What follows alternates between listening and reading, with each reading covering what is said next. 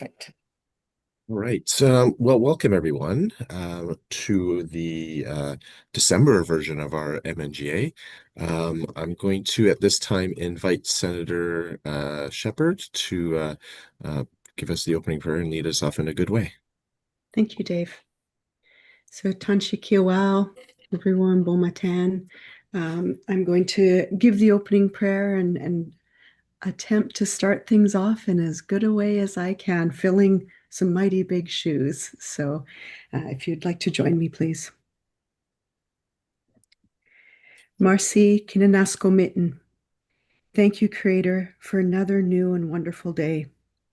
Thank you for the two-leggeds, the four-leggeds, the winged ones that fly, those that crawl and slither and swim in the ocean.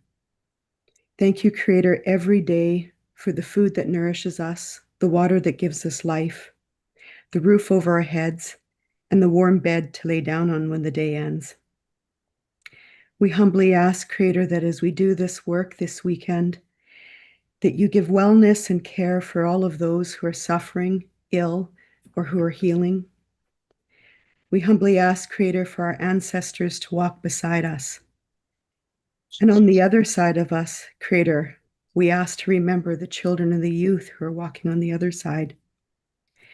We ask, Creator, for the ancestors to help to keep us humble, to help us to listen twice as much as we speak. We ask, Creator, for us to remember the children and the youth and our responsibility to them to walk in truth. We ask, Creator, for patience, to remember that things take the time that they take, while we remember our responsibility to each other and to our nation. We work to uphold our culture and our traditions while moving through these colonial spaces. And above all, Creator, we ask that we remember each other as family. Piakoskan, one bone, all my relations. Thank See, you. thank you. I wish you a very successful weekend. Thank you, Marcy. Thank you, Senator Shepherd. Those words are appreciated. Just before we start, confirming quorum, I'll be turning it over to our clerk, Ms. Ludwig, to go through the um, uh, roll call for quorum. And when she's ready, she can go ahead. Thank you, Dave. So this is a Nicole, roll. sorry. Ron Caron can get on. I'm just letting you know. Okay, I'll do the roll call and then I will take a look. Okay, so this is in alphabetical order by last name. James Ablett, Chilliwack. Here. Okay, great. Dylan Adam, Vermilion Forks. Here. Tom Adams, Mikisew. Present. Melanie Allard, Acting President, MNBC. Present. David Allard, Salmon Arm Métis Association. Good morning. Danielle Bergevin, MyBC Provincial Chair. Here. Caitlin Bird, Métis Nation Greater Victoria. Good morning. Zev Brewer, Katat Métis Community Association. Here. Topher Burke, Columbia Valley. Present. Ron is trying to get in. Carmen Carrier, MWBC Provincial Chairperson. Here. Bernadette Chaboyer, Northwest BC. Hi, Nicole. Alana Copeland, Fort St. John. Present. Nicole Corson, West Kootenay.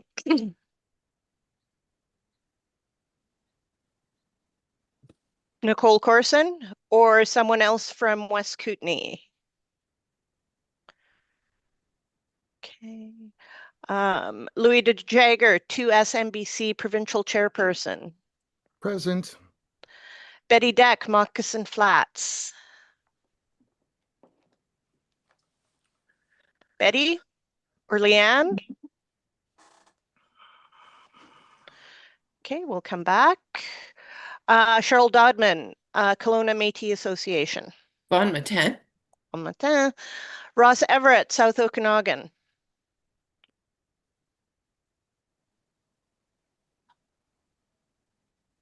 Ross Everett or someone else from South Okanagan? Okay. Suzanne Fiddler, Rocky Mountain.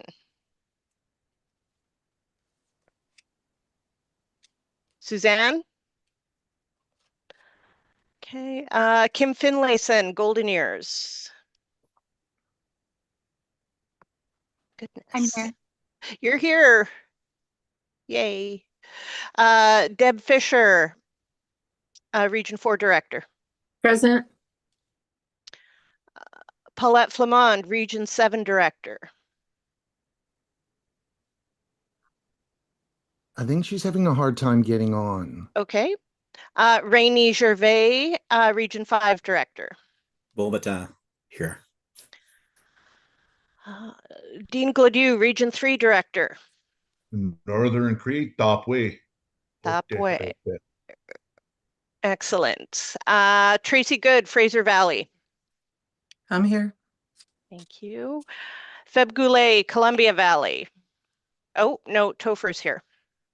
So we will remove that one. Tony Goulet, North Caribou. Good morning, present. June Graham, Alberni Clayoquot. Good morning, Nicole. Good morning. Patrick Harriet, Region 1 Director. Present. Lloyd Hogue, Mid-Island Métis. Present. Susie Hooper, Region 6 Director. Present. Travis Jobin, Métis Nation, Columbia River. Present. Anthony Crillo, Surrey Delta. Here. Thank you. Present. Alan Lavallee, Region 2 Director. Here. Good morning. Charlotte Lever, North Island. Present. Rick Lewis, Cowichan Valley. Present. Don McConnell, Tri-River. Tanshe, present. Betty Ann MacDonnell, Nicola Valley and District. Good morning. Dave Morrish, Vancouver Sea to Sky. Present. Val Pace, River of the Peace. Val? Anyone from River of the Peace? Mert Servatius, Kootenay South. I'm here. Good morning. Dana Shaw, Boundary. Here. Thomas Spence, Prince George. Here. Greg Stanwood, North Fraser. Here. Deanie Stevens, Two Rivers. Here. Thank Bon you. matin. Bon matin. Joy Sundin, Prince Rupert. Here. Marlene Swears, Caribou Chilcotin. Present. And finally, Anthony Wingham, Wachea Métis Society. Present. You have a quorum, Mr. Speaker. Thank you. And Nicole, sorry to interrupt. Nicole, I just heard from Suzanne from Rocky Mountain. She's trying to get on. Okay. and I did see Paulette Flamond is on now. Okay, great. Thanks. Yeah, and we'll keep seeing if for I think the reference made that President Carl was as well. So staff will be working to get that done, but we do have a forum, and I want to thank everyone for joining us this morning. I think it was a wonderful prayer to start us off in a good way. And there's a lot of new names and faces on today's list. That's great to see. And so I am going to ask people, when you are wishing to speak and you're recognized, that you introduce yourself and the community that you're representing, just for the minutes and for those, including myself, who may not know you. For those of you who don't know me, my name's Dave Pelche. I am the MNGA speaker. I am happy to join this wonderful group once again and assist you in the business that we have for the nation. So at this time, I'm going to call the meeting to order, and I'm going to turn it over to Acting President Allard for opening remarks, and then we'll move to looking at the adoption of the agenda. So Acting President Allard, please go ahead. Good morning. Thank you, Dave. So Melanie Allard. I currently reside in Tecumseh-Shuswapnik Territory and home of the Two Rivers Métis Society. So good morning, everyone, and welcome to the Métis Nation Governing Assembly. I want to thank everyone that is joining us online.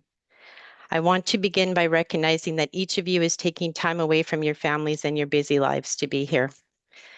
It is never lost on me that you serve your communities as volunteers, and we honor the heart, dedication, and hard work you bring to the nation every day. While our agenda may be light on items, I am anticipating meaningful, thoughtful, and respectful dialogue. We have so much to be proud of. Okay, apparently I have to talk, pup. I have to talk. Who said that? Oh. Sorry. Oh, sorry. Am I on speaker? Oops. Yes. Oh, bad. Sorry, just please mute yourself. Thank you. No problem. Thank you. I want to offer my sincere gratitude to all of our staff who have been working tirelessly to move our nation forward. I am consistently inspired by their dedication, enthusiasm, and their commitment and their meaning contributions. Let's lean into our culture, our values, as we listen to one another and work together to strengthen our Métis government. As we move into the holiday season, I know many of you are hosting gatherings, supporting families, and organizing events that keep Métis culture strong at the grassroots. Merci to all of you for what you do to lift up your communities. Let's make this a productive, collaborative day. I am grateful to be here with you and look forward to our discussion and the good work we will accomplish together. Thank you for everything. Thank you, Acting President Allard. I do see a hand up. Leader Lewis. Point of clarification. Did I hear right that our Patrick Harriet is in the representation of Region 1 director, or is he sitting as the vice president, acting vice president? I'm not sure. I know the quorum call was each director as representing their region. I don't think there was a call for or as a vice president or anything like that. So I'm not sure if he's sitting as another position, but perhaps I can He's ready to turn it over to Director Harriet to respond. I'm sitting in position of regional director for Region 1. Thank you. Thank you. So with regards to the next stage, the next step of the meeting this morning will be with regards to the adoption of the agenda. As Vice President or Acting President Allard commented, the draft agenda or the proposed agenda is rather light given the number of resolutions that have come in or have not come in, if I can put it that way, in time for the notice. Now we have received this morning two motions for proposed consideration. Both of them received, I think, approximately within the last half hour or so, or maybe just over half an hour ago. And so what I may do before, because there's more than one, I'm not sure if we're able to pull up or if people have access to the MNGA Act. I would just maybe make a note of this body's authority to consider things that were not brought within the regular notice period. And I'll read it out to the relevant portion, but it's 12.5 of the MNGA Act specifically, and I think the two proposals, neither of them are dealing with legislation, so it would be 2.5B. Resolutions relating to other matters than legislation. Oh, and we're getting it up. Thank you. Of an urgent and pressing nature, proposing to deal with a matter or matters that has arisen after the filing deadline with the clerk and may have applications for the Métis Nation if not dealt with on an urgent basis by the MNGA, may be added to the orders of the day by the clerk if approved by a majority of members present at the MNGA. So that's the authority that we have in our legislation to consider matters, non-legislative matters that are considered of an urgent and pressing nature that deal with matters that have arisen after the filing deadline. Both of these resolutions we received obviously coming after the filing deadline. So what I'm going to propose is, I think the first proposed resolution of an urgent and pressing nature was forwarded by President Allard from Salmon Arm.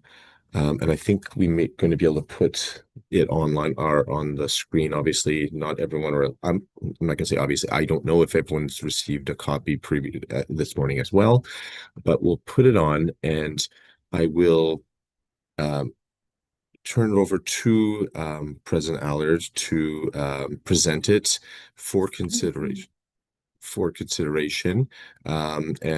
And then it'll be up to the Assembly whether or not I guess whether or not they feel that it is of an urgent pressing nature that falls within our legislation, and whether or not we wish to add it to the agenda. And then obviously where on the agenda we'd like to add that.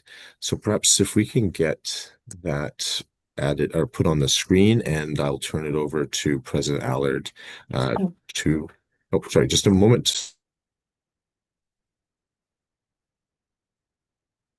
Sorry, we have two Dean Gladews in the meeting. Ron, is that you logged in as Dean?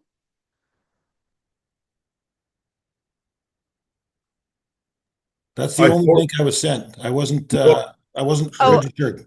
So okay, I can exit and come back. No, it's okay. I'll just change your name. It's fine. Okay. Yeah, Nicole, I forwarded him my link. Yeah. That's all. I was never sent a link. I registered days ago. Yeah. You registered with a private email, not the Vernon email. So it might be in there. Yeah. Okay. Yeah, I don't have that email attached here. So okay. Okay. Yeah. Well, people always said we look alike, so that's probably where you're confused. Thanks. Got President Caron. Good morning, President Caron. So I will turn it. We'll put it on the screen. And I'll turn it over to President Allard, not to discuss perhaps the merits of it, but how or why this should be considered a resolution of urgent and pressing nature, such that the MNGA should consider it and have it added to the agenda. President Allard, please go ahead. Yeah, thank you very much, Chair Pelletier. Good morning, everyone. I would just like a point of clarification. Are you requesting that I read my resolution? If that's the case, I'm wondering if that shouldn't be done by the clerk. That's I think a good question. What I might then do, yeah, I'll turn it over to our clerk to read it, and then back to yourself to discuss how or why this should fall within the urgent and pressing requirements through within the MNGA Act. So I'll turn to the clerk first. Thank you. So this is a resolution submitted for consideration under Article 12.5 of the MNGA Act. The subject is review of Senate Case 187.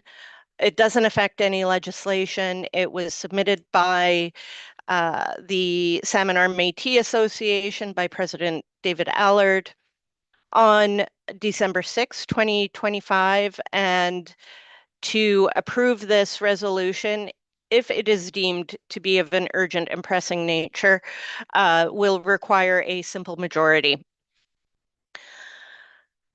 Whereas the judgments of MNBC case 187 are posted on the MNBC's website, the foundation for these judgments are based on allegations that have been categorically denied and determined to be unfounded accusations by the Fraser Valley Métis Association. There are no processes in MNBC's legislation that allows for appeals of decisions based on factual error or unreasonable verdict. The consequences of the Senate's actions and pronouncements in this case have resulted in demonstrable harm. To prevent similar results from happening again, as well as finding ways to add accountability to the judicial branch of MNBC's governance system, be it resolved that A, MNBC will immediately remove the posting of Senate Case 187 from its website. B, the MNGA requires that all Senate activities related to making judgments on cases be paused until further notice. A commission be created to investigate the overall appropriateness of Senate Case 187 for the purpose of finding ways of strengthening dispute resolution processes, as well as looking into mechanisms that would allow individuals to formally question decisions and conduct. That the terms of reference for this commission be presented for approval to the MNGA at a special MNGA on or before February 1st. And E, that the findings of the report be presented at the 2026 Spring MNGA for review. Thank you, Madam Clerk, and I'll turn it to Mr. Allard to discuss not the merits of the resolution, but how or why this should be considered of a pressing and urgent matter. Thank you, Chair Pelletier. I would just like to go on the record to say that this resolution was submitted by myself as a member of the MNGA and not on behalf of the Salmon Arm Métis Association. I will choose to let the resolution speak for itself at this time and for the Assembly to determine based on the resolution if this is of an urgent and pressing nature. I trust the will of the Assembly. Thank you very much. Thank you very much. I see a hand. I'll recognize President Goulet. Good morning. Thank you, Mr. Chair. Tony Goulet, North Caribou Métis Association. And I'm just in favor of adding this to the agenda for discussion. I think it's an item that is of an emergent nature and does have implications for all of us as community leaders and presidents. So I see it as being an item we should put forward to the entire MNGA. I'm in favor of adding it to the agenda at this point in time. Thank you. Is there anyone else wishing to speak to this specific point? I'll go with President Lewis, and then I've got President Burke. Richard Lewis, elected leader, Cowichan Valley Métis. I'm opposed to putting this on the agenda as an emergent motion, or whatever heck it is, resolution, because I don't feel that it is an urgent issue that needs to be addressed right now. We're going to be looking at it because all the facts and everything are not really clear, and so I don't think it should be on the agenda. Thank you. Thank you very much. President Burke. Topher Burke, President, Columbia Valley Métis Association. I'm in favor of this resolution. I feel it affects all of us, and I think it's important. Thank you. President Byrd? Good morning, Caitlin Bird, Métis Nation, Greater Victoria. I'm in favor of this resolution. I think that if there are things that need to be improved upon, this pause allows for that time for reflection before further decisions are made. Thank you. Thank you. Leader McDonnell? Sorry, couldn't find mute. I too am in favor of this, and I suggest that we do a poll. It might be quicker than all of us saying yes or no by raising hands. Mercy. No, thank you. And I think this is just anyone wishing to comment on, not necessarily if they have any comments on it. We will go by way of a vote. We require a majority vote to have it accepted. So we will do that once there's no one else wishing to speak to it specifically. Okay, well, clearly I'm in favor of it. Thank you. Thank you. Tracy Good. And I'm sorry, I'm not familiar with which community you represent. As the president of the Fraser Valley Métis Association, I can strongly assure you that our community has been greatly impacted by Senate 187, and I'm absolutely in favor for this. Thank you. Thank you. Chairperson DeJager. Eswayel Tansin, bonjour everyone. Louis DeJager, 2 MNBC Chair, member of Chilliwack Métis Association. Yeah, I'm just not sure if this is the body that can really do anything about it, because the Senate is a complete separate body.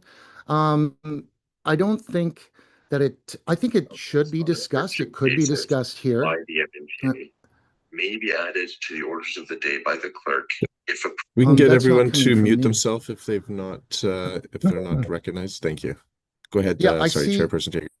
I see lots of merit in here. I don't know why it can't be brought back to the Senate for consideration, because it seems to me the reasonable thing would not to be to have some of those decisions be posted for infinity.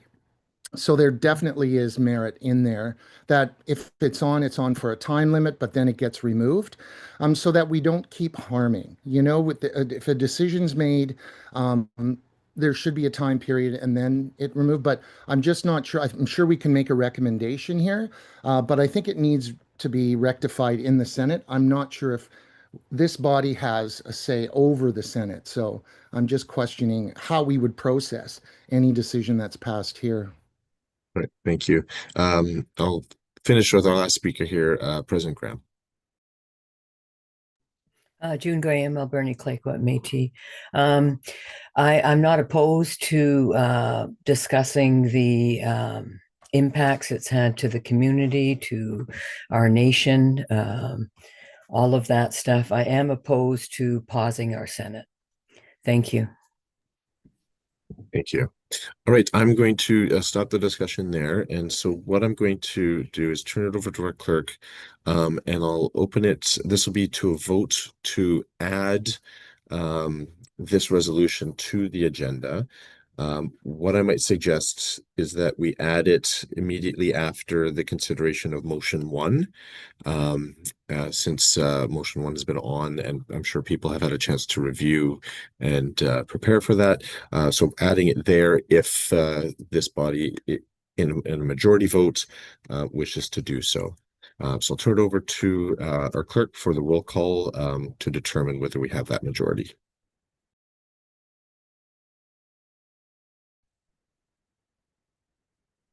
Okay, here we go again, calling for this in alphabetical order by last name. This will, at this point, will require a majority vote to add to the agenda. James Ablett. I am not going to vote because I am too new. I'm just not familiar with everything going on, so I hope that's okay. And sorry, it's James Ablett, new Vice President for Chilliwack Métis Association. Thank you. Great, thank you, James. And just to review, your options are in favor, opposed, or abstain, and the abstain counts as a non-vote, let's say. Abstain then, please. Thank you. Okay. Dylan Adam. Opposed. Tom Adams. In favor. Melanie Allard. In favor. David Allard. In favor. Danielle Bergevin. Opposed. Caitlin Bird. In favor. Zev Brewer. Apologies, just quick question. Is this to just bring it to the floor to chat about it? Yes. Okay, in favor. Topher Burke. In favor. Ron Curran. In favor. Carmen Carrier. I'm going to say oppose at this time, but would also like the assembly to know that I do believe we need to discuss this. I just don't think it's pressing with everything else going on in the nation right now. Thank you. Thank you. Bernadette Chaboyer. In favor. Alana Copeland. Opposed. Nicole Corson. Okay. Louis DeJager. Opposed for the same reasons Carmen expressed. Betty Deck. Cheryl Dodman. In favor. Ross Everett.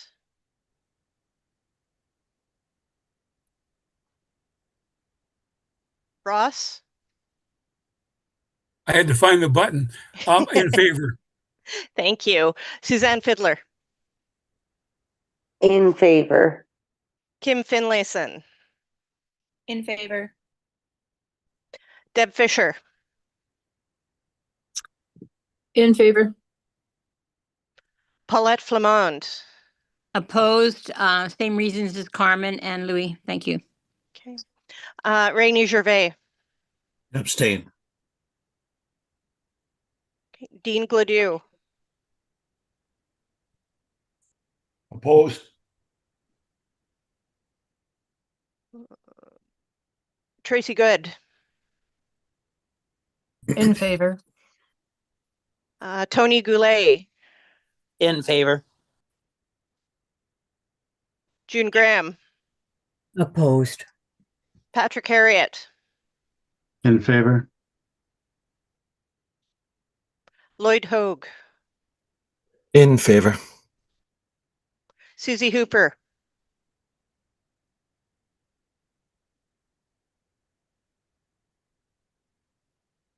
Susie Hooper. Okay. Travis Jobin. In favor. Sorry, I couldn't find my mute button. I'm in favor. Susie Hooper. Thank you. Anthony Crillo.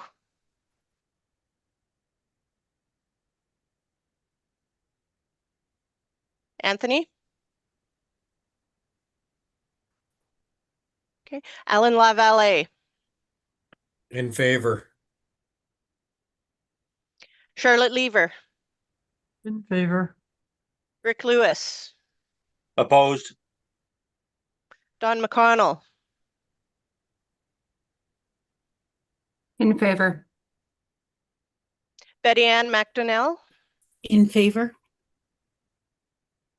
David Morrish. Well, being brand new, I'm going to abstain because I don't know enough about the issue. Thank you. Val Pace. Did Val arrive? Mert Servatius. In favor. Dana Shaw. In favor. Thomas Spence. In favor. Greg Stanwood. In favor. Deanie Stevens.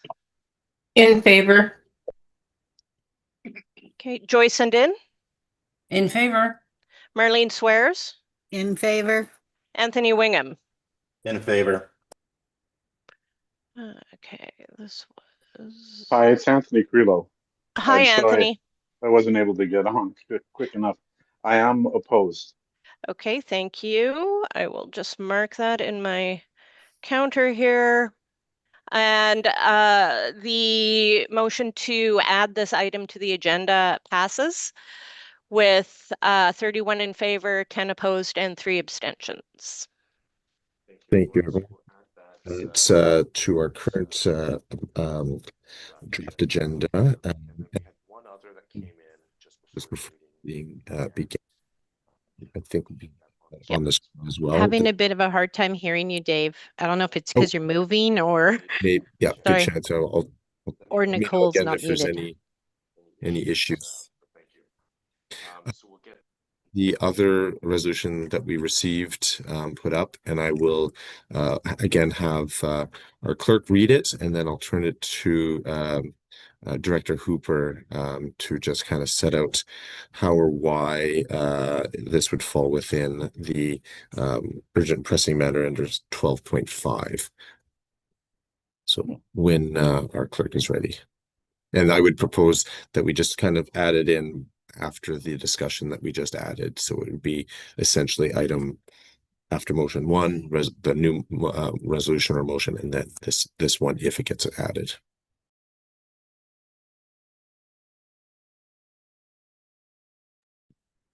Apologies, I'm having some end user errors happening. Whereas the MNBC Board of Directors is currently scheduled to receive the independent investigator's report regarding the conduct of President Walter Minot during his time in office, and to determine next steps related to President Minot's position within MNBC. Whereas this decision is of importance to MNBC citizens and to the Métis Nation of British Columbia as a whole. Whereas the MNGA is the legislative body of MNBC, consisting of community representatives from across the province and the MNBC Board of Directors. Be it resolved that the MNGA shall deliberate on this matter and provide recommendations to the MNBC Board of Directors regarding the appropriate course of action. Further, be it resolved that the independent investigators' report concerning President Minot's conduct be presented in its entirety at a special MNGA. And further, be it resolved that appropriate privacy and confidentiality measures be implemented to protect the sensitive information contained in the report and to uphold the integrity of both the review process and any subsequent decisions. Thank you, and thank you. We were able to get it added. So perhaps we can, I don't know if we need it up there, kept up there any longer, because anyone can just inquire. But I'll turn it to Director Hooper. So good morning, and I apologize for the quality of the resolution that I sent to you, Nicole. So this is coming from myself as the Northwest Regional Director and my presidents in Region 6. And I just think it's important to put it out there and put it in a resolution that this is what we, the MNGA, would like to see for this resolution, for the investigators' report to be discussed, as it has been.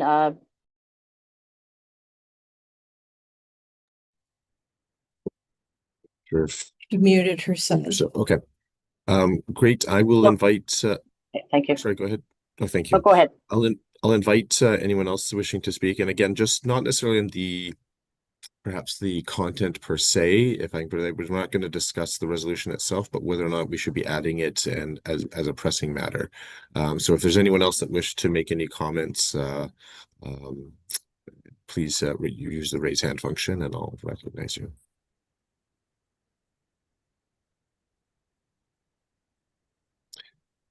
Seeing any hands? Oh, yes, President Wingham, please go ahead. Yes, sir. I don't really understand what this is asking of us. If somebody can maybe explain a little bit more on what this is that we're going to be voting on. So voting on it right now would just be to add it to the agenda. And I'll perhaps turn it back to Director Hooper to discuss if it gets added, what the purpose would be within the resolution. So perhaps go ahead again, Director Hooper. So yeah, thank you. Can you hear me? Okay, thank you. Yes. It's just to put it on the floor so that the MNGA has put it in resolution that the investigators' report will be brought back to the MNGA table for recommendations to come back to the board. Is there anyone else wishing to speak to whether we should add it or not. President Caron, please go ahead. So just to be clear, that if it's brought back, like with the MNGA, so we would decide the fate of the president or the report itself? Like, I don't know, I'm not understanding this either. Yeah. That you get a copy of the report, and that, you know, any recommendations could be made. No, it's not to determine anybody's fate. Okay, thank you. Chairperson Dieger? Yeah, I think I need some clarification on this also, because according to our board policy manual and what was supposed to be the path that this was supposed to go, it needs to come to the full board first. I think before it needs to bypass the board and go somewhere else. So maybe Director Hooper can explain, how do you bypass the board before you get here? That it will also go to the board. It will go to the board first? That's the process?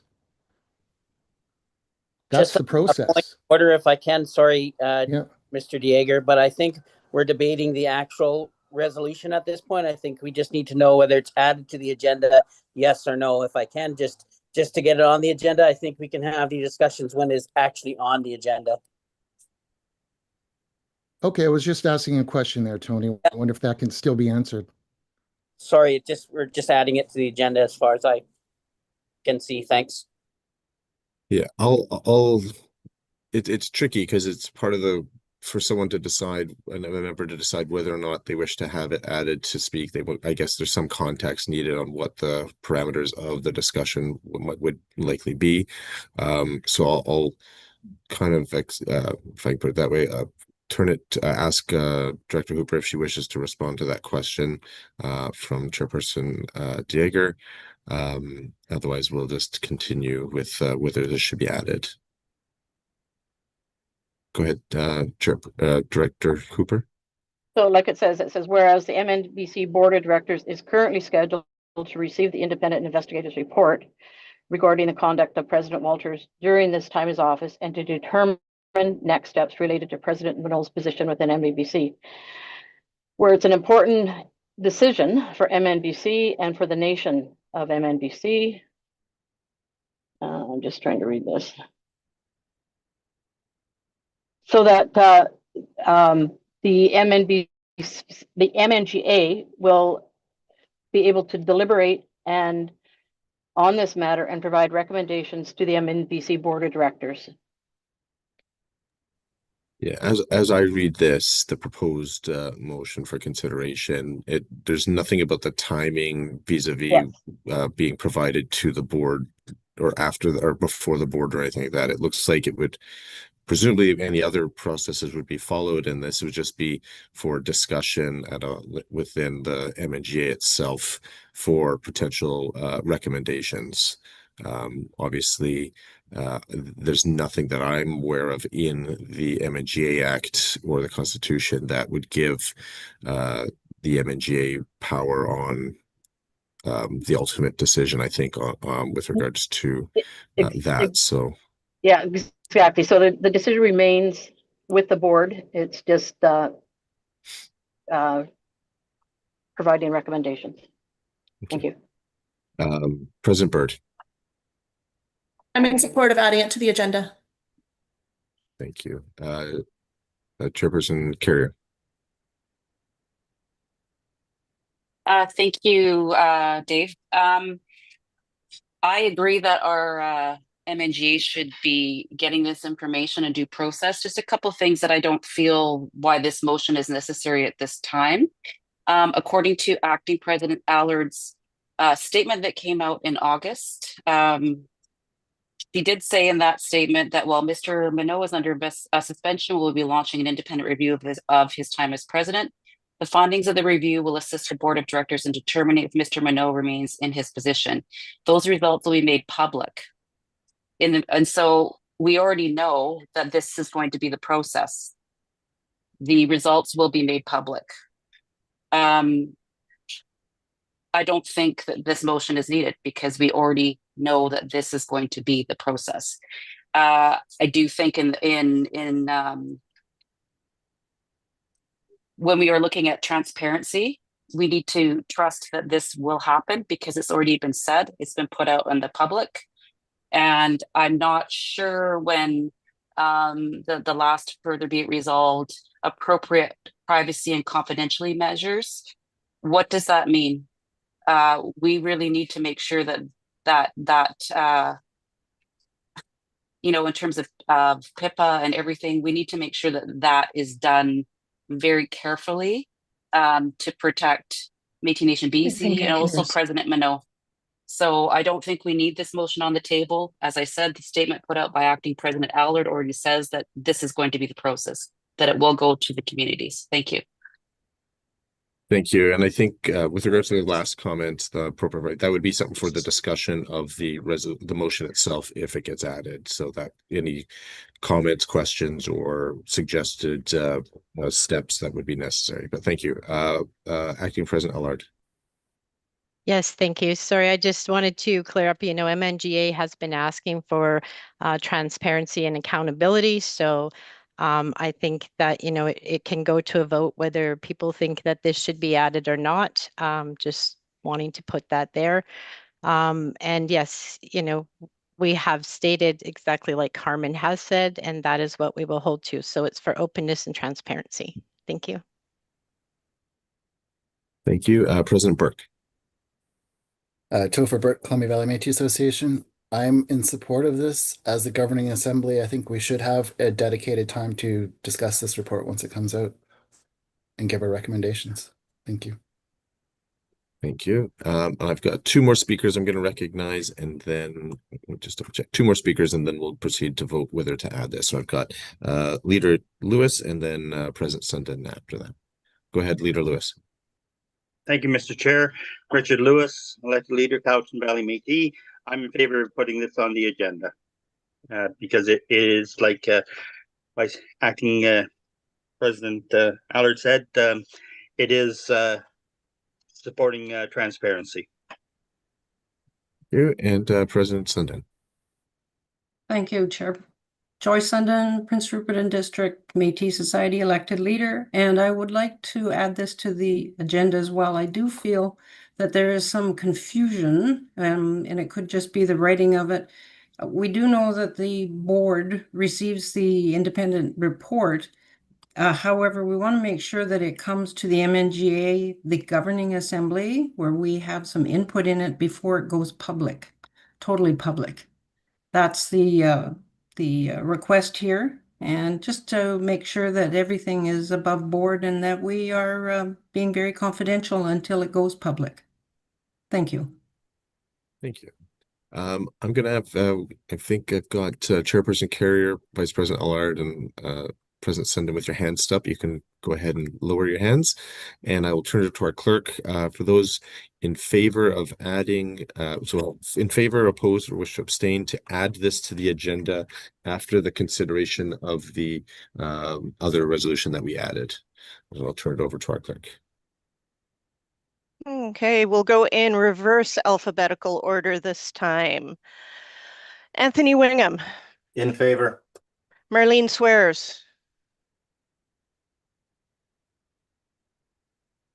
Marlene? In favor, sorry. Thank you. Joyce Sundin? In favor. Deanie Stevens? In favor. Greg Stanwood? In favor. Thomas Spence? In favor. Dana Shaw? In favor. Mert Servatius? In favor. Val Pace? Has Val arrived? No. Dave Morrish? Again, being new, I don't know enough about the issue. I'll abstain. Betty Ann McDonnell? In favor. Don McConnell? In favor. Rick Lewis? In favor. Charlotte Lever? In favor. Alan Lavallee? In favor. Anthony Crillo, In favor. Travis Jobin, In favor. Susie Hooper, In favor. Lloyd Hogue, In favor. Patrick Harriet, In favor. June Graham, In favor. Tony Goulet, In favor. Tracy Good, In favor. Dean Gladieu, In favor. Rainy Gervais, Favor. Paulette Flamond, In favor. Deb Fisher, In favor. Kim Finlayson, In favor. Suzanne Fiddler. Suzanne?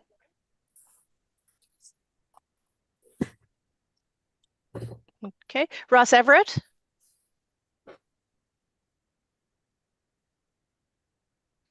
In favor. Thank you. Cheryl Dodman? In favor.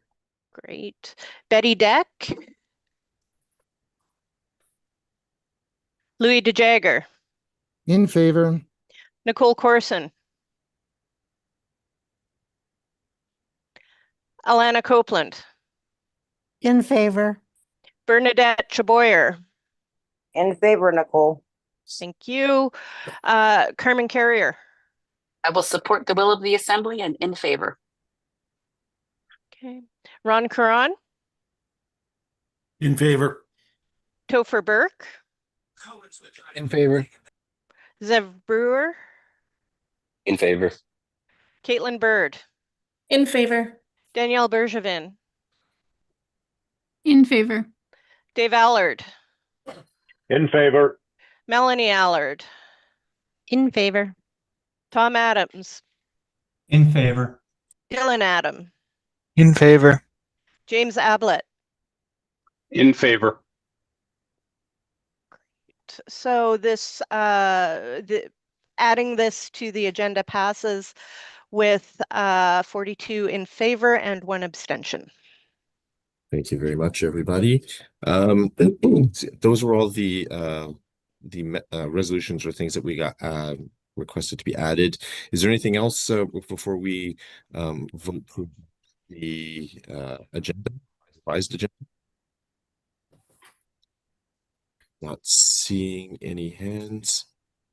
Then, oh yes, sorry, was it President Copeland? Yeah, I just want to discuss, it's not a resolution, but later in the agenda, I want to discuss some money that was supposed to be coming into MNBC a couple of years ago, and I took it to Peter and Anna, my email, at the 2024 AGM. And when I asked them about that at the 2025 AGM, they lost the papers, and it's $140,000 that's supposed to come to Region 7. So I really need to know what's happened to that money.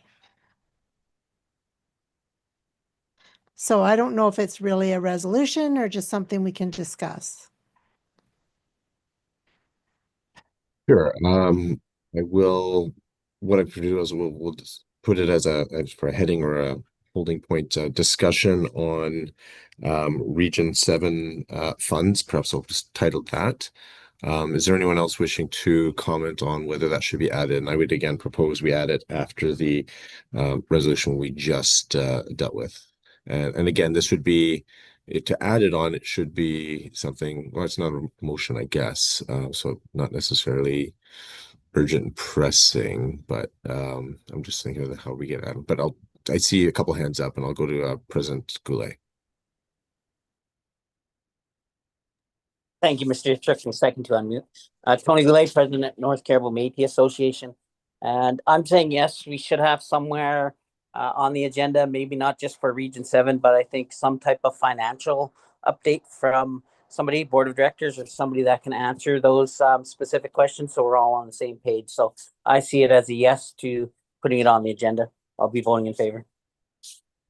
Thank you. The only concern, because it's coming late notice, we may not have the staff, because it is Saturday, that would be available to answer any of these types of questions that might come up. So I just want to put that out there. President Allard, yes, President Allard, please go ahead. Yeah, thank you, Chair Peltier. I disagree with adding this specific request to the agenda for a few reasons. I will, however, suggest that MNBC respects the will of the MNGA and follows through with the previous MNGA resolution, which was number 6, financial accountability and transparency, where it was required that a town hall happen before the September 2025 AGM. That was not done. We're still waiting, so perhaps we can revisit this issue and have the concerns brought up by President Copeland and the comments of Mr. President Goulet included in said town hall that we're still waiting to have. Thank you very much. Thank you, President Allard. Any last comments? Can I just have a moment?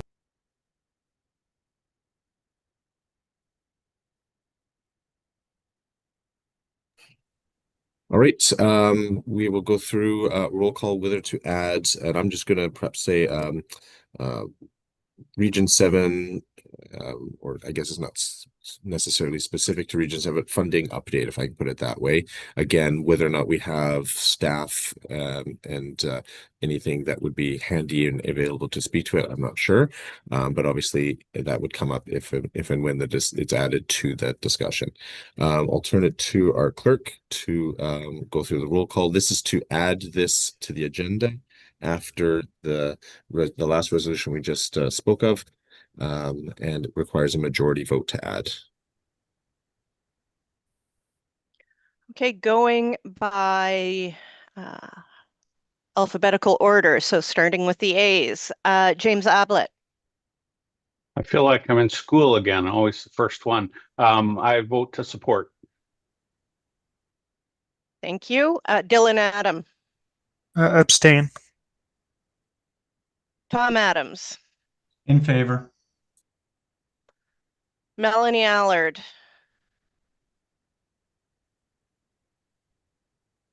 I can say in favor and then try to reach out to staff because I'm not sure I have that information. Thank you. David Allard. Abstain. Danielle Bergevin. Opposed, but I am in support of a town hall when we have all staff available. Marcy. Caitlin Bird. Opposed. Zev Brewer. In favor. Topher Burke. In favor. Ron Caron. Opposed. Carmen Carrier. In favor. Thank you. Bernadette Chaboyer. In favor, Nicole. Alana Copeland. In favor. Nicole Corson. Is Nicole here? No. Louis DeJager. In favor. Betty Deck. Cheryl Dodman. In favor. Ross Everett. Here we go. Sorry. In favor. Suzanne Fiddler. In favor. Kim Finlayson. I have to sit out of this one. So are you abstaining? Yeah. Okay, thank you. Deb Fisher.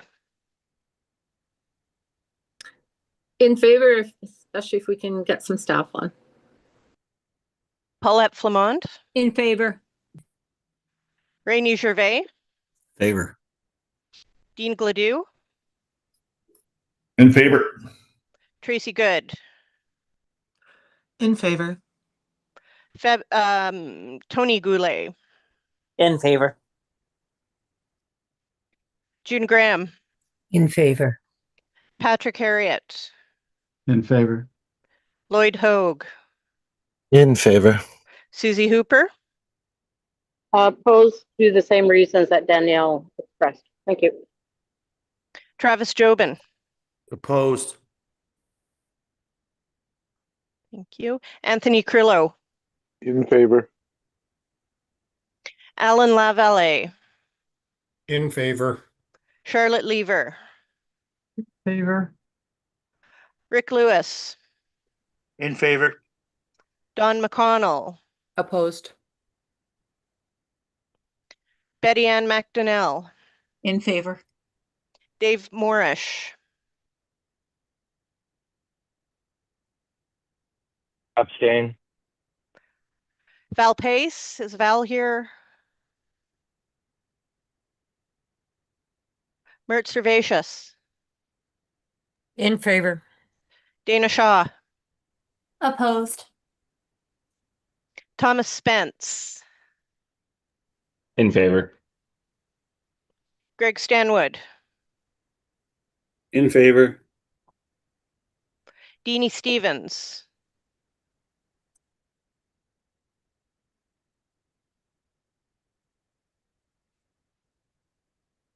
Deanie, Opposed. Joy Sundin, In favor. Marlene Swears, In favor. Anthony Wingham. In favor. Great, thank you. Did I miss anyone? So the motion to add this to the agenda is approved with 32 in favor, 8 opposed. Thank you very much. At this point, I will look for a mover and a seconder to adopt the agenda as amended. I have a hand up. I see Leader Lewis to move that. I expect. Thank you. And So move. Thank you. And seconder, is it President McConnell? Yes, thank you. Thank you. Is there any objection to adopting the agenda It's fine. as amended? Dave, your mic isn't working. It keeps cutting Does in it? and out. Yeah, it keeps cutting out. I thought it was me too. It wasn't It's you, muted. Dave. It's me. Is it? How about now? Is it okay? Can you hear me? Okay. So I'm looking for unanimous consent. Is there anyone to objecting to the adoption of the agenda as amended? Seeing none, okay, then we will proceed with the this agenda. And the first point on that agenda now then will be the review and adoption of the minutes from the 2025 summer MNGA. I hope everyone's had an opportunity to look through those materials to see if there were any errors that were caught that need to be corrected. Yeah. Think is that suggesting our minute taker got it all right? I know we've got great minute takers for large, especially our large in-person meetings. All right, I'm not seeing anyone wishing to speak to that. Do I have a mover and a seconder to adopt the draft minutes from the 2025 summer MNGA?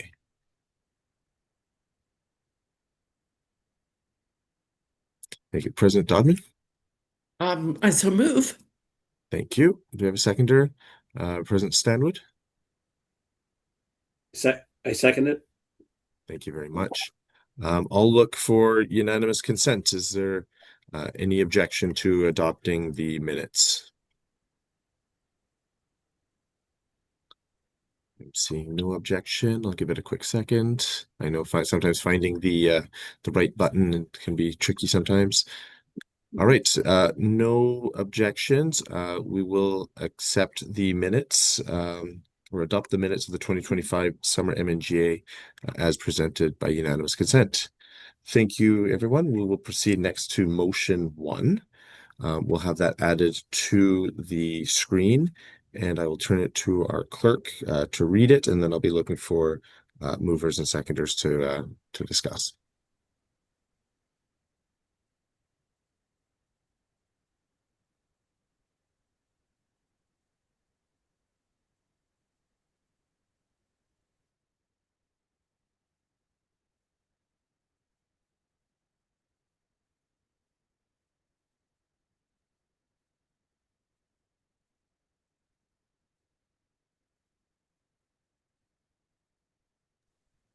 There, maybe now everyone can hear me. So this is a motion submitted to the winter 2025 MNGA. The subject is changes to the terms of reference for the MNGA Governance Committee and the Electoral Act Committee. It doesn't affect any legislation. It was submitted by the MNGA Governance Committee and the Region 1 Director to the MNGA clerk on November 6, 2025, and requires a majority vote for approval. If approved, this motion will make administrative changes and add an attendance policy and procedures to the terms of reference of the MNGA Governance Committee and the Electoral Act Committee as set out in the table below. And now I'll read the resolution. Whereas the MNGA has created the MNGA Governance Committee and the Electoral Act Committee to conduct detailed work on MNBC legislation and to bring changes forward for consideration by the MNGA. The Electoral Act Committee was established as an ad hoc committee, but has continued to meet to develop amendments to the Electoral Act. There have been many staff changes at MNBC with resulting changes in staff support. Committee members are appointed by their Regional Governance Council, MWBC, MYBC, 2SMBC, and the Board of Directors, hereafter the appointing authorities, to ensure representation across the province of BC. Regular attendance by members is crucial to move the work of the committees forward in a timely manner. Be it resolved that A, that the terms of reference for the MNGA Governance Committee be changed as set out in Attachment A of this resolution by removing the struck-through words and inserting the underlined words. And B, that the terms of reference for the Electoral Act Committee be changed as set out in Attachment B of this resolution by removing the struck-through parts and inserting the underlined parts. Thank you very much. I will look for a mover and a seconder, and I see Director Harriet. I will move this. Thank you. President Goulet. And thank you, Tony Goulet, North Caribou Métis Association President. I second and being part on the electoral committee, so I'll be a seconder. Thank you very much. And so I will open it up to Director Harriet to speak to the motion.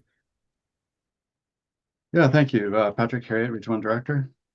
So also being part of both of these committees, there's obviously a recognition that the people attending this are volunteers with busy lives, but I know that especially with the Electoral Act Committee, it's been difficult to get quorum, and so the business needs to be done. So we need to find a way to ensure that the representatives that are coming to the table to represent the folks that have appointed them to be their voice, that voice is heard and that the business can get done. So I'm in support of this. Thank you very much. President Goulet. Thank you, Mr. Chair, and I also am in support of this. I think to Patrick Harriet's point that the business needs to be conducted, and I find myself guilty sometimes of not being able to attend, so it just tightens up that we should let the chair and whoever of that committee know that we won't be attending. I don't think it's too controversial. I think it just tightens it up that I know we're volunteers, but when we put our name forward, we should be able to be part of those committees. So I fully support this resolution. Thank you very much. President Byrd, please go ahead. Caitlin Bird, Métis Nation, Greater Victoria.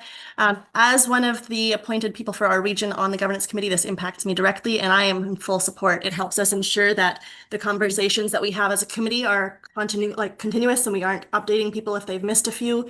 And it's important that we have good representation from all the appointed bodies to be at these meetings and at these committees.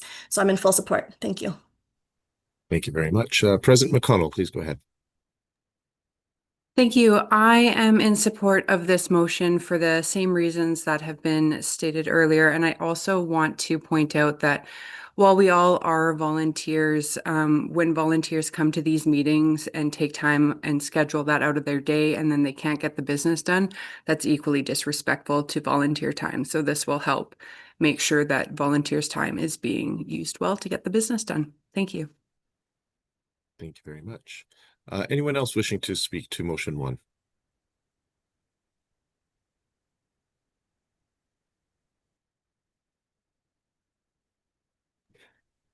All right, not seeing anyone, and given the nature of this motion, we can proceed by way of unanimous consent if there is.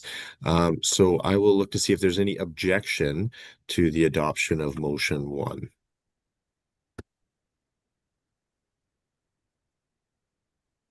Any objection? Please use raise hand function or just say so on the through your mic. Okay, seeing no objection, motion 1 passes by way of unanimous consent. All right, thank you very much, everyone. Now, when I was preparing for today's meeting, and I had seen the motion that was on there and the agenda as it was, I was like, wow, I'm going to get out of here super quick. But we are going to move to our next piece of business, and that is the resolution in relation to Senate Case 187. So hopefully we can get that added back to the screen. I will turn it over to our clerk to again read through that so that everyone's aware of what we're back on, and then I'll look for a mover and seconder. I assume it'll be President Allard, but a seconder as well once we've read it. So I'll turn it over to my clerk. Good morning. Thank you. This is a resolution of an urgent and pressing nature related to a review of Senate Case 187. It was submitted by President David Allard of the Salmon Arm Métis Association, submitted to the MNGA clerk today, December 6, 2025, and requires a majority for approval. Whereas the judgments of MNBC Senate Case 187 are posted on the MNBC's website. The foundation for these judgments are based on allegations that have been categorically denied and determined to be unfounded accusations by the Fraser Valley Métis Association. There are no processes in MNBC's legislation that allows for appeals of decisions based on factual error or unreasonable verdict. The consequences of the Senate's actions and pronouncements in this case have resulted in demonstrable harm. To prevent similar results from happening again, as well as finding ways to add accountability to the judicial branch of MNBC's governance system, be it resolved that the MNBC will immediately remove the posting of Senate Case 187 from its website. The MNGA requires that all Senate activities related to making judgments on cases be paused until further notice. A commission be created to investigate the overall appropriateness of Senate Case 187 for the purpose of finding ways of strengthening dispute resolution processes, as well as looking into mechanisms that would allow individuals to formally question Senate decisions and conduct. The terms of reference for this commission be presented for approval to the MNGA at a special MNGA on or before February 1st, 2026, and that the findings of the report be presented at the 2026 Spring MNGA for review. Thank you, and I will turn it to President Allard. If you wish Yes, to. I make a motion for this. I'm sure you're looking for a seconder at this point. I will, yes. And I'm looking for a seconder, and then I'll turn it back to President Allard. I'll second it. Thank you. Is that Suzanne Fiddler? Oh, thank you very much. All right, I will turn it then. The resolution or the motion is before the Assembly, and I'll turn it to President Allard. Yeah, thank you again, Chair Pelletier, David Allard, Salmon Army Association. I hope the tone of this resolution comes off as respectful. The purpose is not to cast blame. It's to find ways to make things better. That's pretty much all this is. There's a few moving parts to this resolution. The obvious one is the removal of the website judgments. Then there's a second part that relates to putting the pause on Senate activities and then a commission be created. The first main thing is self-explanatory. The pause to the Senate, there may be questions as to the authority of this body to do that. I would submit that ultimately the citizens have the final say in the composition of our legislation, and this could be brought forward to a special general meeting. There are mechanisms for that. The Constitution can be changed, or legislation can be changed to reflect the will of the citizens via a special general meeting. So if that reaches that point, if this doesn't pass today, which is fine, obviously, then that's a next step that can be contemplated here. And the pause is to create a bit of breathing room, and the commission is more than likely, this one has to be defined a bit better. The commission, which the MNGA has the legal authority to appoint commissions as per Act. This one has to be defined a bit more, but more than likely would be a third-party individual that would specifically look into the happenings of case 187 for the stated purposes, how to make things better. So we'd have to see how that works. I am open to friendly amendments. Part of the point of this is to create a conversation. It was a large majority that decided this was worth discussing this morning. And even though it is emergent and of a pressing nature, this has just been accrued over time, and we have to find ways to make our nation work better. And on a final note, as an example, correct me if I'm wrong, Chair Pelletier or anyone else, but in most democratic bodies and societies, there's always ways to increase accountability by looking for a different perspective on issues. If you're in a lower court, you can appeal that decision. We don't seem to have that mechanism, and court decisions are changed all the time. So we should look into that possibility here. I mean, I think that's a gap in our legislation. So I may speak a bit more to this after everyone has had a chance to talk to this. Thank you very much. Thank you. Before I have the next hand up, I know that President Fiddler did second the motion. So if President Fiddler, did you wish to speak to the motion? No, I'm good, thanks. I totally agree that this should be discussed. Thank you. Chairperson Carrier, please go ahead. Thank you, Dave. And thank you to President Dave Allard for bringing this forward. I just want to make it really clear to the gathered assembly that the Senate did come to the Board of Directors recognizing that there is work that needs to be done with the Senate in terms of looking at everything, policies and procedures, and they have asked us to work with them to do so. So please, all of you, if this is something important to you, let your executive members of the Board of Directors know so that we can get this going and we can get this work going. I do agree that with President Allard that this is a smart thing to do, that the Assembly do give input. However, I do have a problem with point B. The MNGA requires that all Senate activities related to making judgments on the case be paused until further notice. I don't think that increases accountability. As a matter of fact, I believe President Allard, since you used, the colonial judicial system as an example, just because we don't agree with a ruling in the colonial judicial system doesn't mean that we get to say, well, that the court doesn't matter anymore. We're just going to chuck that aside. I think the work of the nation, as even when we're in crisis, such as we are now, has to continue. So the work of the Senate does need to continue.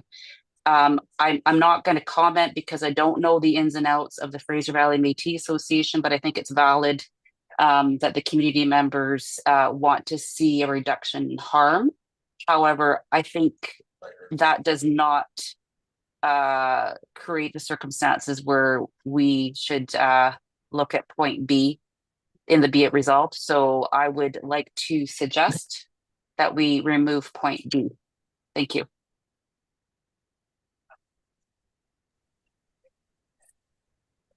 Sorry, my apologies. I was just conferring, and so the proposal was to remove Part B. Is that correct? Thanks, Thank Dave. you. I can second that if I could, please, Dave. Sure. What I'm going to do, I'm going to hold off on that just because we haven't had enough speakers to speak on the original, but I will put a pin on that and come back to that point on the removal of B.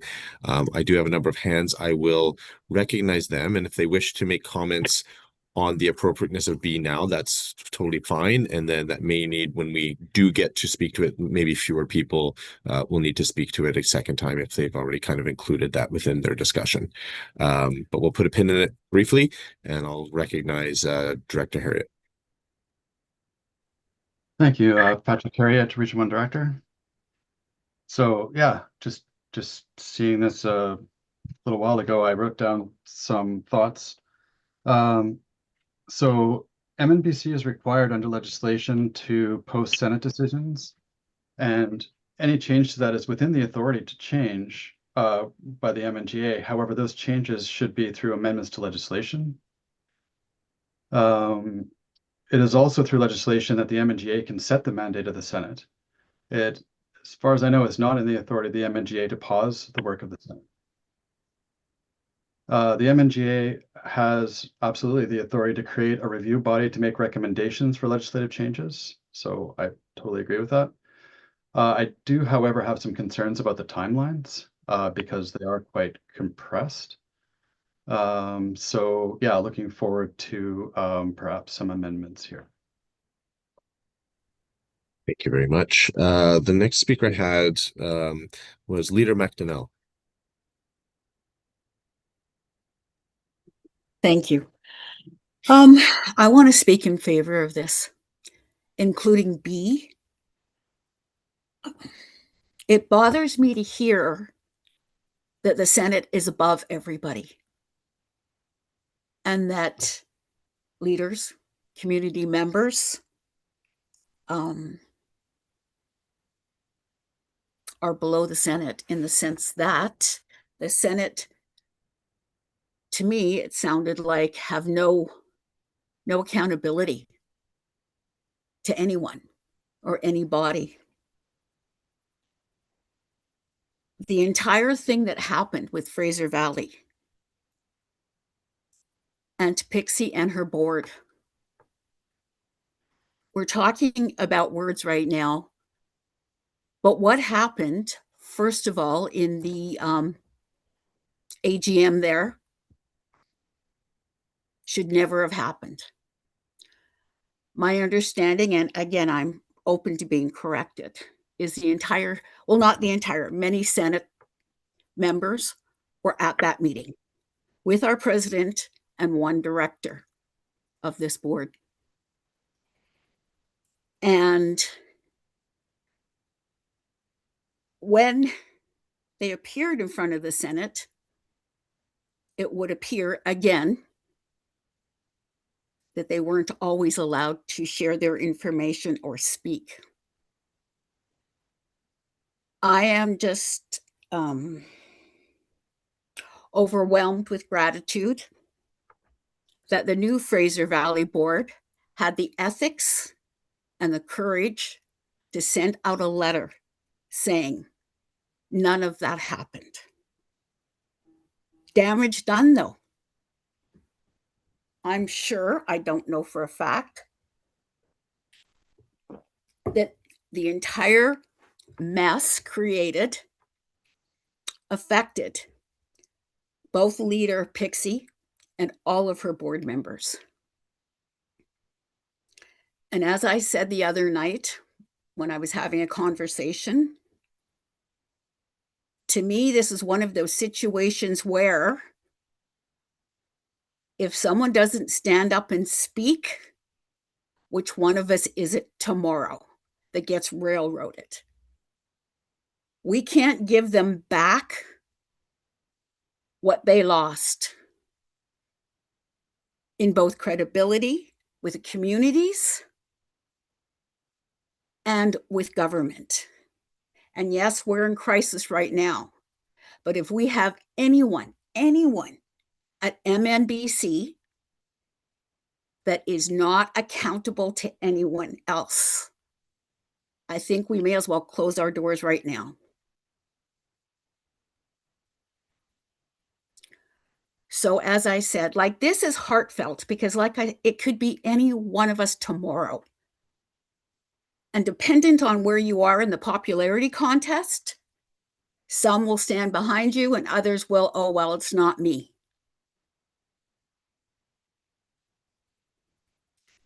So I think we need to take ownership of the damage that we have done by standing back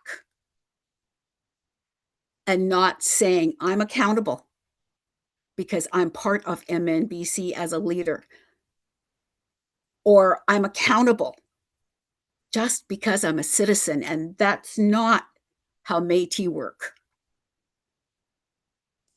Or at least in my opinion, should not work. Marcy, for listening. Thank you.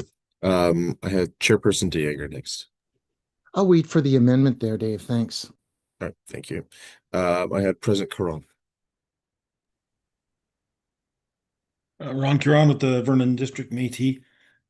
It seems I'm actually going to agree with Carmen on B. I like how this is drafted up. I do believe the Senate there needs to be an oversight over some decisions they make, of course. Others might be clear and concise. But as far as B is concerned, it seems like it's not related to this particular case, 187.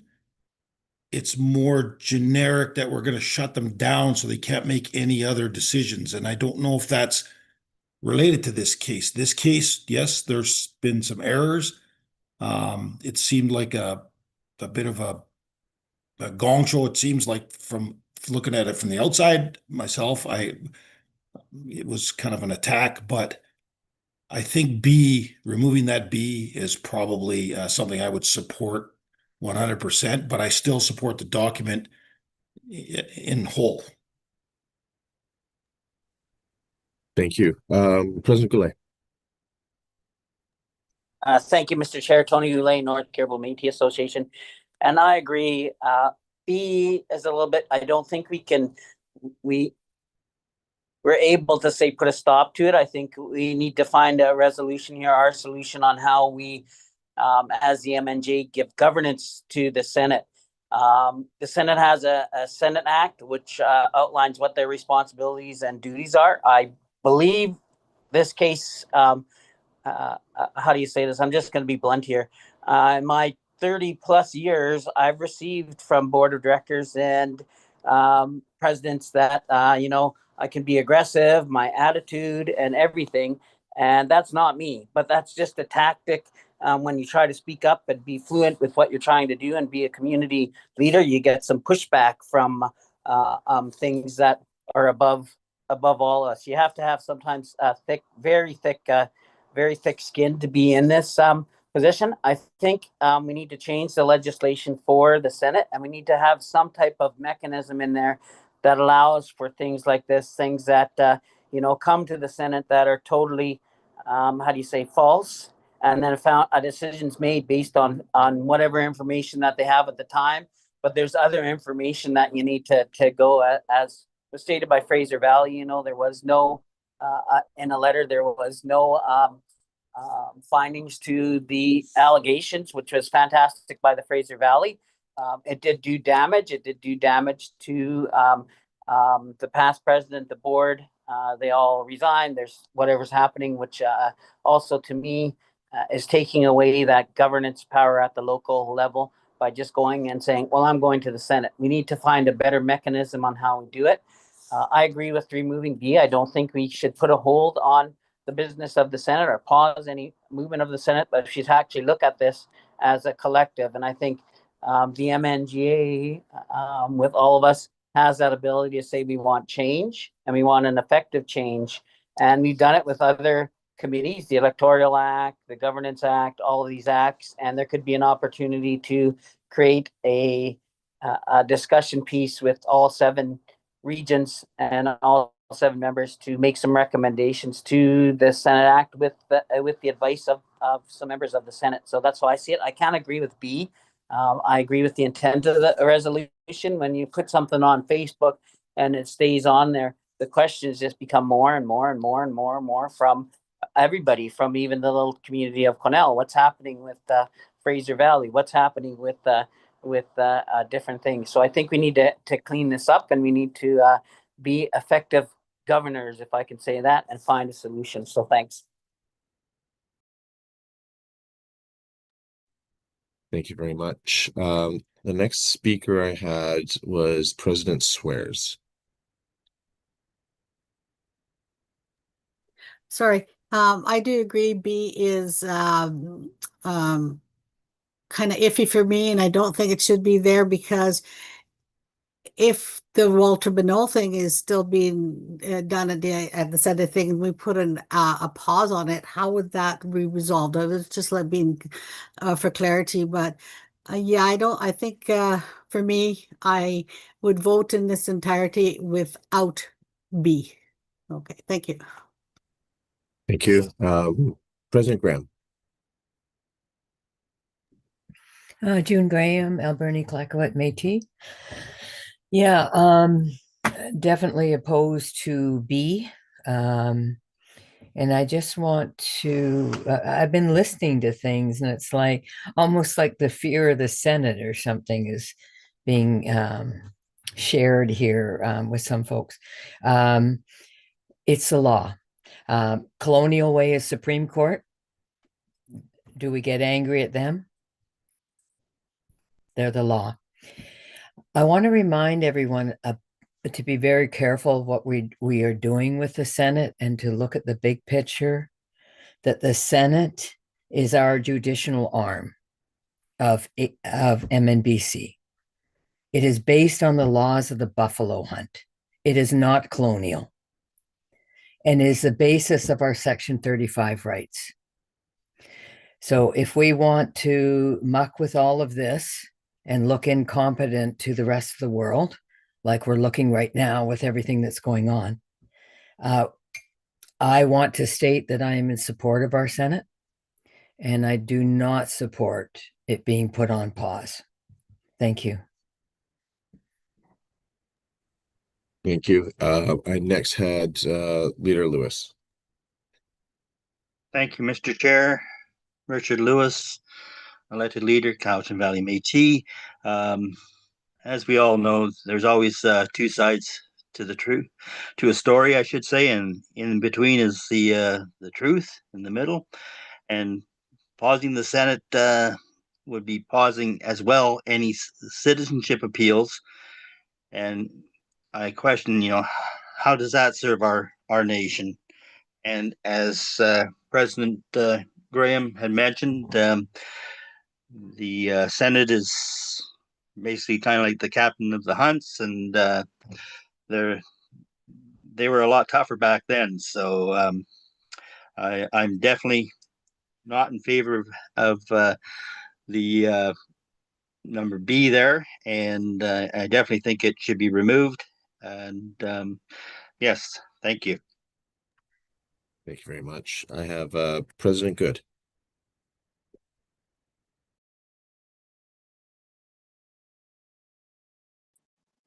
Did you say Tracy? You cut out. Yes, please. Yes, please go ahead. Good morning. It's Tracy Good, President of the Fraser Valley Métis Association. I'm in favor of B. However, I'd like it to be reworded in the sense that the Senate continues, but that the evidence they're using to make their decisions are fact-based prior to the decisions being made. As it was presented for Senate 187, on the surface, it looked valid. However, when you dig into it and find out about the validity of the information, how the information was obtained and such, I think that Senate would have had a much different take upon it. And that I think so the way it's worded, I would not have it, but maybe ensuring that the information they're using for their judgments are factual and correct. Thank you. Acting President Allard. Thank you. I speak in favor of the resolution, a friendly amendment to B. I would like to hear the options that everyone is suggesting. Maybe there is a committee that is stricken so that they can help uplift our Senate with, policies, ways that people can appeal and have support. I believe, trauma-informed practices need to be throughout. I look to hear what friendly amendments might be brought to this resolution. Thank you. Thank you. President Wingham, please go ahead. Thank you. Anthony Wingham, Wachia Métis Society elected president. I am in favor of voting for this for favor as stands as B as well. I think when we're in the age of information, a quick scan of the internet and you can still see the slanderism against the Fraser Valley Métis Association. When the Senate, when MNBC take it in their own hands to post things online, that's forever. Pixie Wells, Kelly, they are going to have this stained on their name for until the internet is removed, right? You can't put things on internet and get them back. We tell that to our kids.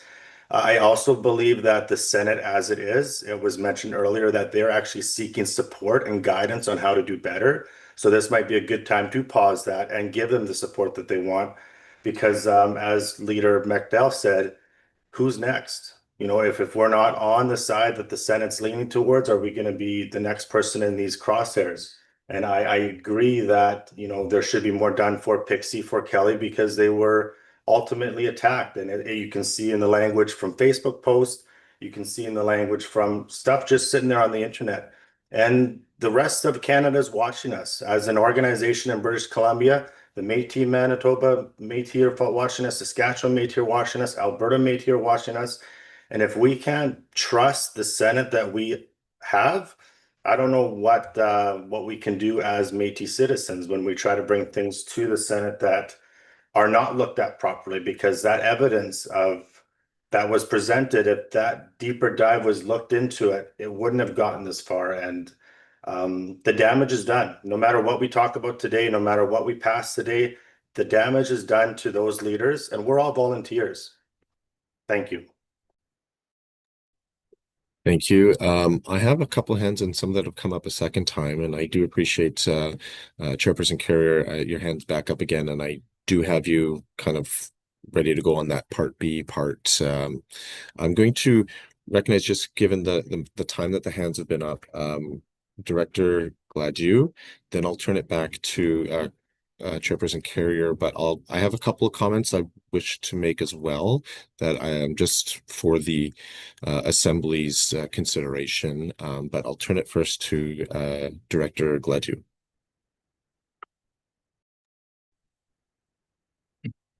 Thank you. Thank you, Dave, Chair.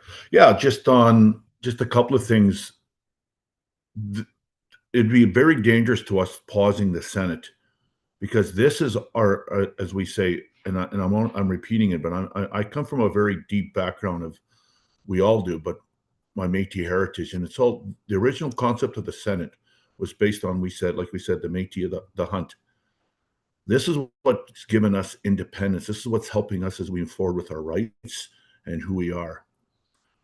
By doing this, like I said, to me, this is a very colonial mentality that we're going into, and it's not perfect, the Senate.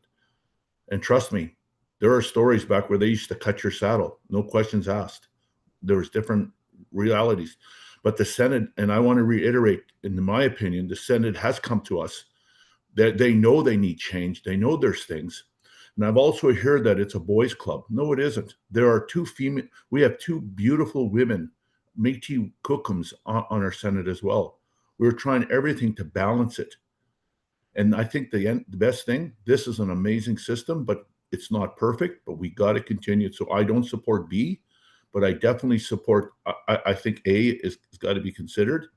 And also, it's already the commission. Yeah, we all hands on deck to how we can make our Senate better. But pausing it is a dangerous thing, because we might as well say goodbye. That's just like somebody saying, let's get rid of the whole board. Let's do this, let's do that. Government is looking for any excuse right now to get rid of us. Trust me, they're looking for cutbacks, and we have now just become an organization. That's all we are now. No, I've always said we are a nation. Neano in Stutin, we come from the blood of our ancestors as well, and our cookums and mushims. We must keep and not pause the Senate. To me, this is a colonial way of doing things. Thanks. Thank you. Before I turn to Chairperson Carey, there's a couple of things that, and certainly when it was read out, and since in particular one of the comments from Director Harriet, Article 12.2 of the Senate Act says all decisions of the Senate shall be recorded, and a report and recorded, and a report and posted on the MNBC website for general citizenship to view. The way that, for my reading, because it says shall, that is something that the MNGA and the AGM through our legislative process have passed, that requires decisions to be posted. I don't see how that first part, that having removed, that would then be in non-compliance with our legislation. So I want to point that out so that people are aware. Now, and it was commented, certainly this body has the authority to propose new legislation for consideration at the AGM if it passes at the MNGA, to change things like that or to add new, whatever it might be.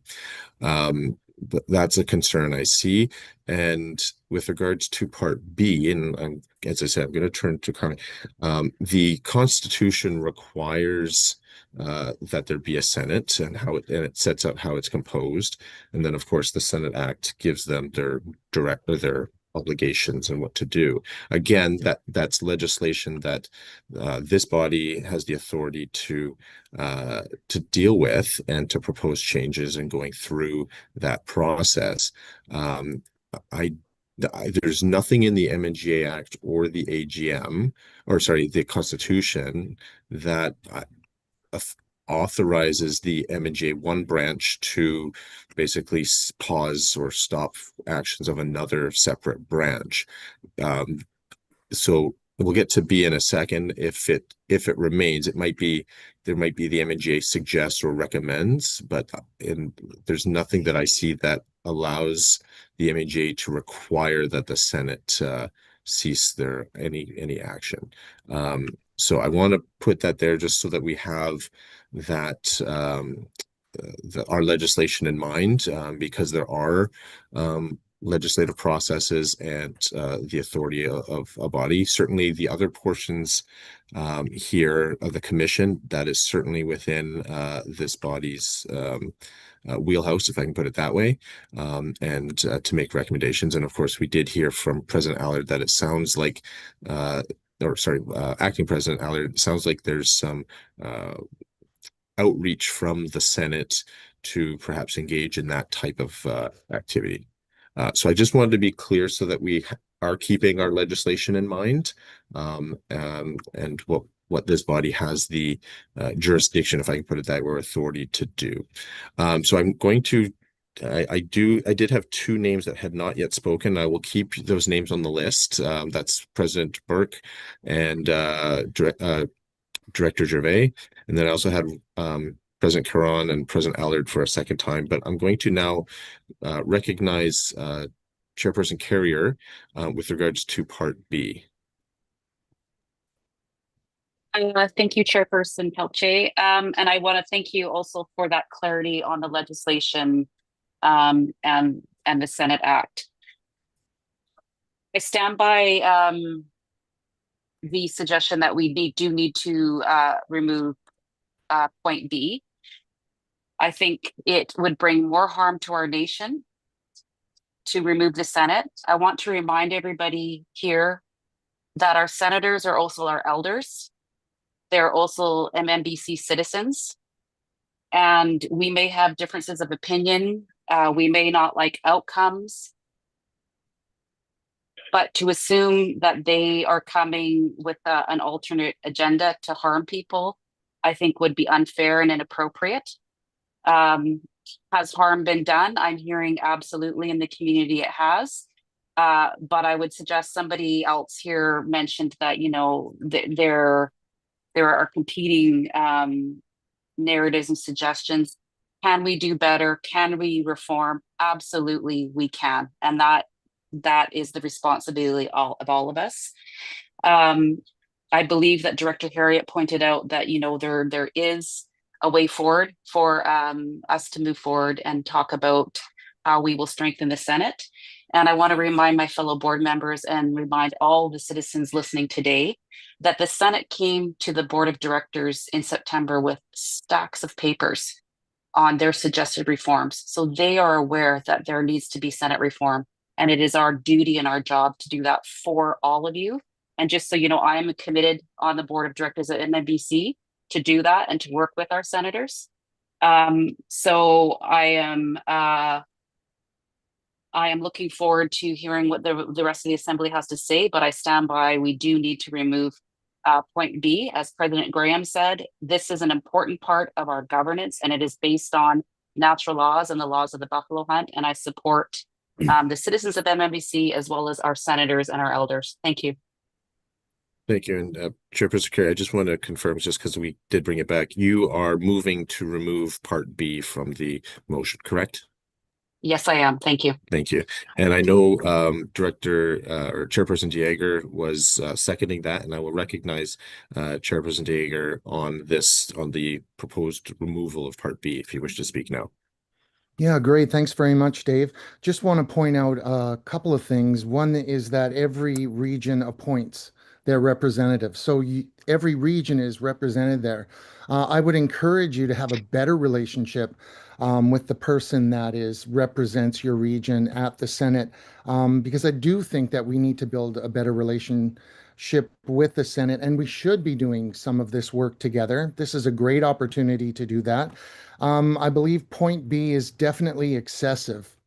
If we think of things like what happened in the Clara case or the Clara case, when we went to the BC Supreme Court, it got thrown back. And those courts, colonial courts, recognized that we have something in place.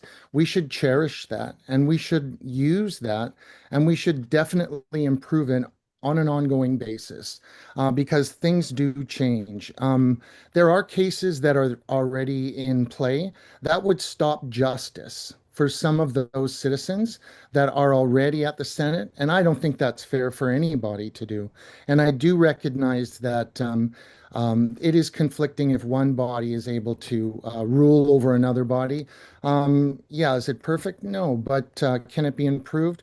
For sure. I think that we should just remove B, and I think we've got the beginnings of real reform that could happen. Thanks very much. Thank you. I do have President Burke, if you wish to speak to the amendment or in general, go ahead.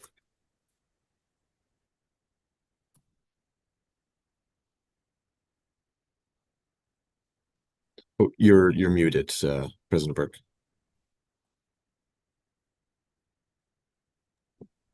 Sorry, technology is not my friend today. Topher Burke, Columbia Valley Métis Association. I want to speak to both. The resolution as a whole, I'm 100% in agreement of. Let's call this what it is. It was an attack, and it was proven to be false. And I'm in agreement with to the previous speakers that MNBC owes Pixie and Kelly an apology for this, because this was an attack on their character, and it was proven to be false. And as far as the Senate goes, I'm agreeing that we need a Senate and that a Senate is important. But if the Senate agrees that the Senate needs reform, the board agrees that the Senate needs reform, and this governing assembly agrees that the Senate needs reform, we should be pausing any judgments until we make those reforms. Because if we're all in agreement that it's not in a good state right now, then how can we agree with those judgments? So I'm against striking B, and I think that we should come to some kind of a good place before we're making those decisions. Thank you. Thank you. I next had President Allard.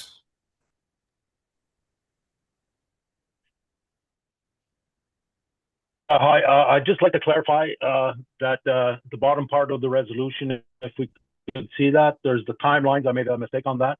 That section, that the findings of the report be presented at the summer 2026 MNGA. That was my error while I was typing this up this morning. And also apologies to not have sent this a little bit sooner, and to everyone. The attachments do paint a story, and it's black and white. And also, I just didn't have everyone's address there. A little bit short-staffed here. Didn't have an assistant to help me with sharing the emails this morning at 7 a.m. there. So apologies for that. In regards to comments about laws, there's all types of laws, and ultimately, those laws are interpreted, implemented by humans. So it doesn't matter what the type of laws you refer to. And humans have frailties and make mistakes. So in this case, I would suggest that mistakes were made. So it doesn't matter what the basis for the law is. So that has to be kept in mind. So the point of this is not which law is better, is how the laws are implemented and how we can make things better. So I agree with the contentiousness of Section C. I recognize it, and if it would be the difference between voting on the resolution as is and not having it pass and removing Section B and having it pass, I will more than gladly accept the friendly amendment of having Section B removed, because the consensus does absolutely seem to be that Section A and B need to be implemented. Further reiteration on section as it stands C, the commission would be a third party body, perhaps individual, so at arm's length. So that's extremely important. And then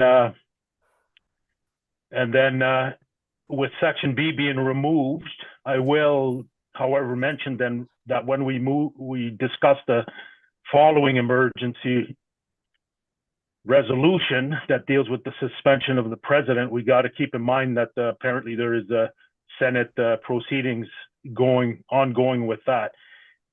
So the purpose of this commission here would be to see what went wrong in the Senate case 187.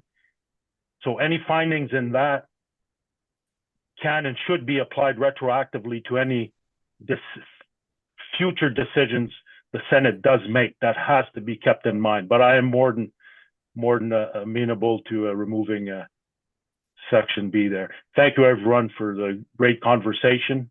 And I do believe in the purpose and the need of the Senate, a Senate. We just got to find ways to make things better. Thank you.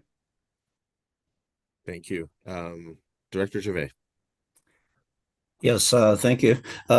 I do agree with the removal of Part B. The Senate has always been our judicial arm, says right in the Constitution.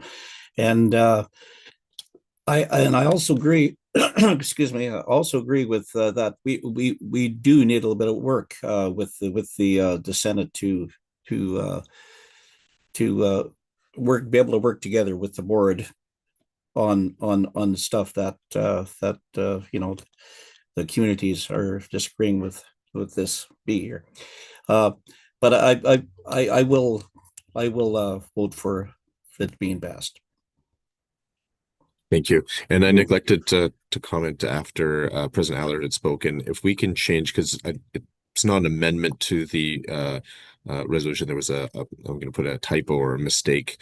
If we can change it from spring to summer, I think that appeared to always be the intention. And I appreciate that this was sent in this morning. So thank you.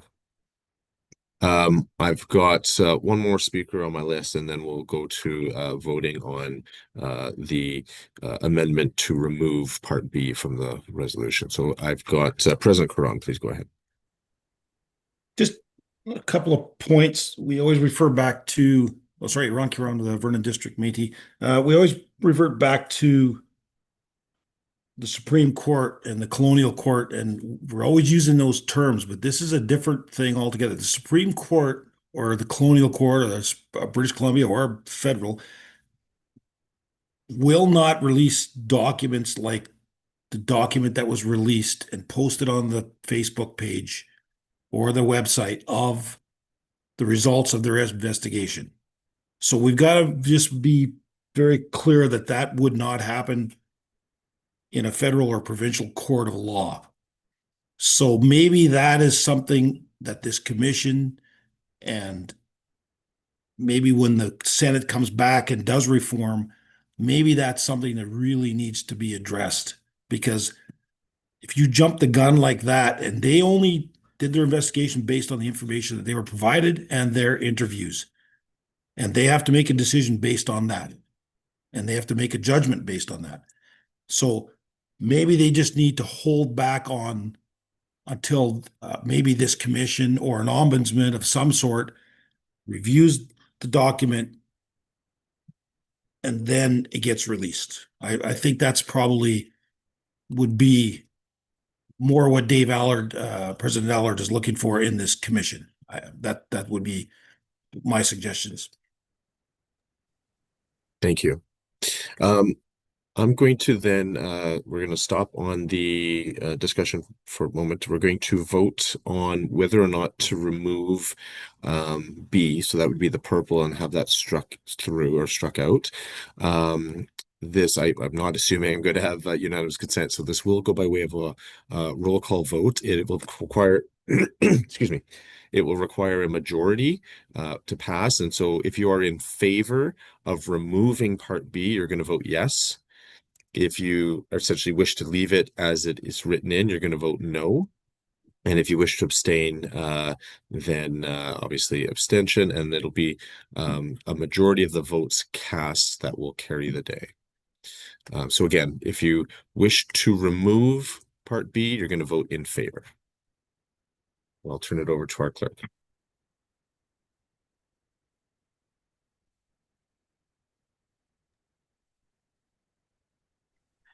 Okay, thank you. We will go in reverse alphabetical order this time. I think that's where we're at. Anthony Wingham. Not in favor. Okay, Marlene Swears. In favor. Joyce Sundin. Not in favor. Deanie Stevens. Oh, one sec. I think she got booted out. Deanie? No. Greg Stanwood. Not in favor. Thomas Spence. In favor. Dana Shaw. Opposed. Mert Servatius. Not in favor. Val Pace, did Val arrive? Dave Morrish, Abstain. Betty Ann McDonnell, Not in favor of removing it. Don McConnell, Opposed. Rick Lewis,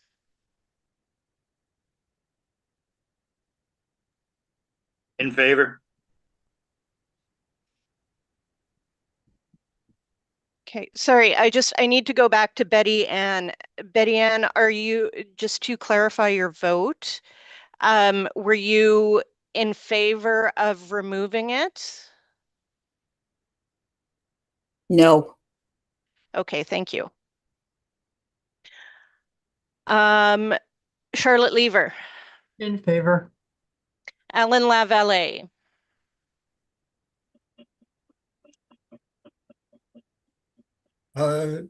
Abstain. Anthony Crillo, In favor. Travis Jobin, In favor. Susie Hooper,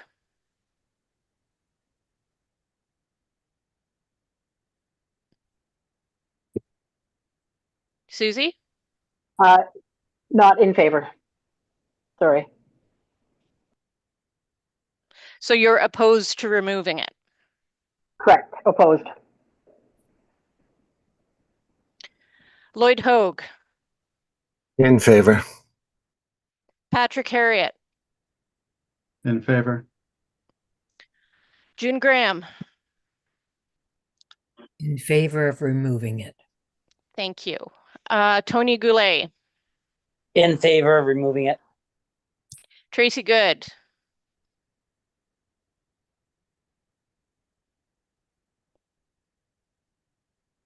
President Good,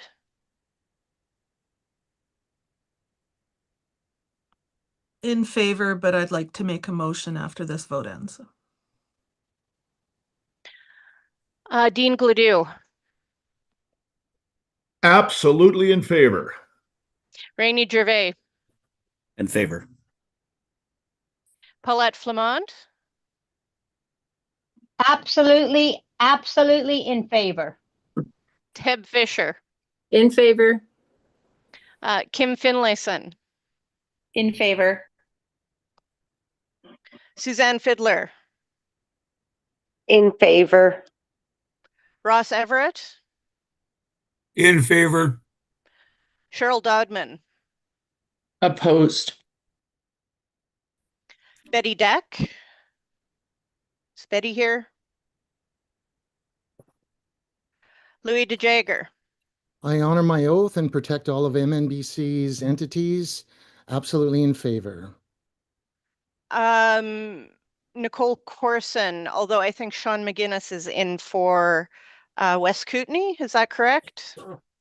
That's correct. I'm the Vice President, West Kootenai Métis Society, and in favor. Alana Copeland,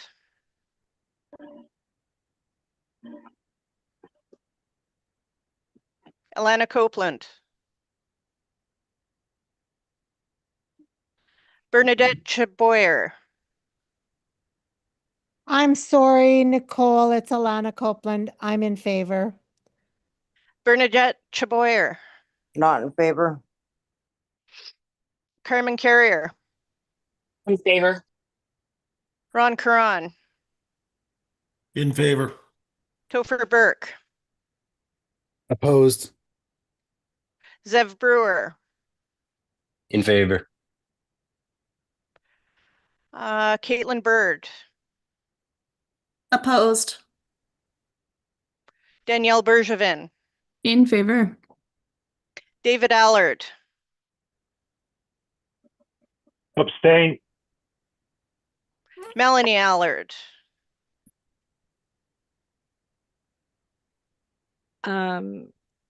I'm going to say in favor because of the authority on which the MNGA has on it. Thank you. Tom Adams, In favor. Dylan Adam, In favor. James Ablett. In favor. Okay. So it is approved to remove Part B from the resolution with 29 in favor and 12 opposed.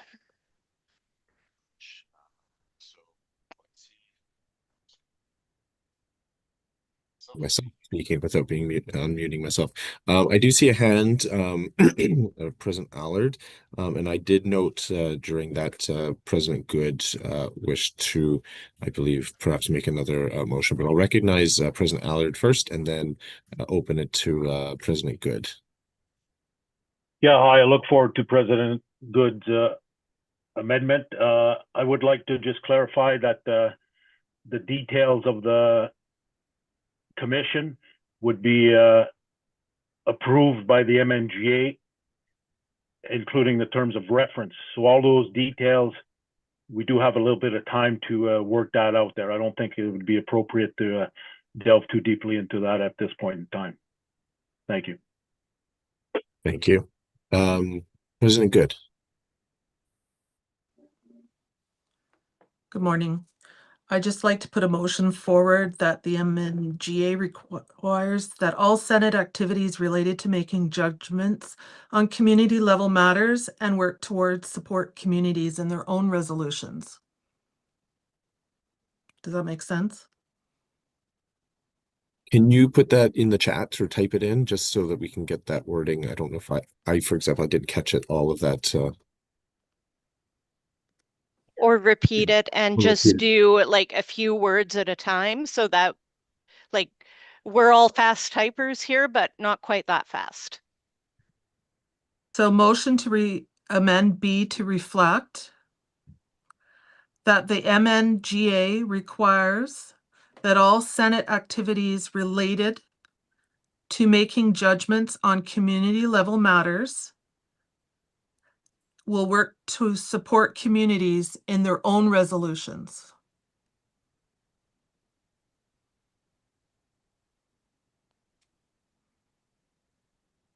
Do you mean that you would like the Senate activities to support communities in coming together to make to resolve whatever issue it is? Correct.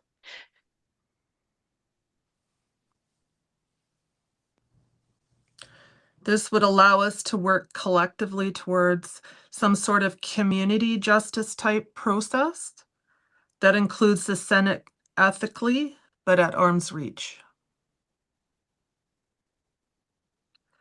So the Senate could instead make decisions about community. They can support communities in understanding the tools available, the relevant policies, processes, and procedures to make the decision for their community. It's an amendment to add.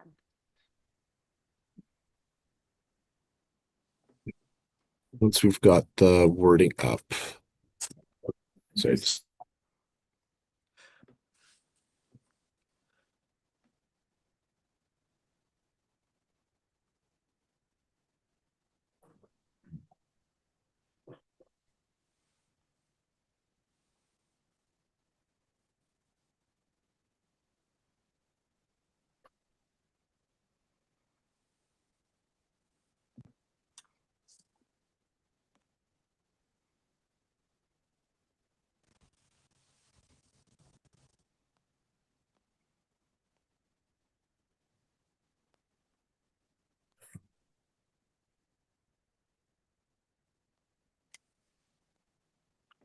I think we've got it on the screen there. President Good, just want you to, if you can see it on the screen there, and just confirm that is the motion that you're wishing to make. Yes. Thank you. Do we have a seconder? I do see a few hands. The first hand I did see was Chairperson DeJager. I could just be first if I could to speak on that, Dave. Thanks. Okay. Is there any seconder, or do we need a seconder to discuss this amendment? Do you see a hand, President Burke?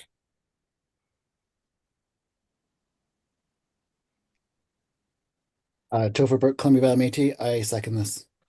Okay. I will open it back to President Good if you wish to speak on the reasons or what with regards to your proposed amendment. Feel go ahead if you wish to The add anything else. Thank you. The biggest reason why we're presenting this is because the community was not taken into account when these concerns were put forward above us. And so it was never we never had an opportunity to resolve it and investigate it within our own community. So then when it got to Senate, the information presented was not obtained legally. And then judgments were made that resulted in huge harm to our community, harm to the previous board and their families, because many became armchair warriors on social media. And the story just grew and grew and grew without the community even being able to make a decision about it. And so our decision has been made now, the investigation is done. However, all that damage to our community and all that damage to the individuals involved has already happened. And if it was dealt with at a community level, and then if the community decided it needed to go to Senate, then all the due processes would have been done prior. Thank you. I'm gonna, as the seconder, I'm gonna recognize President Burke. Yeah, I would like to echo a lot of what President Good just said. A lot of harm was done to this community and to the volunteers that worked very hard for this community. And I believe that we should have a community level opportunity first and foremost, and that the Senate should be working with the communities to walk in a good way. Thank you. Thank you. Chairperson Dieger.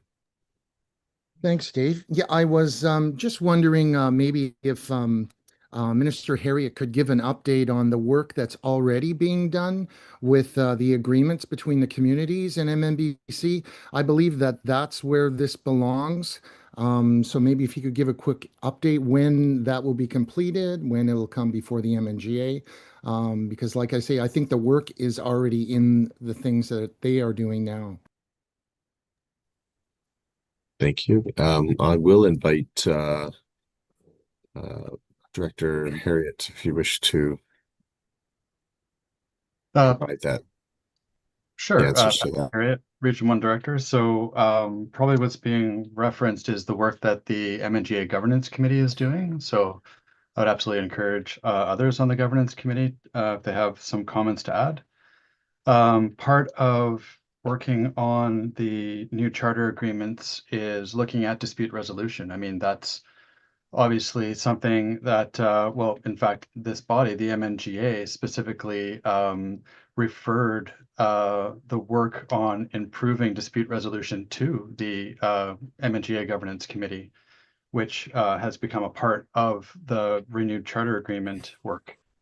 So as far as timelines, I mean, we just had a town hall at our last AGM to talk about what the fundamental principles of that relationship should be to inform the work that's already been done.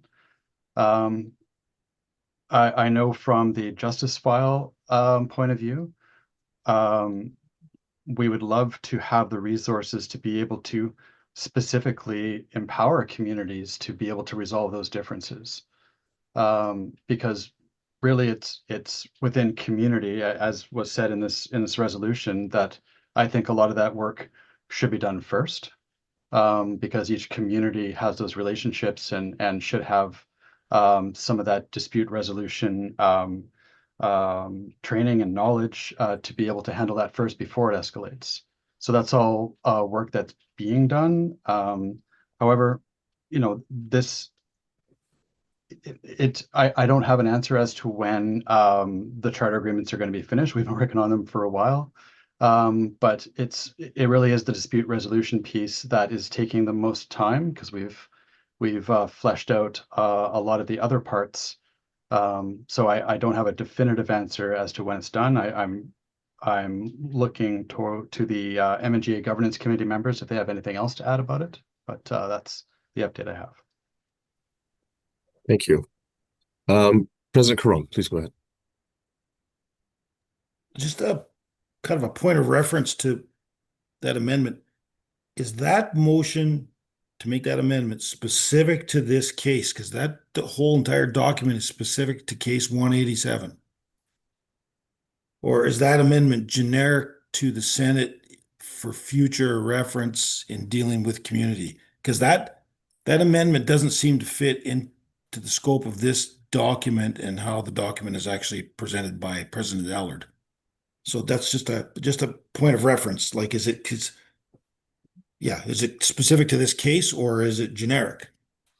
It appears that the wording would suggest it's generic, and perhaps I'll turn to have President Good respond, but it appears that it would be all Senate activities relating to making judgments on community level matters, not necessarily the specific matter at issue with in relation to Senate case 187. I think that it's a generic for the future. I think that Senate 187 is a good reflection to what will continue to happen in the future if the proper procedures aren't put into place today. So I don't ever want any other community to have to go through what this community has gone through, and the personal attacks that the previous board have received and continue to receive this day. So it is a generic, but moving it as we move forward, that it'll be within the future and not just limited to 187. Thank you. President Goulet. Thank you, Mr. Chair. Tony Goulet, North Caribou Métis, President. I can't see, it wasn't up on the screen what the actual wording is, but I'm a little conflicted here because I want to hear the rest from some members of the governing or the governance committee, because I think the work's already being done to move us forward in a good way. And I think we don't need to be implementing this now. And to the previous speaker, sorry, and I was confused too, because this looks like 187 and then we've got a generic for communities. I think part of it too, we need to have that discussion around our role as the MNGA, because we do have some legislation, some constitutions. We appoint communities, we look at communities, we look at that. So what is our role when it comes to communities? And I think some of this could have been done if we had followed and been able to, know what was going on as community leaders and as the MNGA. These are things that a special MNGA should be called for. A community is doing this and we can talk it through. I think what we've done is we've done damage. We've done damage to that community. We've done damage to those individuals by just excuse me, not being due diligent. I have a problem when I don't have all the information. Some communities have everything, and communities like mine have no clue. I have no clue until we get a letter from a president or from another community saying this is happening. So there's a communication breakdown, but I think we need to let the process flow, the governance committee, to allow us to do that work and put some timeline on it. As you can see, it's urgent, and I think that's where we can come in and say that committee needs to come back with a recommendation in an urgent time. Thank you. President Graham, please go ahead. June Graham, Alberni Claquet. It's unfortunate we can't have a spokesperson of some kind from the Senate, which I know we can't, that could give some feedback on this. It always concerns me when it's just one side being repetitively told over and over. I always like to hear from the other side as well, and then make my own decision on that. So, and then the next question is, case 187, did the Senate just throw themselves on the community, or or were they invited in, or did someone request them? How did it happen? So that's one point. It's being talked like the Senate kind of just burst through all boundaries and just kind of ended up there. So just clarification of whether there was a procedure to bring the Senate on board. There's one other thing, but I can't remember it right now. But those are kind of my things that I want to talk about. And as well, yeah, I can see the damage it would do having so much information on the web. But I'd also like to respectfully note that the other side has put some very horrible stuff on as well. So it's important to take responsibility for both sides on the media. Thanks so much. Thank you. President Swears, I had your hand up earlier. Did you still wish to speak, or?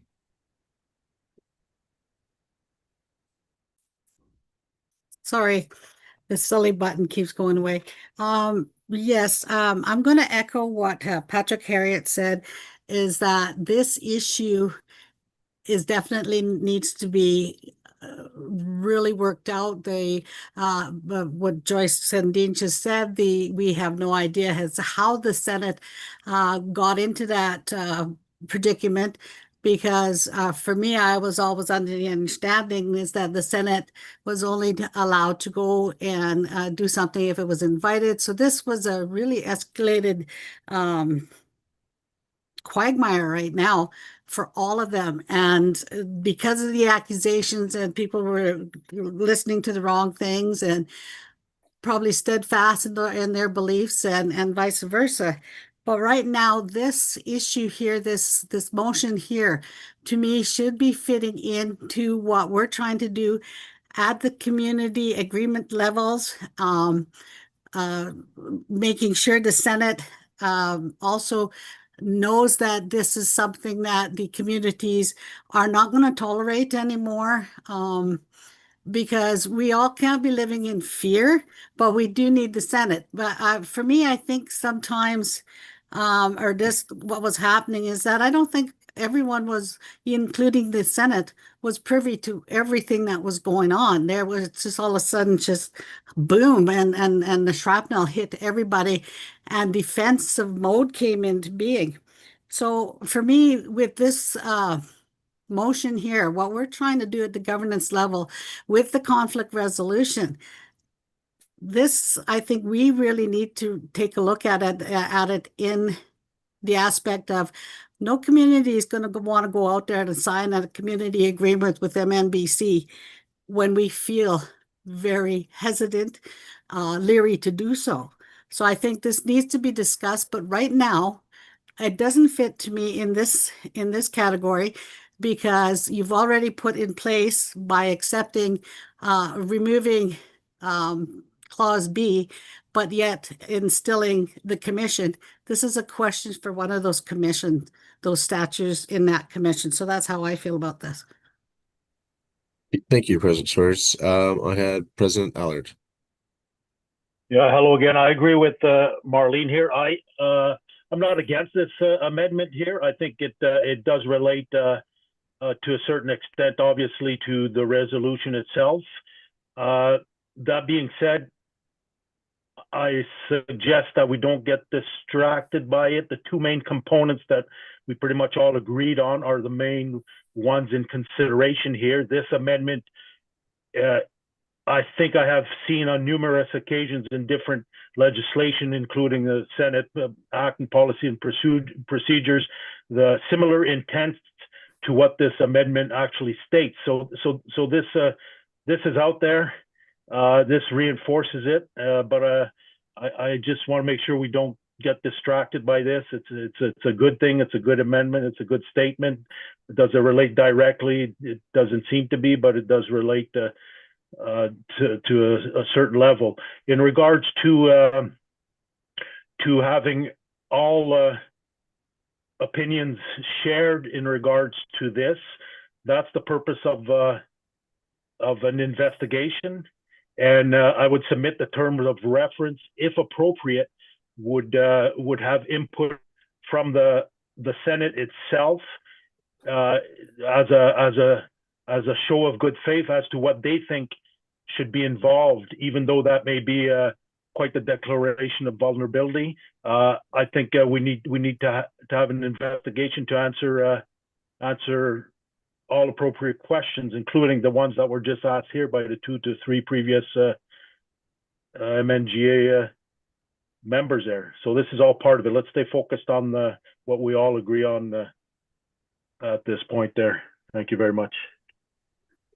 Thank you. I'm going to recognize, and I see Director Harriet just put his hand up as well. I was going to finish with Director Gervais and go to the vote on this amendment, and then we do a health break. We've been going for a little while here, and obviously there's some more discussion that will be going. So, unfortunately, Director Harriet, I'm going to stop with Director Gervais, and then we'll go to the vote on the amendment that's before us. Director Gervais, please go ahead.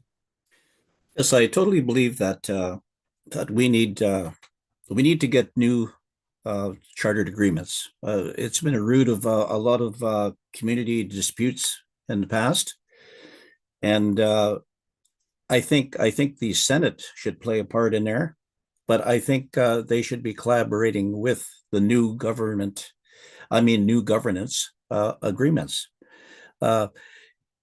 It seemed like we want to weigh the judicial arm to make all the decisions, but we need that community voice to be able to work together.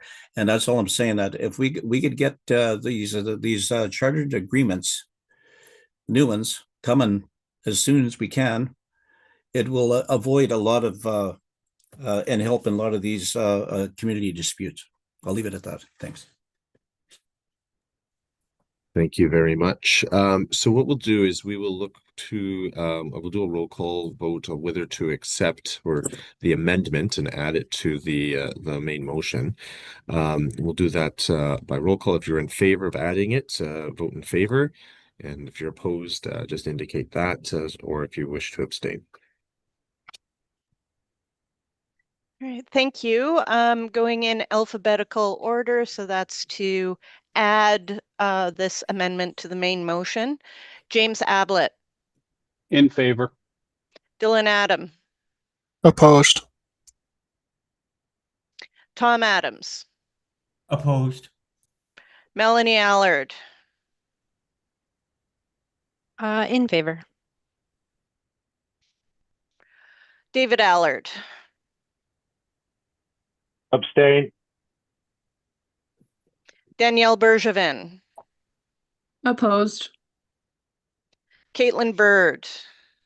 Opposed, but as a governance committee member, noted. Zev Brewer. In favor. Topher Burke. In favor. Ron Karan. Opposed. Carmen Carrier. Opposed, but noted that I believe that our governance committee is doing the work on this very important point. Thank you. Bernadette Chaboyer. Opposed. Alana Copeland. Opposed. Right, Nicole's not here. Louis DeJager. Opposed. The work's already being done. Betty Deck. Did Betty make it in? No. Cheryl Dodman. Opposed. Ross Everett.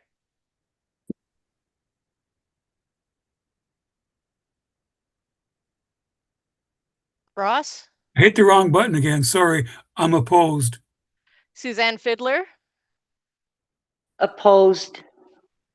Kim Finlayson. Opposed. Deb Fisher. Opposed because the work's already being done. Paulette Flamond.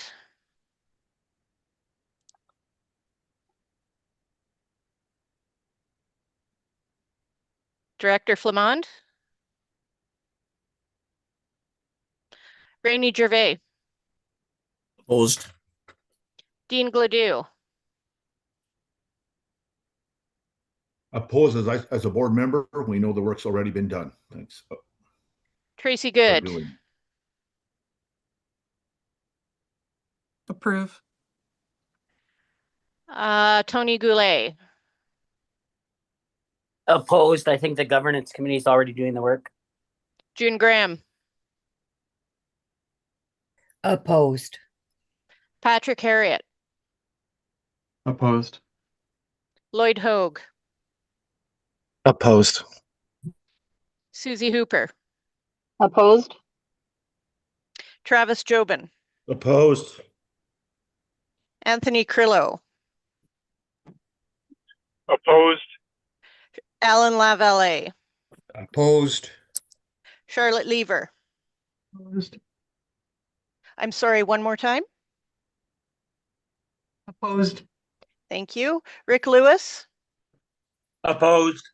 Don McConnell, Opposed. Betty Ann McDonnell, In favor. Dave Morrish, In favor. Val Pace. Did Val make it in? No. Mert Servatius. Opposed. Okay. Dana Shaw, To be held over. In favor. Thomas Spence, Opposed. Greg Stanwood, Opposed. Deanie Stevens,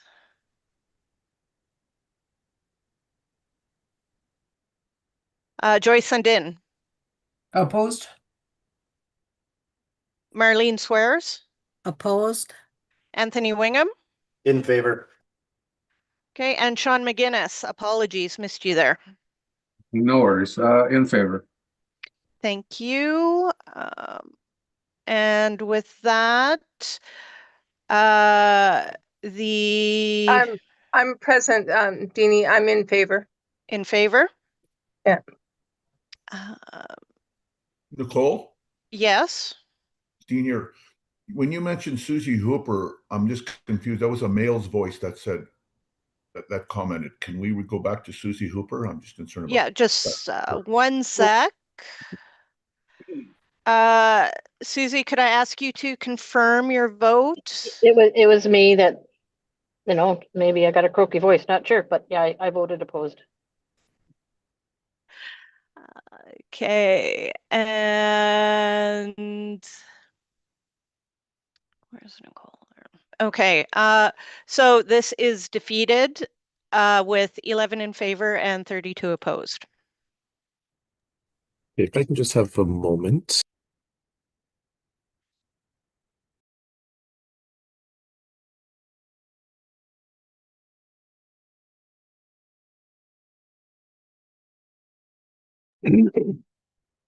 Right, everyone, thank you for the wonderful discussion that we've had on the motion and the various proposed amendments.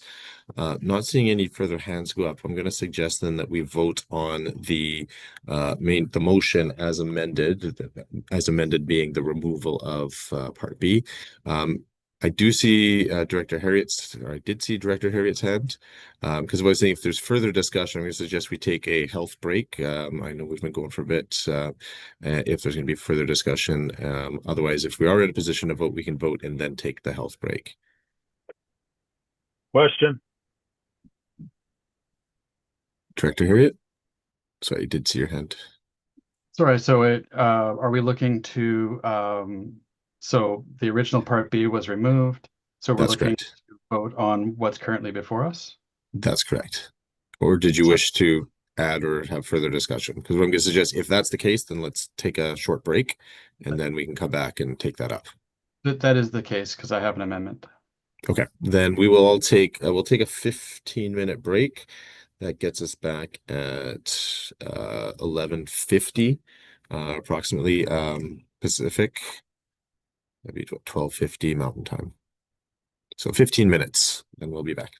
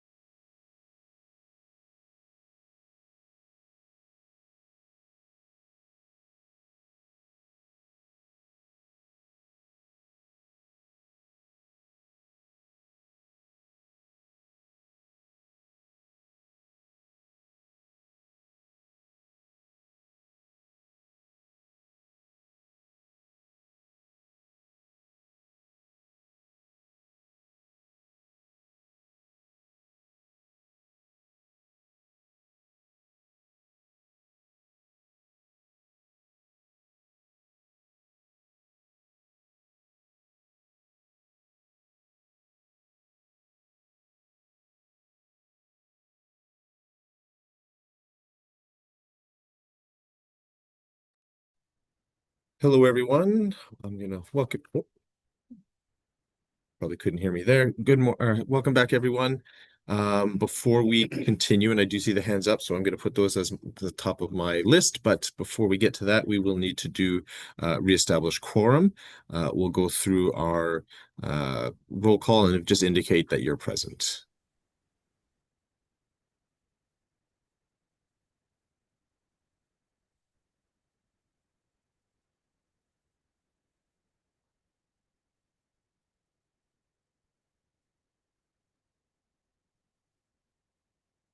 Oh, welcome back, everyone. This is a quorum call. We'll start from the bottom. Anthony Wingham. Present. Marlene Swears. Present. Joyce Sundin.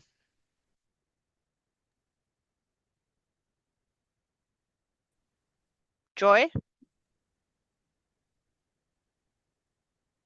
Deanie Stevens. Present. Okay. Greg Stanwood. Present. Thomas Spence. Present. Dana Shaw. Present. Mert Servatius. Present. Val Pace. Dave Morrish. Present. Betty Ann McDonnell. Present. Don McConnell. Present. Rick Lewis. Present. Charlotte Lever. Present. Alan Lavallee. Present. Anthony Crillo. Present. Travis Jobin. Present. Susie Hooper.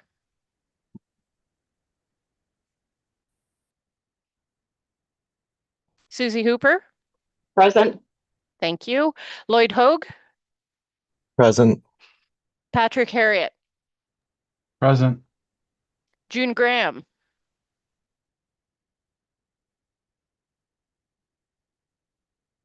June Graham. Tony Goulet. Present. Tracy Good. Present. Dean Gladue. Present. Rainey Gervais. Present. Paulette Flamond.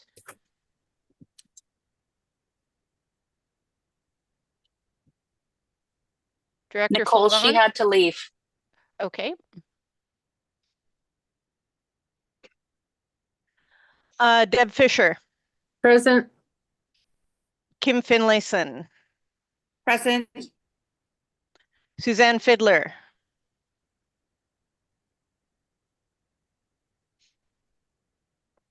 Suzanne. Ross Everett. Here. Cheryl Dodman. Present. Betty Deck. Louis DeJagger.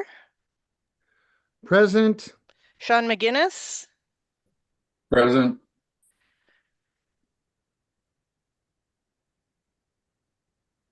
Present. Thank you. I just had to cough there. Alana Copeland. Present. Bernadette Chaboyer. Present. Carmen Carrier. Present. Ron Curran. Present. Topher Burke. Present. Zev Brewer. Present. Caitlin Bird. Present. Danielle Bergevin. Present. Dave Allard. Present. Melanie Allard. Present. Tom Adams. Present. Dylan Adam. Present. James Ablett. I'm currently present, Nicole, but my apologies. I'm going to have to leave in the next 5 minutes. And you have a quorum, Mr. Speaker. Nicole, I am here. I was making West Coast sockeye salmon sandwich, so it took me a few minutes. But Oh, I'm back. is this June? Of course it is. I'm Thank sorry, you, my I dear. have another document in front of me right now. I don't actually have like the Zoom screen up. So, Okay. Thank you. did I miss anybody else? Joy Sundin present. Great, thank you. Did Suzanne Fiddler come in? Okay, you still have a quorum, Mr. Speaker. Thank you. Thank you very much. And I will turn it next to Director Harriet. Thanks, Patrick Harriet, Region 1 Director. A comment and then an amendment. One of the comments is about operationalizing this because it doesn't say who's going to be creating the terms of reference for review by the MNGA. And I know that with the, and I'm not saying that this isn't an urgent matter, that's why we're talking about it. But I'm just raising awareness that the holiday closure is coming up. Our governance team is shorthanded right now. So I'm just concerned about if it's all on the governance team to do this, that I'm not sure that the capacity is there to meet this timeline. So I want to raise that. I'm hesitant to suggest it goes to the governance committee because it might take longer. And of course, governance is supporting the governance committee. But I'm sure that this work could be prioritized there, but I'll just leave that there, just with the operationalizing this in a good way part. But the amendment that I want to bring up is it was mentioned by myself earlier, and I believe the chair also quoted from, I think it was like section 12, about MNBC's responsibility in our legislation to post on the website. So this would be against that legislation. So I wanted to make an amendment to remove A.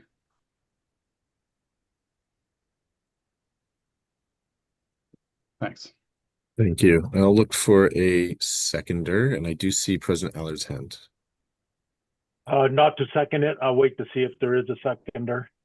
Okay, thank you. Is there a seconder?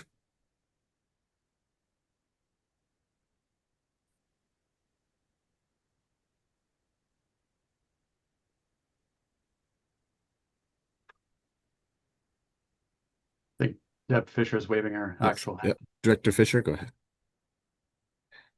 Thank you. So I will open it up then the amendment to remove part A. I'm not sure if there's anything more you wish to speak to it, Director Harriet.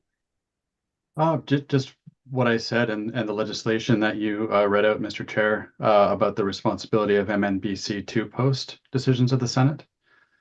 So it's in our legislation, and this would be contravening our legislation. Thank you. And I'll turn next to our seconder, Director Fisher. Yes, I support removing that as well. I think with the new work that's being done by the governance team too, it's going to address kind of all these things. So, but I think at this time, I could support that removal. Thank you. Thank you. President Allard, please go ahead. Yeah, I'd be open to this if I could propose a friendly amendment to the amendment by simply removing immediately. And then that still asserts the intention, but leaves it open. Thank you.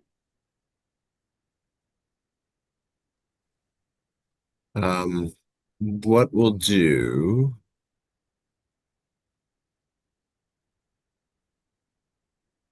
We'll see if there's any other discussion on the issue, and we'll revisit the proposed amendment to the amendment to remove the word immediately.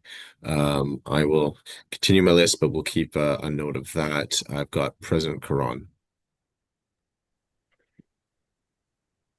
It seems like it's like a censorship type of thing here. When there's obligations to post it, can some sort of retraction or an additional statement to that case be posted on that website? Is that something that's an option? Because censorship can be a little bit dangerous as well. It's like secrets and in-camera meetings and things not being discussed openly. Is there any way that can be done? I'm not sure. I'm not sure the process that would be. We would need like a Senate clerk to discuss that, because I'm not sure, for example, if anonymizing that or anything like that assists in I think addressing the harm that's perceived with regards to Senate Case 187. But as yeah, so I'm just not sure like their process on like, for example, how like if a decision's already been made, if there can be steps taken to even if it's anonymizing, so at least it doesn't show the specific names, or if it's like using initials or something like that. But I'm not sure, and I don't know if we have. I certainly don't believe, because of it's coming up, I don't think we have the Senate clerk that would be available. I just have a moment.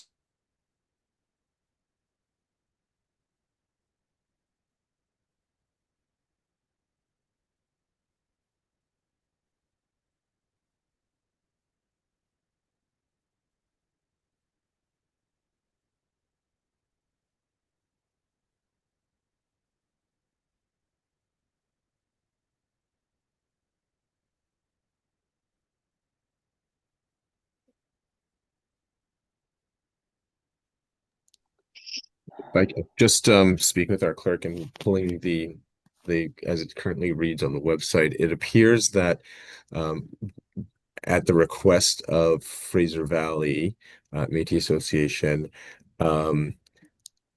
the names of the parties, particular Wells and Penner, have been now referred to throughout the decision as Respondent A and Respondent B. So not their names throughout, but their name would still show on the style of cause, what we call it, but like the header of like who the parties are, just like at the top. And then there's, my understanding, there's no further mention of the specific names within the decision. That's been so anonymized to that degree. But again, and I think that was, as I'm understanding, was at the request by the Senate, at the request of Fraser Valley.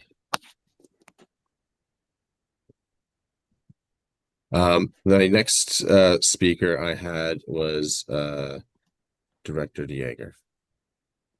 Yeah, thanks. Just had a couple things. Yeah, I think if you read on there, it says Alexis Wells versus whoever the parties are. So it was, I think, Pixie's niece or something, or whoever brought the case forward. But I was wondering, has the community even tried to contact the Senate? Like, have they tried to sort of communicate this, rather than coming to this body to be referee, and then if something goes wrong with MMBC, you go to the Senate to be the referee? So I'm just wondering, like, has that even happened? The second thing was, is it possible you could post the amendment so that we could see it, please? Sorry, post the which? The amendment? Patrick's amendment that's being put forward. It's there. It's the strikeout of A. Is it in the chat? I don't have it Should on be my on the screen. screen. Should be on the Okay, screen. let I'm seeing me it on look my here. screen, and hopefully Okay, everyone let me look. else's as well.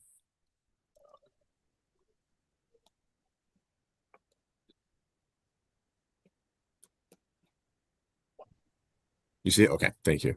I next, and then this fortuitous of then my next speaker is President Good, and perhaps can respond to that question, or if they have information regarding the last question from Director or Chairperson Dieger. But I would assume it sounds like there was some communication, because what we've heard is that the Senate replace the name with Respondent A and Respondent B throughout the decision at the request. So I'm assuming that's what occurred, but I'll turn it over to President Good. Hello. Yes, we've responded to and requested from the Senate, and the result of that was putting in the appellant A, appellant B, and stuff, and taking the names out of it. And the third party name, I believe, has been removed as well. That wasn't part of the action. I think that because of the necessity for the Senate to report their findings, we can't necessarily take the Senate action off. However, what's the date frame when it gets archived? That's a good question. As far as I don't know that, and I would assume that given the legislation that it should, if it's posted for general citizenship to view, that it remains accessible. And I'm not sure if it gets archived to a degree that's no longer accessible.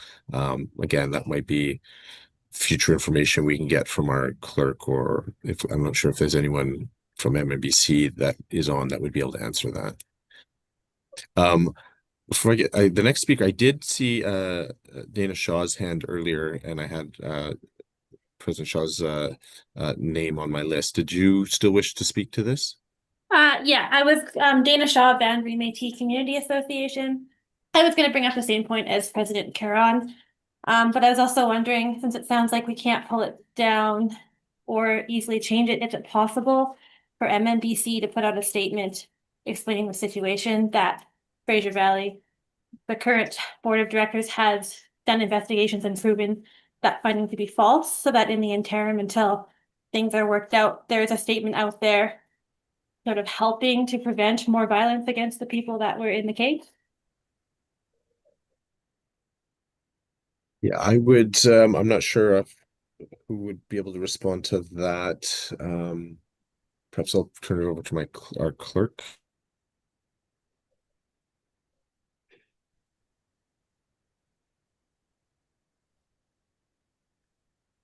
I previously saw our executive director for communications in. I'm not sure if he's here now.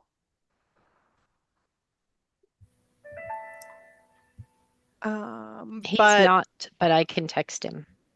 Okay. I do see the communications team is in, but I'm not sure if that's him. So maybe we can just hold on that question and see if we can get a response and move along to the next person who has their hand up. Okay. I've next got Director Fisher again. Dead hands, sorry. Thank you. Okay. Not seeing anyone else. And I'm not sure if the answer to President Shaw's question will affect theirs or anyone else's vote on the amendment. So if we can, I'm not sure if we can have the confirmation whether communications is available or not. I'll turn next to Chairperson Diego. Yeah, I'm just wondering, it's kind of getting into a sticky area here. Like, are we supposed to be doing this work here? Like, I know that MNBC had an audit team do something. There was a result. So, like, what I'm hearing, I don't think anyone or everyone has even read like the findings. So I'm just wondering, like, I understand, totally putting something out there should be a time limit, but shouldn't we be talking about that kind of work rather than taking a side of, was this true? Wasn't it true? The Senate has evidence. The MNBC had an audit done there. So I'm just really nervous and uncomfortable with us picking sides here at the MNGA without like the information and like I don't know if this body is the one that should be doing this work. No, thank you for those comments. I think, as I understood, President Shaw's question was whether or not it's a possibility. Now, what the contents of that might be, or who would make that request, whether it's coming from the community that's affected or the MNGA. I wasn't sure where it was going with that, and I think even just the possibility of that. But it doesn't appear that we've got someone that can make that response anyway. So, and I think, given that this came up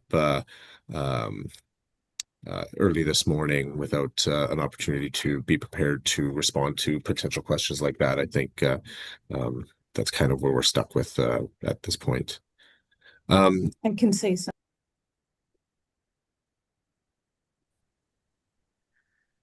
Hi, just from a general governance perspective related to President Shaw's question about a statement clarifying the situation, that would have to be voted on and approved by the board. So I guess that would be the avenue if anyone's wishing to have a statements to communicate to the board, and they would have their deliberations, and it sounds like that's where that would take place. All right, I'm not seeing any other hands, so what I'm going to do is we're going to vote on whether to on the amendment to remove. Oh, sorry, I neglected one thing. I think just a quick one more.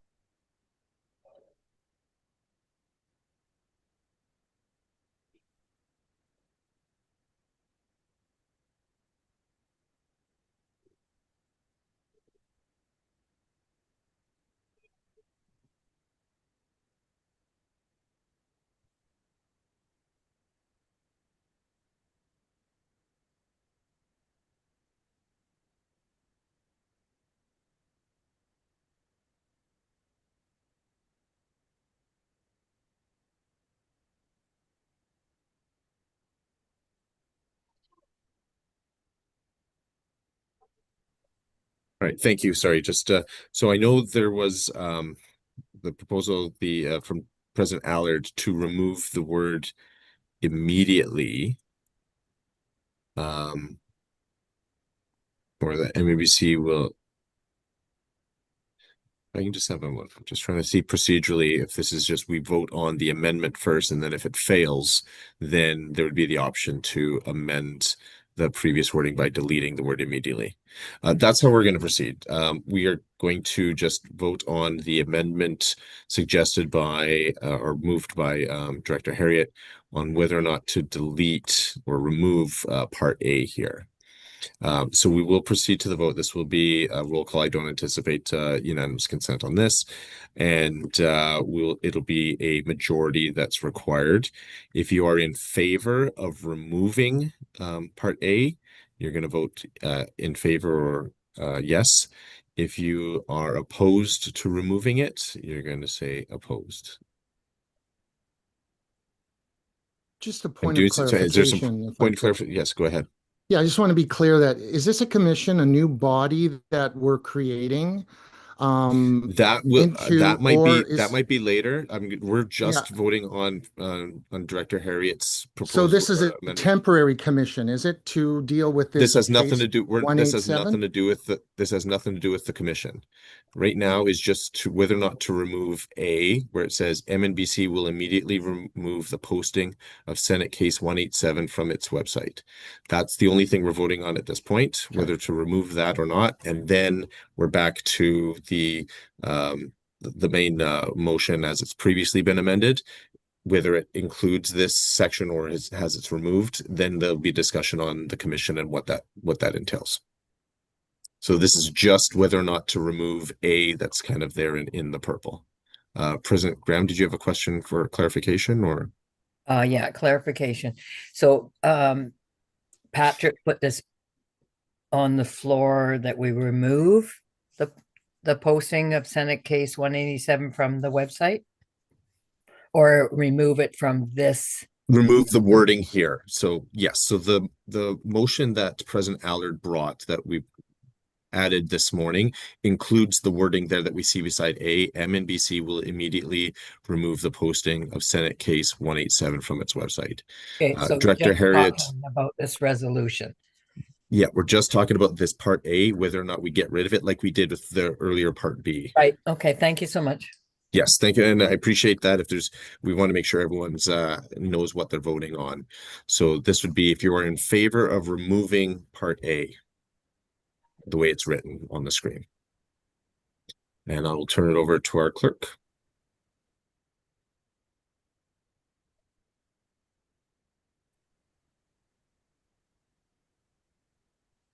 Okay, so I just put the instruction in the chat so that everybody can reference it. So we're voting on whether or not to remove Part A from the resolution on your screens. Vote in favor to remove, vote opposed to keep it. And if you don't want to vote, indicate an abstention. In alphabetical order, James Ablett.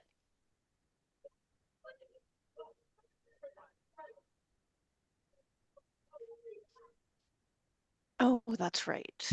James appears to be gone. Dylan Adam. In favor. Tom Adams. In favor. Melanie Allard. In favor. David Allard. Opposed. Danielle Bergevin. In favor. Caitlin Bird. Abstain. Zev Brewer. In favor. Topher Burke. Opposed. Ron Karan. I want it noted, I do not like censorship, so I am opposed. Carmen Carrier. In favor. Bernadette Chaboyer. In favor. Alana Copeland.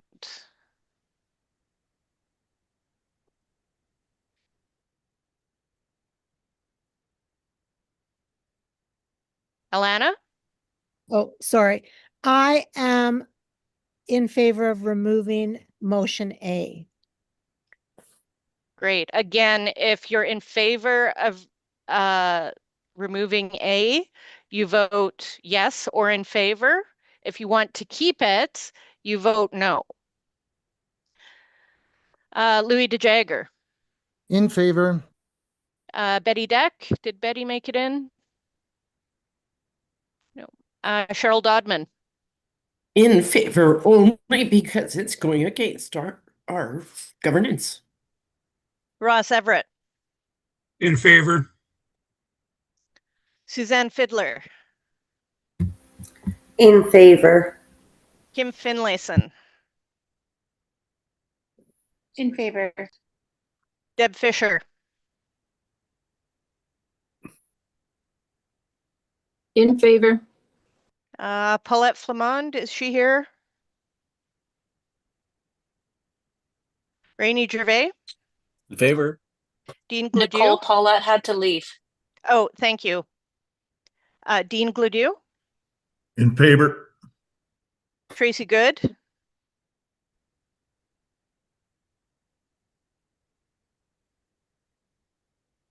President Good.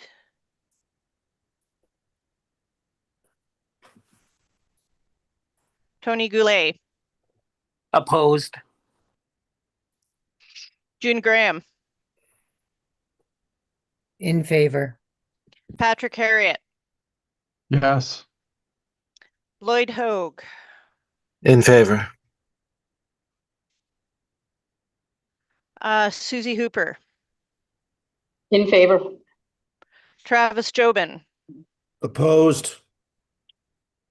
Anthony Crillo. In favor. Alan Lavallee. In favor. Charlotte Lever. In favor. Rick Lewis. In favor. Don McConnell. In favor. Betty Ann McDonnell. Opposed. Sean McGinnis. In favor. Dave Morrish. In favor. Val Pace. Did Val make it in? No. Mert Servatius. Opposed. Dana Shaw. In favor. Thomas Spence. In favor. Greg Stanwood. Opposed. Deanie Stevens. In favor. Joyce Sundin. In favor. Marlene Swears. Opposed. Anthony Wingham.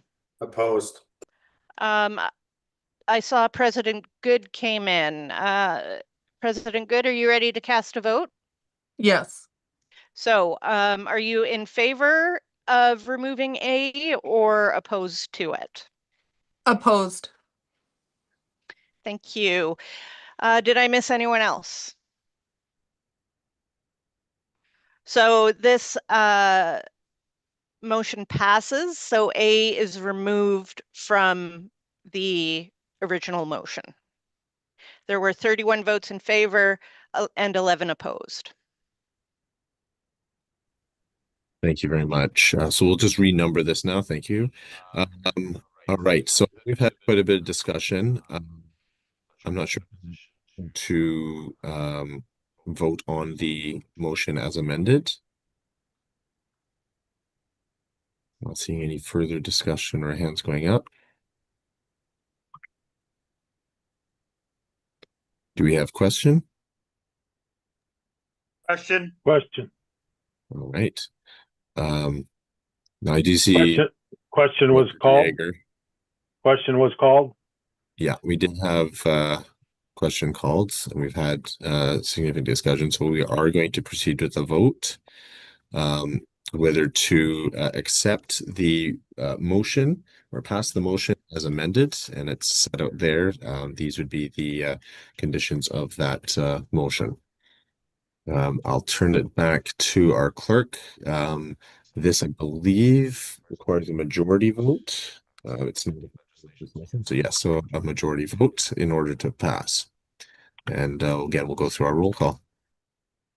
Okay, so you are voting either in favor, against this motion, or if you do not wish to vote, please indicate an abstention. We will start from the bottom of the alphabet with Anthony Wingham. In favor. Point of clarification, Chair, please. Yes. Yes, when we state in favor, opposed, or abstain, what kind of leeway will you allow for people to justify their choice of votes, considering extensive debate and deliberation has happened on this? I just want to know what kind of leeway you will allow. Thank you. Minimal, but some. Thank you. Right, and we heard, I think it was President Wingham was in favor. I'm seeing. Yes, in favor. Thank you. Marlene Swears. In favor? Joyce Sandin. In favor. Deanie Stevens. In favor. Greg Stanwood. In favor. Thomas Spence. In favor. Dana Shaw. In favor. Mert Servatius. In favor? Val Pace. No Val. Dave Morrish.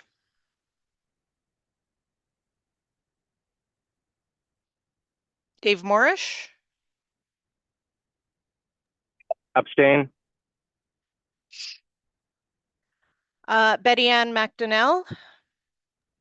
In favor? Don McConnell. In favor. Rick Lewis. Opposed. Charlotte Lever. In favor? Alan Lavallee. In favor. Anthony Crillo. In favor. Travis Jobin. In favor. Susie Hooper. In favor. Lloyd Hogue. In favor. Patrick Harriet. In favor? June Graham. I believe I heard it said it's already in a process of reviewing this, so I'm opposed. Tony Goulet. In favor. Tracy Good. In favor. Dean Gladue. In favor. Rainey Gervais. In favor. Paulette Paulette had to leave. Deb Fisher. In favor? Kim Finlayson. In favor. Suzanne Fiddler. In favor. Ross Everett. In favor. Cheryl Dodman. In favor. Betty Deck. Did Betty make it in? Louis DeJager. Look forward to seeing the terms of reference. In favor. Nicole Corson, Sean McGinnis. In favor. Alana Copeland. In favor. Bernadette Chaboyer. In favor. Carmen Carrier. In favor. Ron Caron. In favor. Topher Burke. In favor. Zev Brewer. In favor. Caitlin Bird. In favor. Danielle Bergevin. In favor. Dave Allard. In favor. Melanie Allard. In favor. Tom Adams. Opposed. Dylan Adam. In favor. Okay.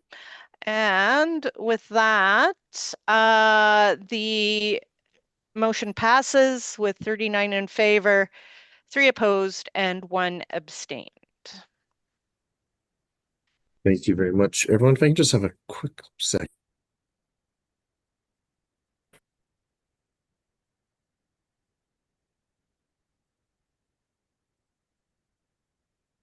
We have 2 more things. All right, thank you, everyone. So we have 2 more items. I am noting the time. It's already 12:30 Pacific, or just about. At 1:30, I'm not sure if people, 15 minutes wasn't enough to really get nourished. Except for maybe June, was able to get her sockeye sandwich going. But so I think given what I expect to be the amount of time that would probably be taken for the next couple, we'll take a lunch break now. We'll return in an hour, so we'll return at 1:30 Pacific, 2:30 Mountain, and complete the last 2 items that we have on our agenda. I see a hand. Is that a hand up, President Copeland? Yeah, I just wanted to make sure Nicole got the email I sent her with some documentation so she could put it up when it's my turn. Hi, President Copeland. Yes, I did receive it. Okay, I just sent you just a little tiny bit of it because it's a huge document. So, okay, thank you. Thank you. All right, we'll see you all back in about an hour.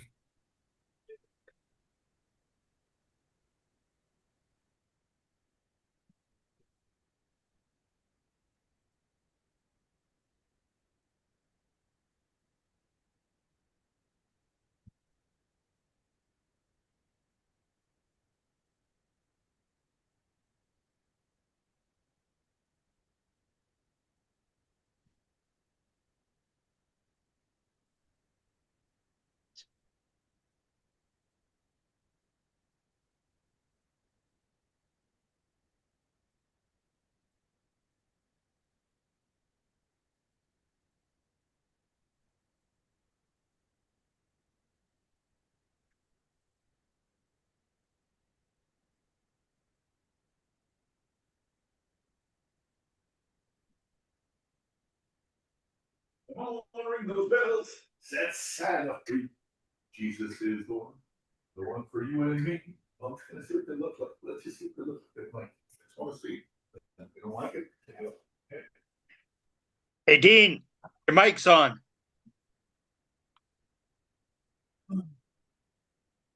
Dean, your mic's on.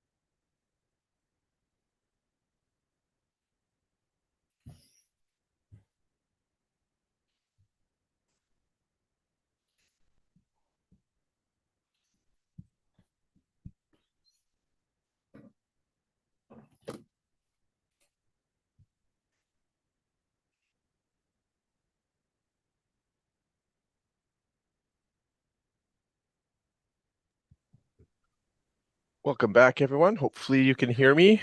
We're trying to fix my mic issue. Is this coming across better? All right, see Joy nodding. Thank you. Oh, Topher, thanks. I see a thumbs up. Thank you.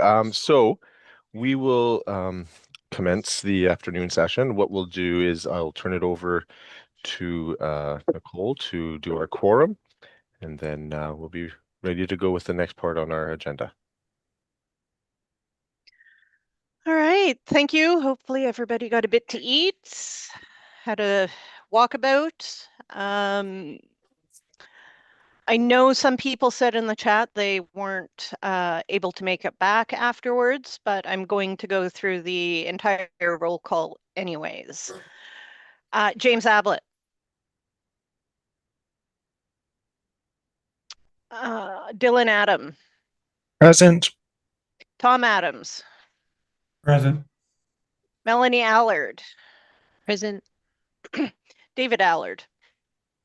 Present. Danielle Bergevin. Present. Caitlin Bird.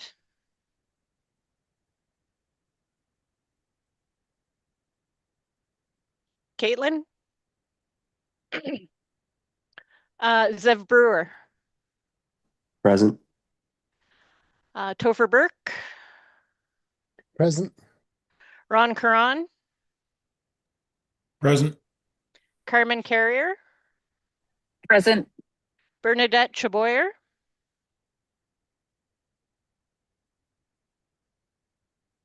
Bernadette.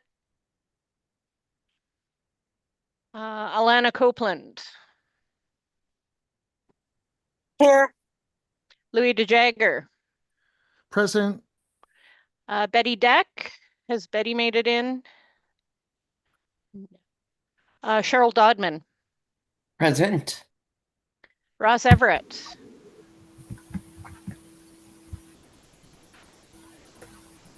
Ross? Yeah, I'm ready to rock. You bet. Suzanne Fiddler. Present. Kim Finlayson. Present.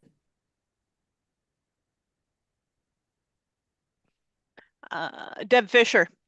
Present. Paulette Flamond. Not here. Rainey Gervais. Present. Dean Gladue. Present. Tracy Good.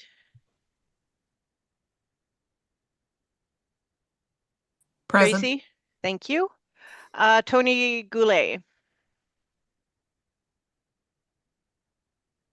I saw Tony earlier. Present. Sorry, had to find the unmute.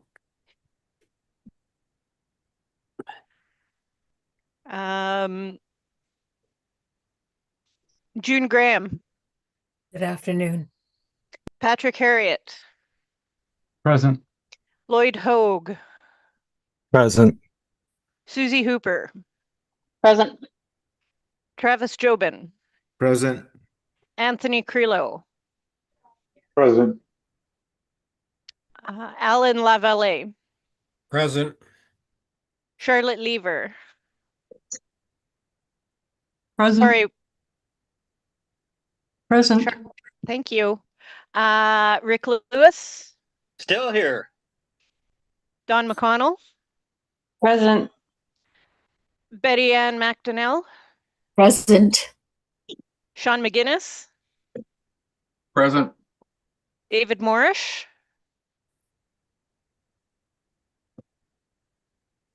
Dave Morrish. Val Pace.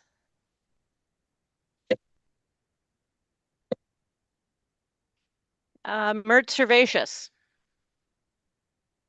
Present. Dana Shaw. Thomas Spence. Present. Greg Stanwood. Here. Deanie Stevens. Here. Joyce Sundin. Present. Marlene Swears. Here. Anthony Wingham. Not here.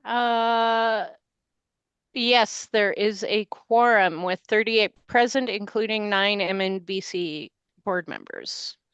Thank you. All right, we will take the steps to get the next motion on the screen.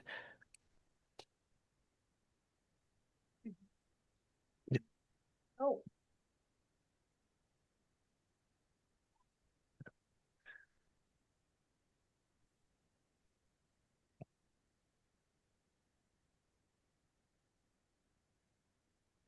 There we go. And I will look for a mover and a seconder.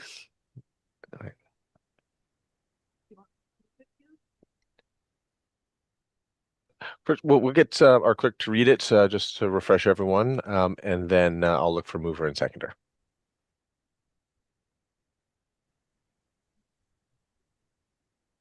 Okay, I can second that. Yeah. So this resolution was submitted by the Region 6 Director today and added as urgent business. It requires a majority vote for approval. Whereas the MNBC Board of Directors is currently scheduled to receive the independent investigator's report regarding the conduct of President Walter Minot during his time in office, and to determine next steps related to President Minot's position within MNBC. The decision is of importance to MNBC citizens and to the Métis Nation of British Columbia as a whole. The MNGA is the legislative body of MNBC, consisting of community representatives from across the province and the MNBC Board of Directors.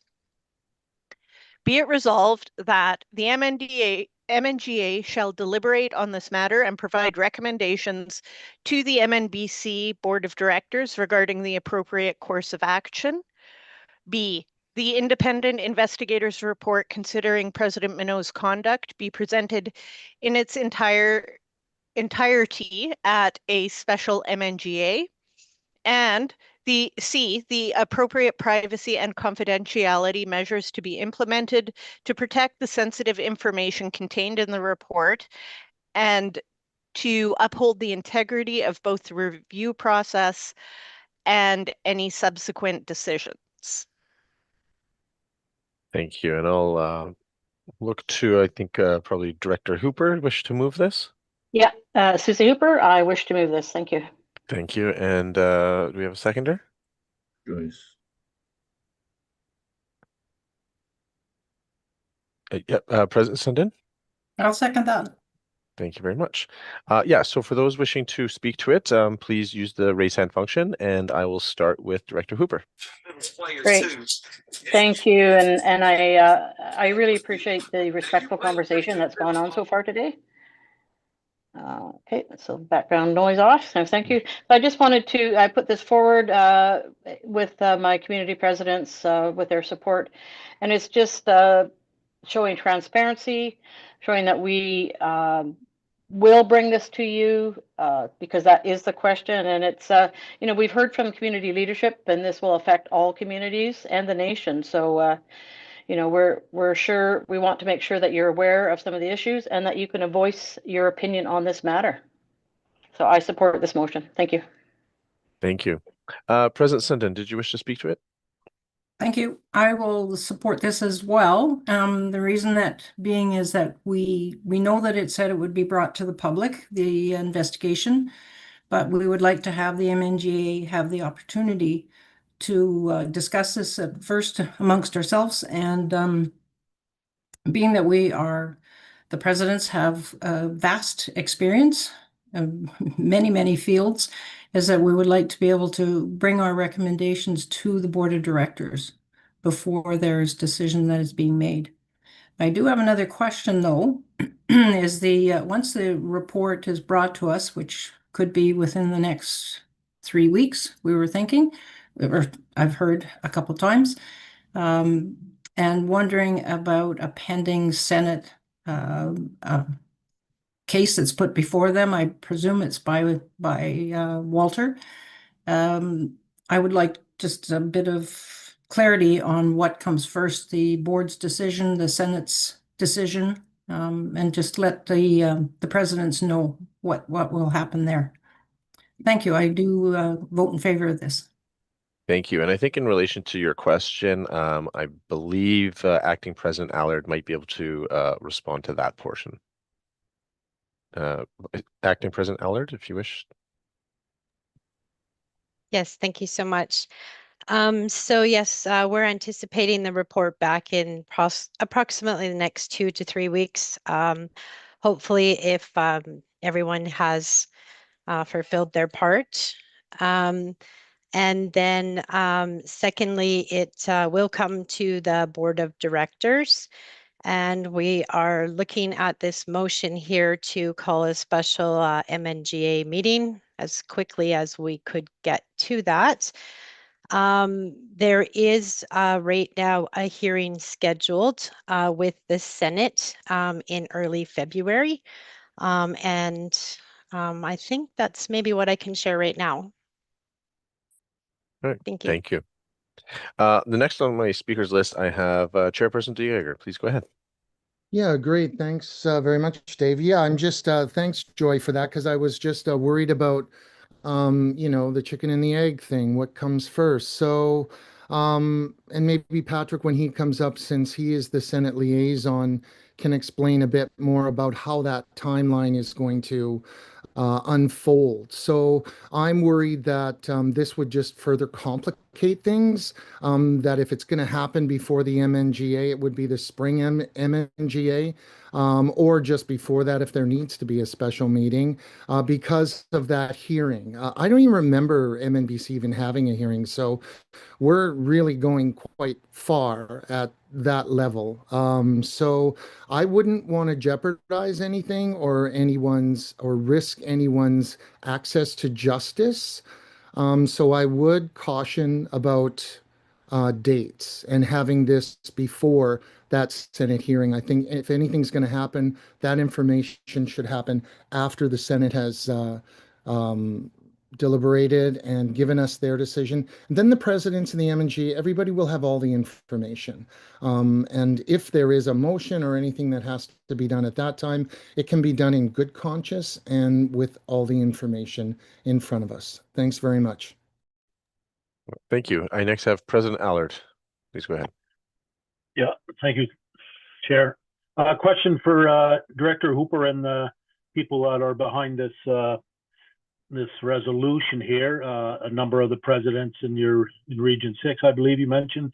So, be it resolved Section A, the MNGA shall deliberate on this matter and provide recommendations to the MNBC Board of Directors regarding the appropriate course of action. When is that supposed to happen? Is this what we're actually doing right now? Or if we pass this, we're going to do that after this is passed? And then what do you think about this? I'm guessing the people that support this, presented this resolution must have some ideas of appropriate course of actions if it relates to deliberating right at this point and not after the investigative report comes out. I'm a little bit confused on this one. This was brought up initially. I do think the deliberation that we're having now is worthwhile and warranted, but I'm not entirely sure of a few things in here. Thank you. Thank you. And I'll turn it to Director Hooper if she wishes to respond. But from what I can see, the intention in Part B there is that there would be a special MNGA where it would be presented. So obviously the date of that MNGA couldn't be put in here because the date of the receipt of the final report is not yet known. It's just estimated. That's my understanding. And then it would be to discuss the and then it would also need the time to take those confidentiality measures, what may be required going into either of the report itself or preparation within the MNGA or the special MNGA for that purpose. And then so have the discussions about it and within this body to make any perhaps recommendations for the board to consider. That's how I understood it and how I heard from Susie. Is that am I kind of online there? Yeah, Okay. exactly. Not to be deliberated today, but to be deliberated at the set special MNGA. Once the report's been received, yes. Correct. Okay. And that's why no Okay, dates could be put in. Okay, thank you very much. Yeah, that clarifies it for me. Thank you. The next speaker I have is Director Harriet. Please go ahead. Patrick Harriet, Region 1 Director. First, maybe I'll speak to what Chairperson Jaeger was talking about. So there is a Senate appeal, and it's appealing a decision. It will not consider the results of the investigation, so I see these as two separate things. So putting that out there. And the comment that I was going to make is, while our governance documents say that the ultimate decision rests with the board, I've heard from several community leaders, many of who are on the call today, that they deserve to weigh in on things that are this important to the nation. We did this when we were leaving the Métis National Council, for instance. So that's why I'm in favor of this. Thank you, Director Harriet. I got Chairperson Carrier next, please.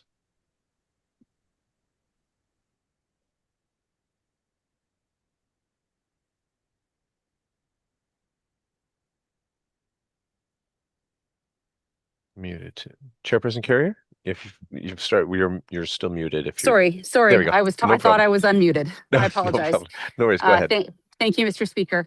Thank you, Minister Hooper, for bringing this forward. I do believe at the heart of this that it is important for our citizens and our communities to have transparency. However, at this point, I think that the motion does need some work. I do believe that our community presidents know that it was the executive who suspended the president. So I think in the context of this motion moving forward, it would be important for all of our MNGA members to understand the context under which President Minot was suspended. And I also believe that to amend this motion, we need to have it very clearly stated what the terms of reference were for the investigation and any amendments to those terms of reference as the investigation has moved forward. It's an important context for our presidents to understand, because if we don't understand the context of the investigation and the terms of reference and how the investigator was directed, then we can't make well-informed decisions. Thank you. Thank you, Chairperson Carrier. Leader Lewis, please. Thank you, Mr. Chair. This is the first time I've actually seen the word conduct, and I've heard different rumors and et cetera, as why President Minot was, you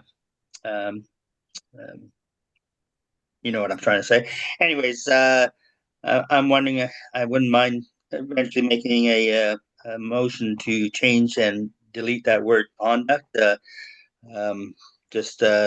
and making it not so liable or labelous. And also, is the proper process being followed in that, as mentioned by President Carrier there, that the executive did relieve Mr. Minot, or whatever the word is. Is there any conflict of interest or anything that the executive team will be involved in the decision of the findings? Because is there any conflict of interest? I'm just curious. Thank you. I'm not sure who might be best to respond. Maybe Acting President Allard might be able to respond to some of those.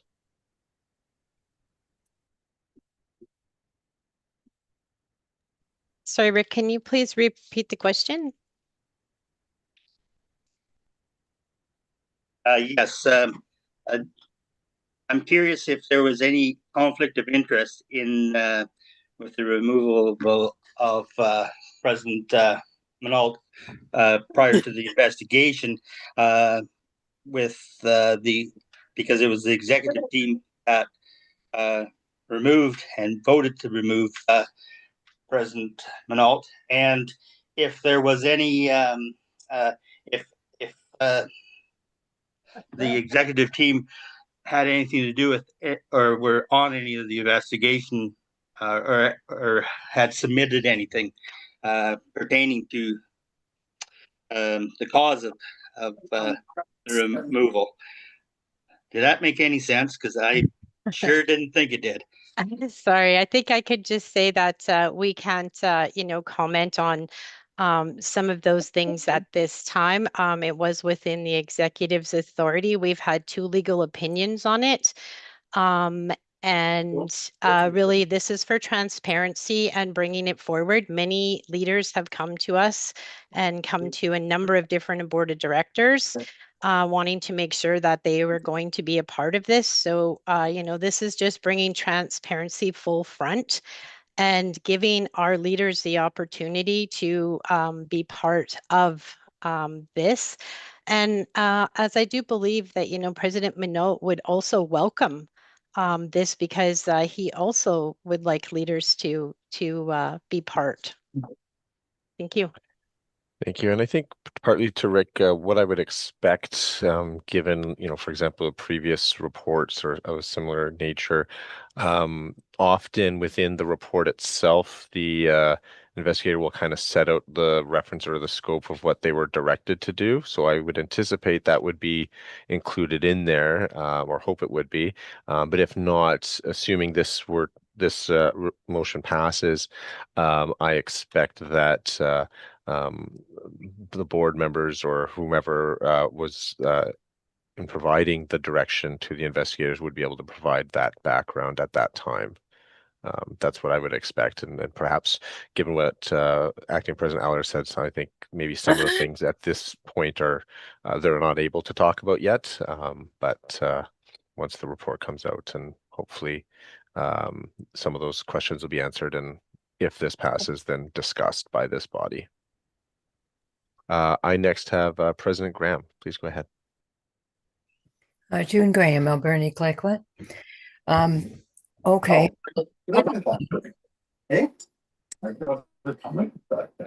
Can I get everyone to mute themselves if they're not speaking? It should just be President Graham. Okay, I've got a couple things here. As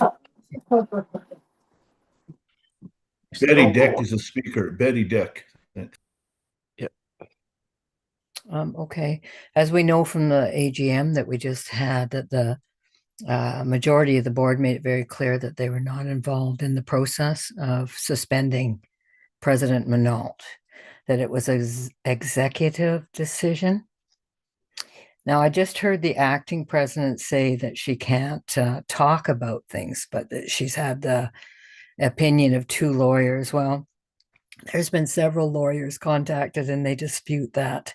What you say your lawyers say is okay. So I'm asking straight out, is there any conflicts of interest that need to be disclosed here today? And if in fact it's not, and then it comes out at the end of the day, what are the repercussions for this not being done properly? And we cannot talk for President Minot. We can't say this is what he would want to. He can talk himself. So what I'm asking directly, is there any conflicts of interest that need to be disclosed by the executive committee? Thank you. I'm not sure if Acting President Allard or I see Director Harriet, if you wish to respond. Yeah, Patrick Harriet, Region 1 Director. I am not in a conflict of interest on this matter. Acting President Allard. I'm Melanie Allard. I'm not in a conflict of interest in this matter. Thank you both for stating that. Now we have it in our records. There's one other thing I wanted to comment on that. Yes. And if you are found to be in conflict of interest, what would the repercussions be?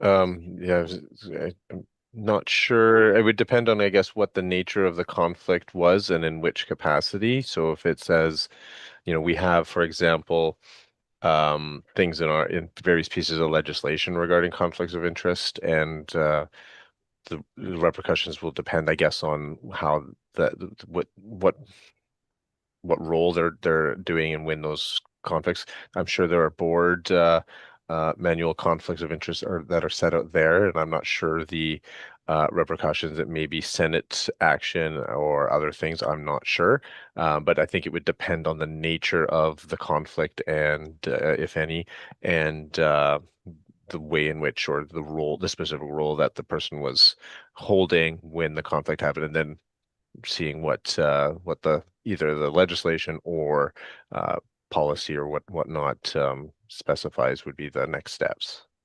I do see a couple of our board members with their hands up if they want to respond, if they're able to provide anything in addition. First hand I see is Acting President Allard. Sorry, mine was a stale hand. Okay, and I have Director Fisher.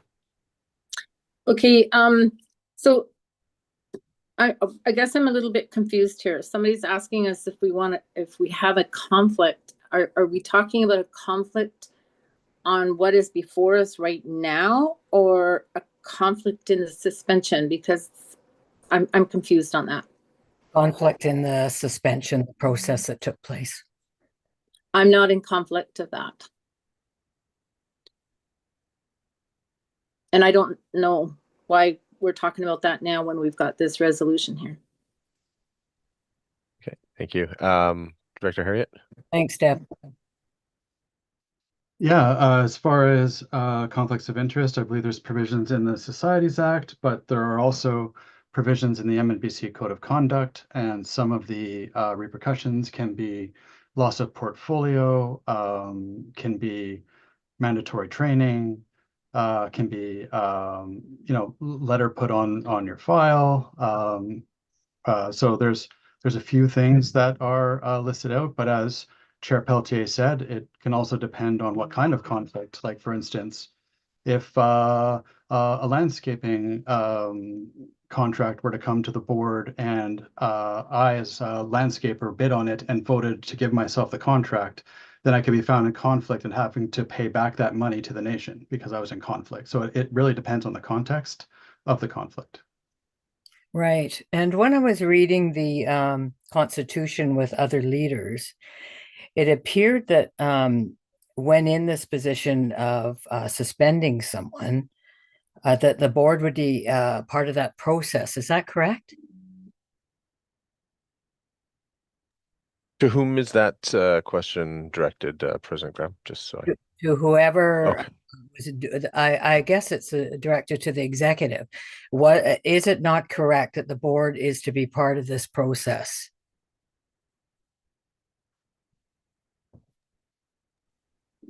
Perhaps Director Harriet, if you wish.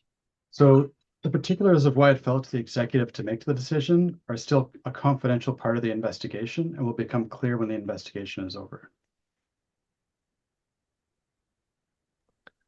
So looks like then I guess we need a few more weeks to have that question resolved. Sounds. Yeah, and for the record, we've heard 3 weeks for quite a long time. Okay. Thank you. The next speaker I have is President Caron. Ron Caron with Vernon District, Métis. I concur what President Lewis. I put it in the chat actually earlier than that, but the word conduct, I think there's got to be a different word there, because there's like I posted in his conduct. There's only 3 people that know what is going on here, and apparently the rest of the board doesn't know. So 3 executive members only know. So his conduct actually is not in question right now. He's suspended for whatever reason. His conduct is not in question here, and it should be stricken from be it resolved B. I think the word needs to change. I don't know what the word or what the language should be, but I'm in agreement it should be removed. My second thing is, Minister Harriet has identified himself as the Region 1 director. Is he currently acting as Region 1 director here representing, or is he representing as the interim vice president at this table today? That's my other question. And not to beat him up, but just it's just a question. Yeah. Yeah, Director Harriet at the beginning this morning in a question from Leader Lewis had clarified that he was here as the director of Region 1. I don't know if that's changed, and I'll let him respond, but that's when we did our initial call, Leader Lewis had a similar question, and I thought Director Harriet responded at that time. That's correct, Mr. Chair. Thank you. With regards to the question about removing the word conduct, I'm seeing Director Hooper's hand, and I'll turn it to Director Hooper to respond. The way I would expect that there would be no issue just saying the report concerning President Minot, but if that's an issue, but I'll turn it to Director Hooper as the mover. Awesome, thank you. Yeah, no, good point, very valid, and I appreciate the comment. So it would be removed at like I don't know if you call it a friendly amendment, just to remove it in the first whereas, and as well in the further be it resolved. The first further be resolved if my seconder is in agreement with that, if that's how we do it. I totally agree. So thank you for catching that. Yeah, I know it's a President Sundin, is there an issue? I know it's a bit not the normal necessary process, and the reason why I'm doing this isn't like a legislative kind of change, and I don't think it really affects the content of it by removing that word, but and so that's kind of where I'm at this point. What I might suggest is if there's any. And I have Director Dieger, Director Fisher, and President Adams's hands up. So I've got you on my list. If you could lower your hand just for a second, and I'll ask if there's any objection to removing the words or reference to the word conduct within the resolution or the motion. As seconder, I don't have any concerns at all. Just the second line up from the bottom, if Nicole, you could just remove the word be to uphold the integrity. Yeah, thank you. I'm not seeing any objection. Thank you. Yeah, so we will remove those words from the reference there, and then I'll go back to my speakers list, and I had Chairperson Dieger next. Yeah, I won't say that there is a conflict of interest, but I will certainly say that there could be a perception of the person putting this motion forward, that there is a perception of a conflict. So I think we're in very, very dangerous territory legally by even trying to work our way to amending and passing this. We have a system in place. The wheels are turning. This could be some kind of interference. This is not the timing to be putting this forward. If it was somebody else, I would say, yeah, but there's a perception here. So that's all I'll say. I don't think this is a good idea to go here. I think we need to wait. It's already out there when the executive suspended the president that the results would be public. I think trying to dance around that in any which way or form is not gonna land anyone in favor of the law or our rules. So just putting it out there. Thank you. I did have Director Fisher, if you wished to speak to this. Well, I actually thought it was a great thing to bring forward. I totally agree with changing some of the language. That's why we do this. We put it up there and then we wordsmith it until it doesn't do harm. I thought this was based on what I know I've been hearing from my citizens in my region and my presidents, that we want this to be an open process. The other way I look at this is people keep on thinking people are guilty without going through the process. I believe that people are innocent until proven guilty. And if that's changed in our country or in your own mind, I would really have some serious issues with that. Because as far as I'm concerned, I don't know anything more about the report than anybody else. If the report comes out and it's all good, it 100% clears President Manault. If it doesn't, then we deal with it the way that we deal with things. So I don't want it to look like it's a presumed guilt right off the start. Absolutely not. But I believe I've been hearing it from citizens and presidents that they want to have a say. I think the other thing that I've heard is when we did make that decision about the MNC, how it actually worked for us in our governance. It was not just the board of directors that made that decision. That was a decision made by all of us on a whole. And it felt wonderful to be able to do that. It felt incredible to have that support. So it's a process. I don't think it's perfect, but I don't also think that it's a bad process. I would love to be able to have the support, the guidance around this in the end when we get it. But please don't presume that President Manault is guilty. I presume once I have the facts in front of me. And he deserves, and anybody going through this deserves to have an opportunity to have it totally cleared if that is the facts. That's how I look at it. So for me, I'm going to support this because I think it allows our MNGA to have the voice they deserve. Thank you. I have 4 other hands up. I'm going to go to President Copeland, who has not yet spoken, and then I'll go to the other speakers for a second time. President Copeland, please go ahead. Hi. So I just want to say this, and I might be completely out of line. As soon as this was put on global news, the whole country thought he was guilty before being proven innocent. So I'm not sure if there's a way we could do this in-house before this is ever put out. I don't know, but to me, he looked guilty before innocent. Thank you.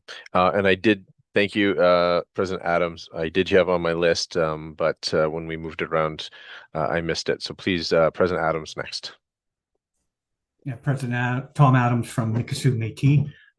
My question is if we happen to go through this process, is the president going to be allowed to speak at the MNGA to make it a fair process?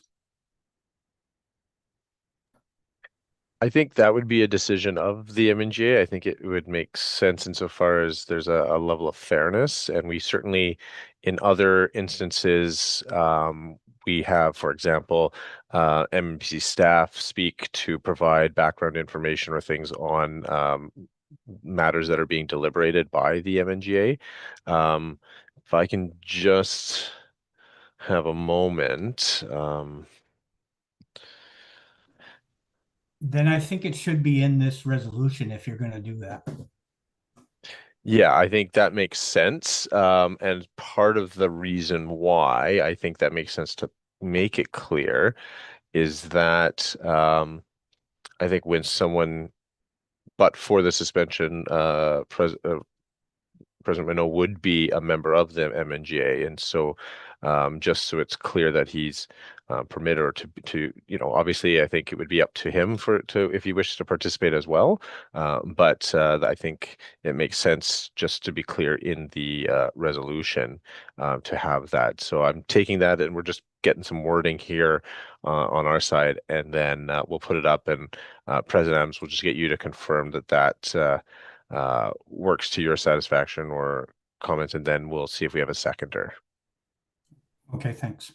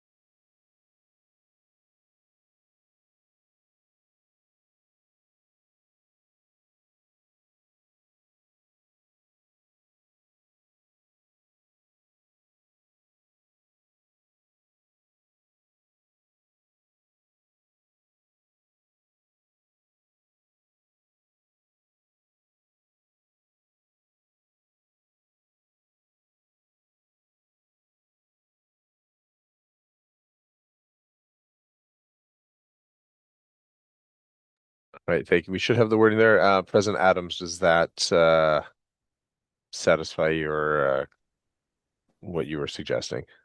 Yeah, that works for me. Thank you. Do we have a seconder for that? Richard Lewis. Yep. Cowichan Valley Métis. I second. Thank you. So if I can just have everyone just pause just for a second. For speakers on the main motion, I do have I would have gone to Leader McDonnell as a first speaker who hasn't spoken yet. Then I had Chairperson Carrier and President Graham. I'll keep those names. If you wish to speak to this part of it, the amendment to add, you certainly can do both if you wish at this point, or can just wait then, and once we deal with the proposed change to add the invitation. Leader McNell, I'll leave it if you wish to speak to that. No, I actually just wanted to make a comment about the entire, what we're doing at this moment. And I guess, I know my brain's getting old and tired, but I'm kind of confused.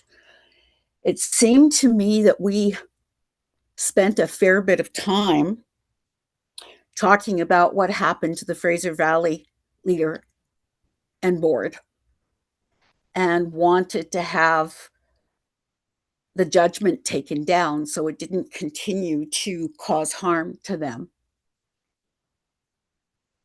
And now we're saying that it's different for a leader of MNBC. And please do not think in any way that I'm saying that our leader, Walter, is in any way guilty of anything.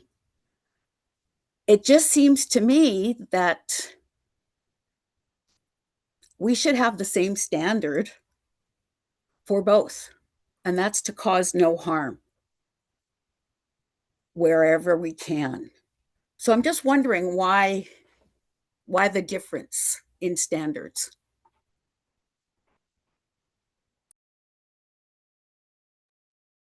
Not sure who that's directed to, but from what I see, I think it's the process that has gone through, whereas the Fraser Valley matter appeared to have been, and again, I'm not familiar with it, so I'll be frank, but from just looking at the heading, that it was brought by, when you look at the style of cause or the heading of the decision, it was brought by an individual, or allegations were made.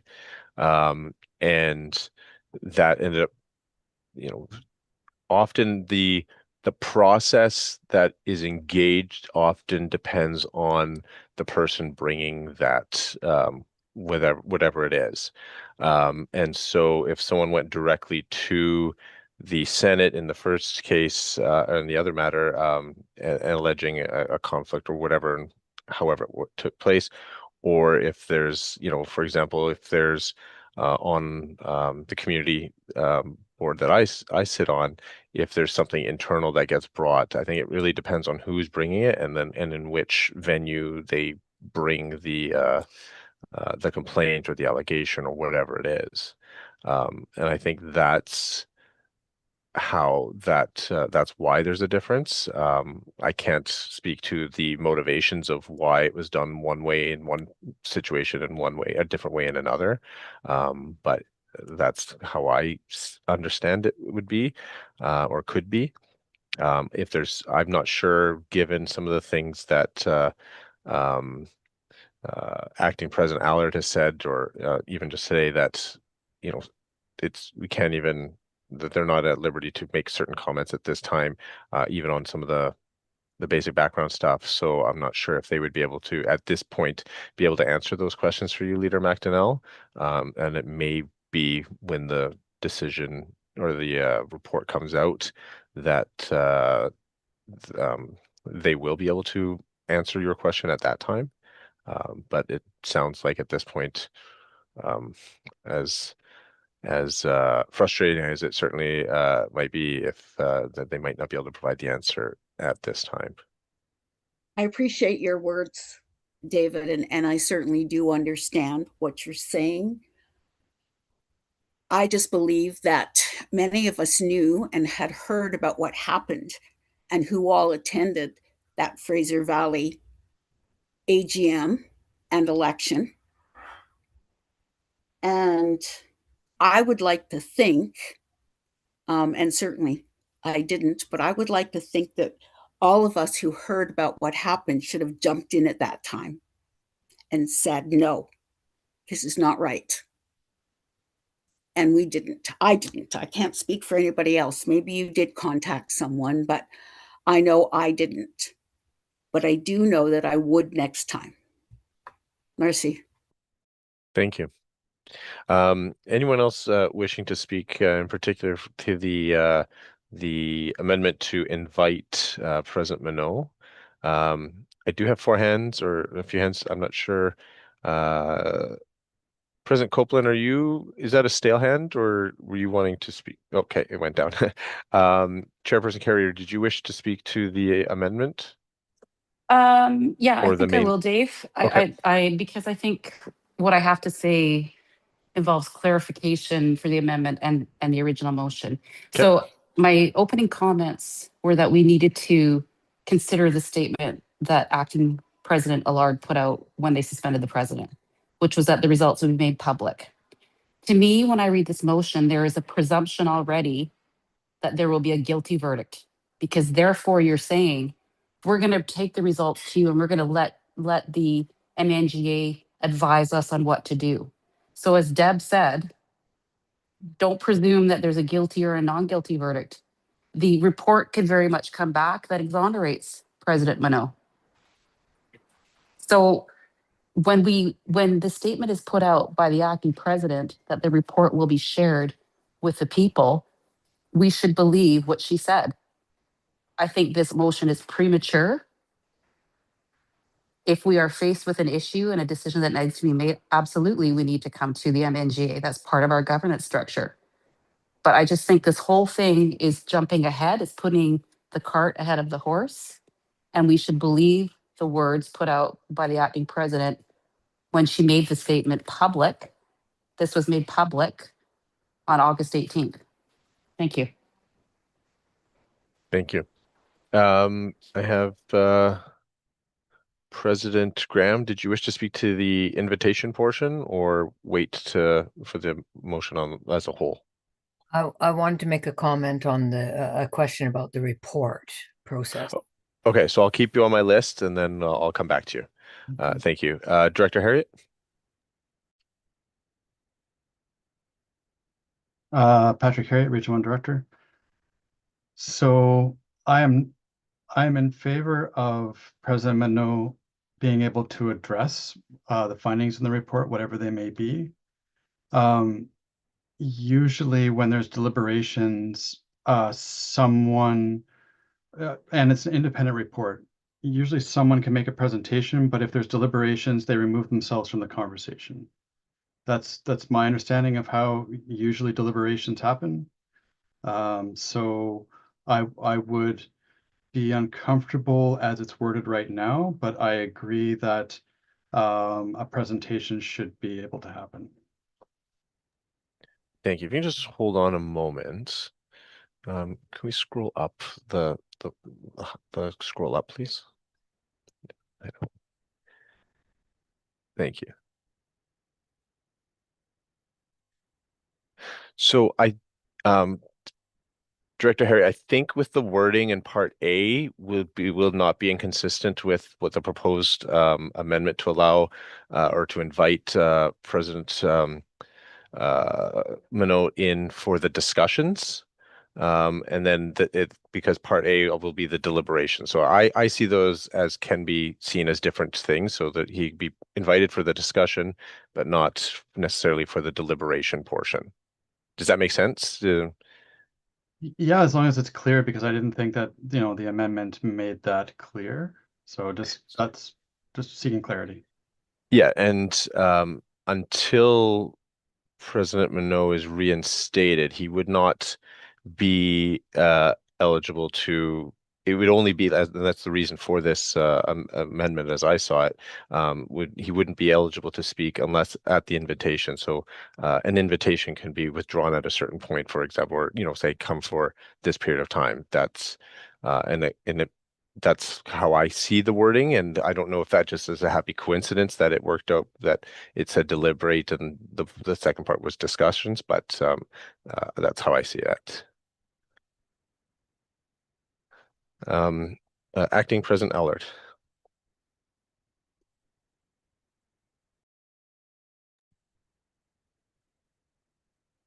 Sorry, yeah. So I'm just trying to go through all of this. So I don't know that I could agree with the amendment that has been placed on, if that's what we're talking about right now.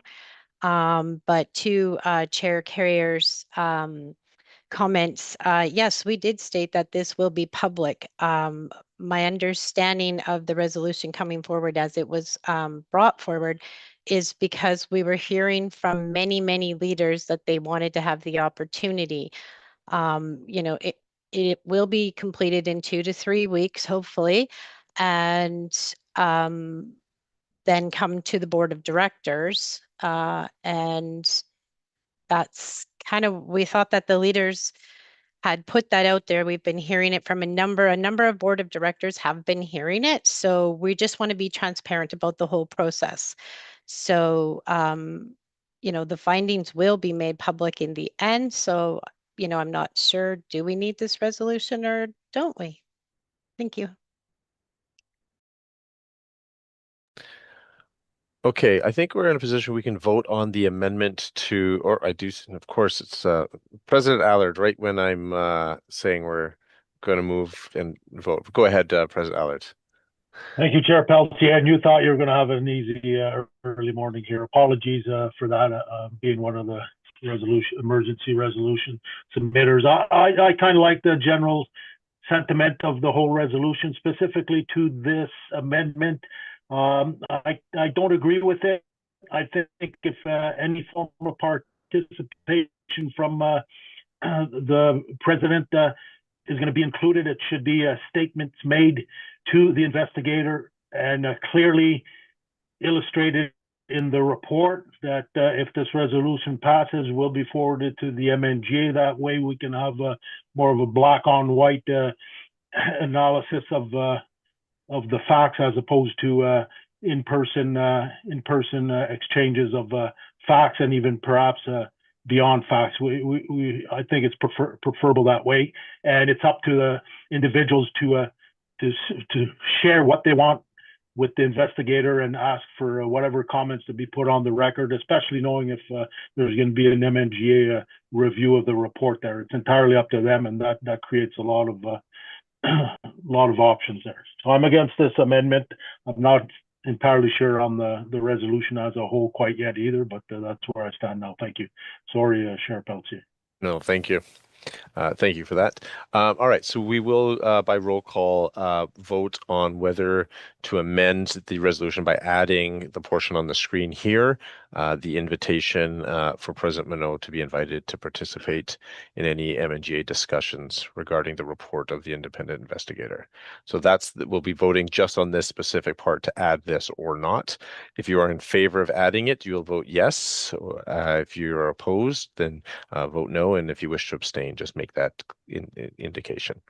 I'll turn it to our clerk.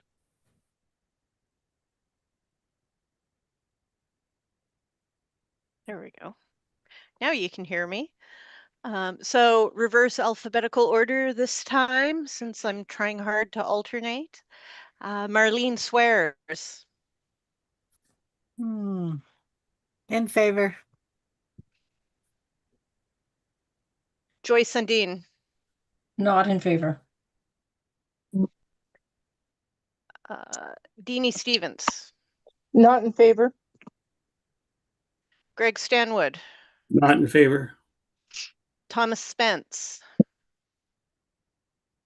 Not in favor. Mert Servatius. Mert. Okay. Valerie Pace.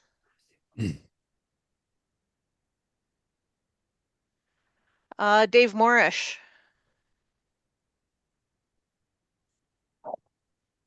Abstain. Thank you. Sean McGinnis. Not in favor. Oh, I got it on here. Betty Ann McDonnell. Not in favor. Don McConnell. Opposed. Rick Lewis. In favor. Charlotte Lever. Opposed. Alan Lavallee. Opposed. Anthony Creelo. Opposed. Travis Jobin. Opposed.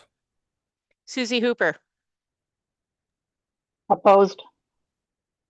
Lloyd Hogue. Opposed. Patrick Harriet. Opposed. June Graham. Absolutely in support of it, yes. Tony Goulet. In support. Feb Goulet. I'm going to abstain only because I've just joined and I didn't hear any of the discussions. Tracy Good. In favor. Dean Gladue. In favor. Rainey Gervais. In favor. Paulette Flamond. Not here. Deb Fisher. Opposed. Kim Finlayson. Abstain. Suzanne Fiddler. Opposed. Ross Everett. Opposed. Cheryl Dodman. Opposed. Betty Deck.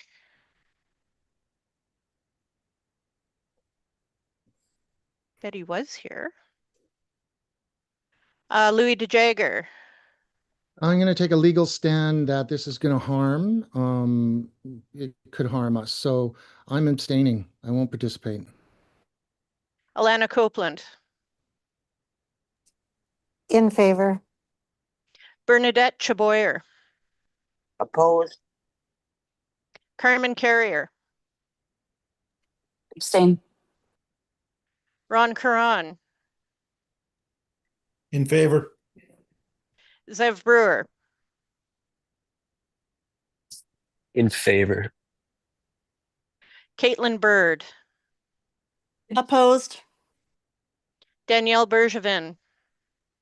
Abstain. David Allard. Sorry, opposed.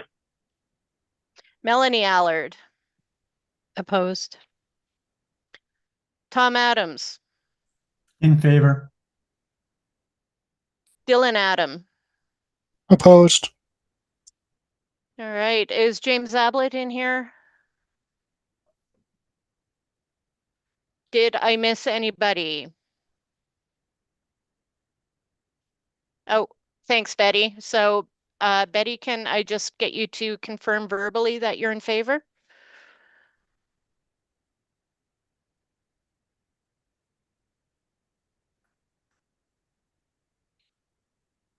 Yeah.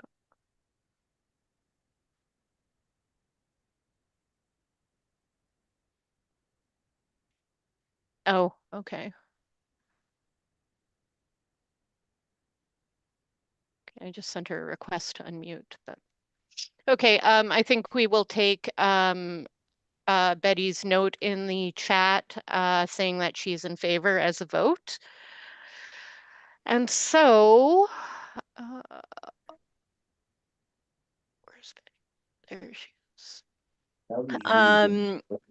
The amendment is defeated with 12 in favor and 23 opposed. Thank you. Thank you. We'll go back to the main resolution. Excuse me, and I'll go next to President Graham. June Graham, Alberni Clayoquot. A few thoughts here. I encourage the folks to notice the folks on our board that have chosen to silence our president. So in all fairness, President Manold has the right to defend himself to the nation and the people that elected him. He was elected provincially, and he has the right. So now let's talk about the report when it comes through, the independent report. Will the MNGA get the report, the unbiased one from the investigator? So not ones with your notes and your changes on it. The original report from the investigators. And then the versions added with all changes, recommendations, and who made them, because it's important to stand behind what you are saying. So the words from the CEO, the executive, the board, and what they have contributed to the report. So I'm asking, is the MNGA getting an unbiased report from the investigators, as well as the ones with the recommendations from the CEO, the executive, and the board? Thank you.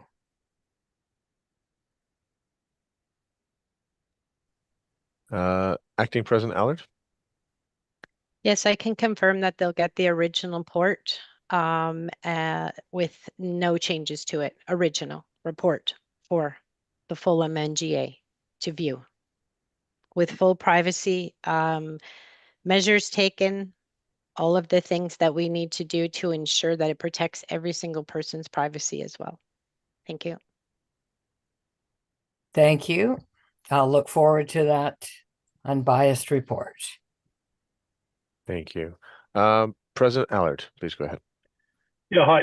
Just a point of clarification, please. The resolution mentions that the MNGA would advise the board of directors on a course of action. Is that correct? Does my memory serve me well? So my question is, can we find out if the final decisions will be made by the board of directors if we're advising them to a course of action? Is the ultimate final decision in the hands of the majority of the board of directors? And that brings up to mind a potential scenario where the MNGA is split, recommends two different courses of action, and then it arrives to the board, and the board is split, and then there's a tie, and then this is a outlying scenario, but it could conceivably happen, and then the tie has to be determined by the acting president. How would that look here? So I mean, I agree, would that be conflict of interest if a tie vote would de facto assure that person the job of the presidency? So some of this strikes me as slightly surreal, and I wholly echo the chairperson's Carrier's comments. This feels premature. I kind of appreciate the intent of the resolution there, but it does seem premature. I will abstain on this here. I potentially may have to go. I have a bit of an emergency happening here, but if I do go, for the record, I abstain, even though my vote may not be recorded. Thank you very much. Thank you, and I hope everything's okay for your emergency. It's not too serious or harmful. No, Okay. it's all good. No, thank you. It's just Okay. just a heads up. No, I appreciate that. Thank you. The next speaker I have is President Copeland. So I just heard the board say that we will get the original report, but then it was said that to protect everybody's confidentiality, does that mean it's going to be redacted? Acting President Allard. After you have the view, I would believe that yes, all copies would be like destroyed. We have to get some sort of non-disclosure agreements and things like that all in place if it gets chosen to go to a special MNGA. We'd have to look at all confidentiality measures, non-disclosures, and all of those things. Okay, just kind of a follow-up. So we will get the non-redacted copies?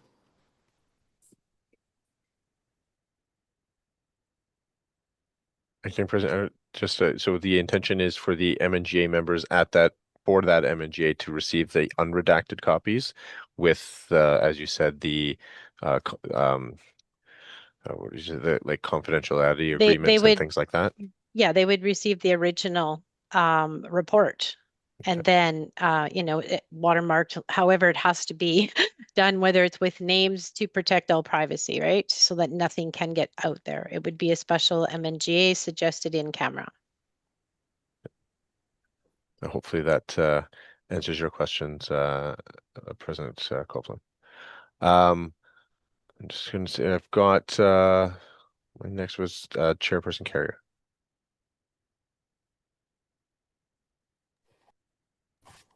Thank you, Dave. Carmen Carrier, Chair Métis Women BC. I would like to make a motion that we withdraw this motion that's on the table. I believe it's premature. We do not have all the facts as a board of directors even. The executive is aware of things that we are not. Personally, speaking for myself, I am not willing to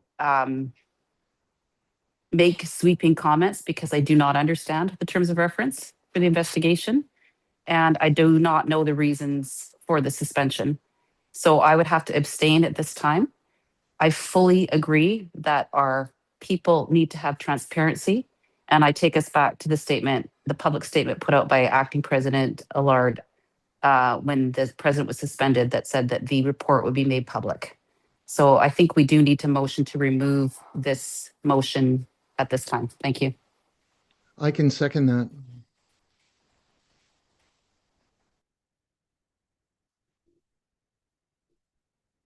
Thank you. If I can just have a moment, just to see the proper procedure that we'll do that, because really, we can vote on it, and the position of or the suggestion from Chairperson Carrier is that essentially to vote no on this and that to reject it. I'm just trying to see if there was a different one for it. Yeah, I think what would the effect is the same if we vote or the suggestion to as you said, remove the resolution for consideration. A no vote once we're done the discussion would have that effect. So basically not agreeing to or not passing that. Isn't it a motion to withdraw, Dave? Like that's legal, is it not in this case?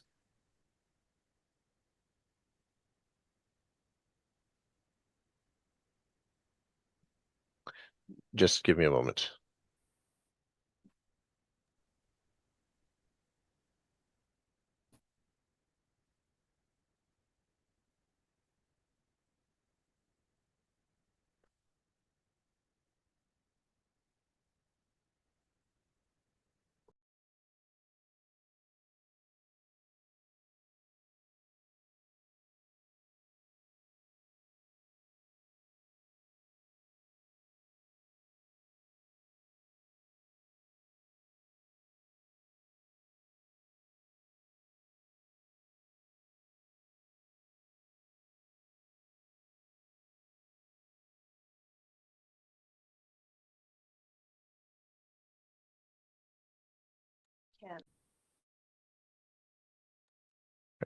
Thank you. Thank you for that. Yes, what we'll do, because that motion to withdraw has been made and it has been seconded. What this means is we are going to have a roll call vote on whether to withdraw the resolution. If that passes, then the motion is withdrawn, and that would be the end of this matter. If it's defeated, we still will then have to vote on the resolution as it is. So in effect, it's two kicks at the can with this, or with the potential same result, assuming everyone's going to vote the same way in both instances, or would have, if I can put it that way. But the motion has been made. There is no debate on the motion, given the Robert's rules, and so we will proceed to a roll call. And it will be, if you are in favor of withdrawing the motion and essentially stopping discussion on this motion, you will vote yes. If you wish to continue and potentially, or to have this go forward, then you will vote opposed. So this is a vote to withdraw the motion. And if it's anyone that's just not quite clear, please raise your hand, or we can do this before the vote starts. But this is a vote to withdraw. So if you're in favor of withdrawing it.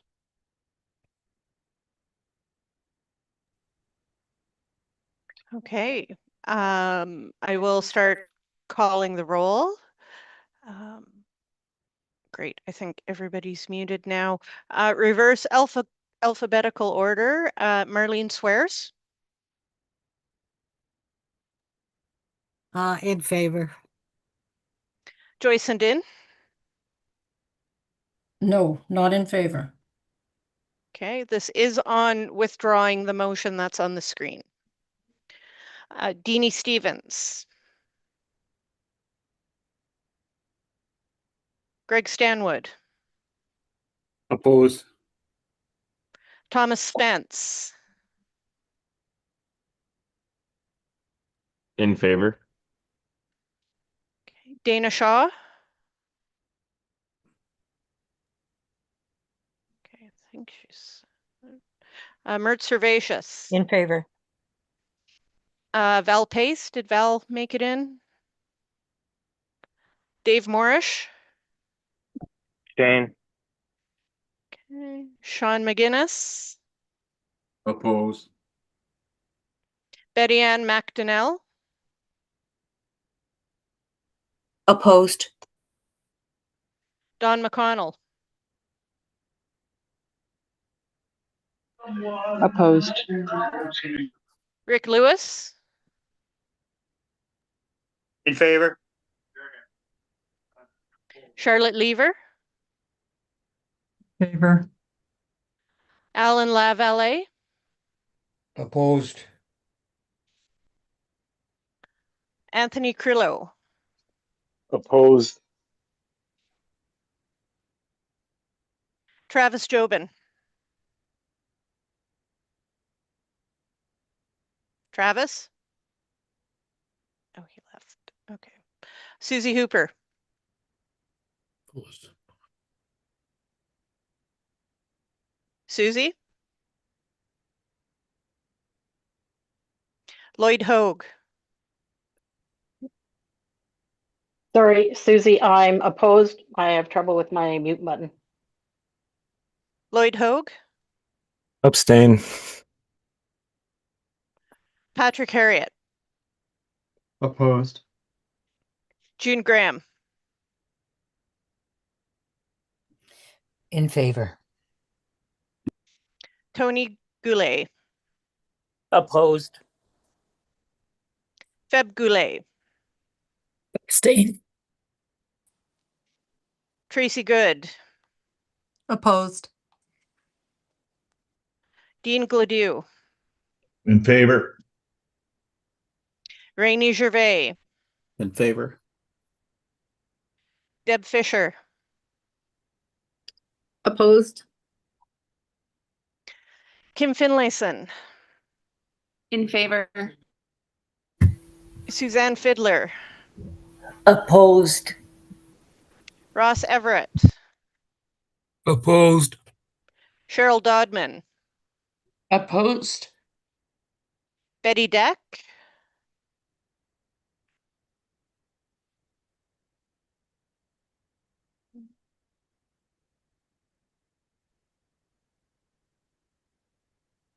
Betty,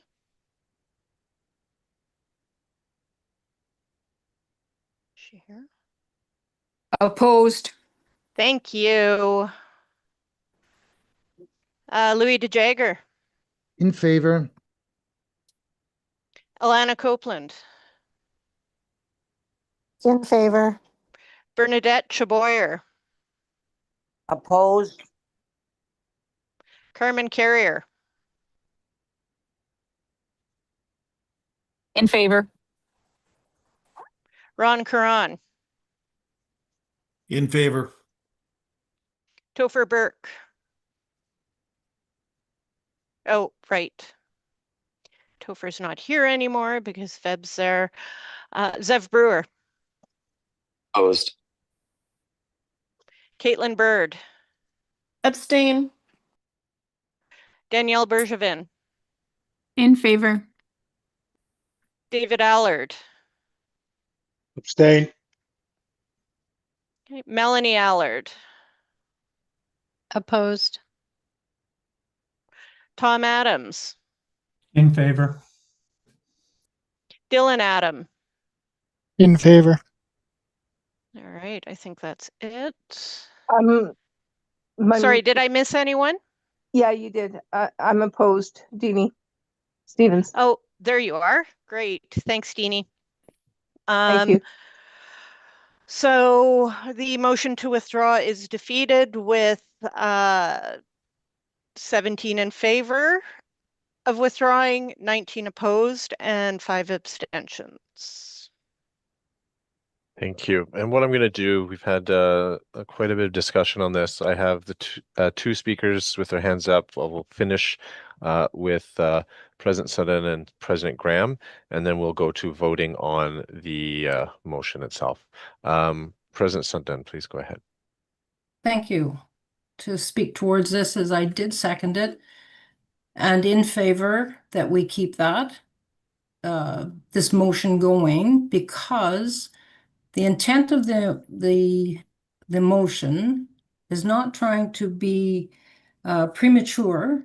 It is trying to say that the presidents of the MNGA have the courtesy of being able to, before it goes public, have the courtesy to be able to review the independent investigation report.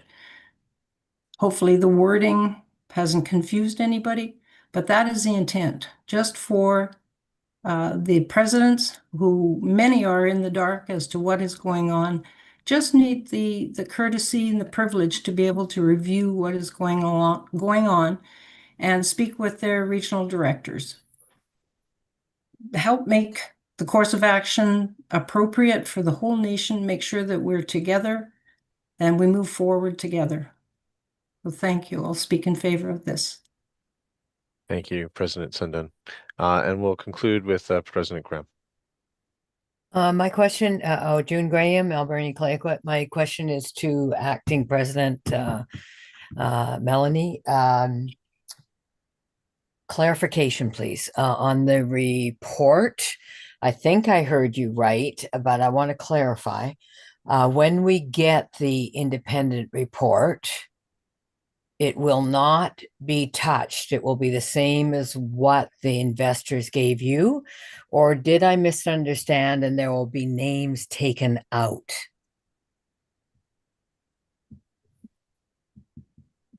It will be, sorry, go oh, ahead. sorry. Thank you. Yeah, so it will be whatever the investigator gives to us. So whatever comes to us, because we haven't seen it, we don't know, right? Whatever comes to us is the full intention of sharing. Marcy. Thank you. Thank you. All right. We will again proceed by way of roll call. This is now if you're in favor of the motion that's on before us, to that the MNBC shall deliberate on this matter and provide recommendations to the MNBC Board of Directors regarding the appropriate course of action, as well as parts B and C below that. So if you are in favor of this, you'll vote affirmatively yes or in favor, and if you are opposed, you make that choice indicated as well. Then go ahead, I'll turn to our clerk. Thank you. In alphabetical order, Dylan Adam, Abstain.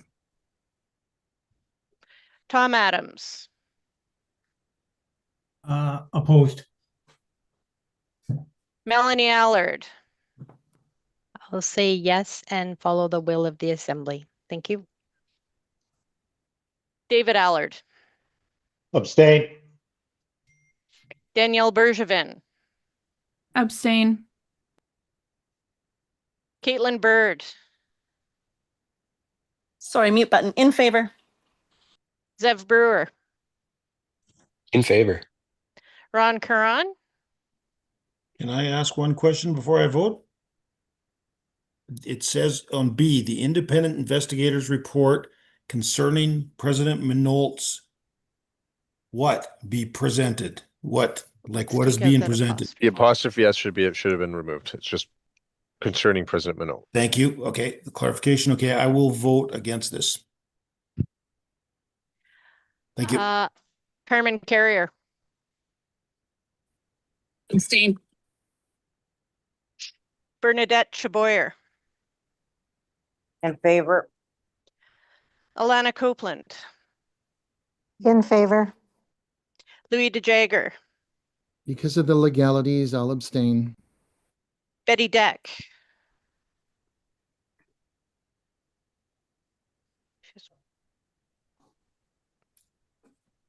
Betty, In favor. thank you. Cheryl Dodman, In favor. Ross Everett, In favor. Suzanne Fiddler, In favor. Kim Finlayson, Abstain. Deb Fisher,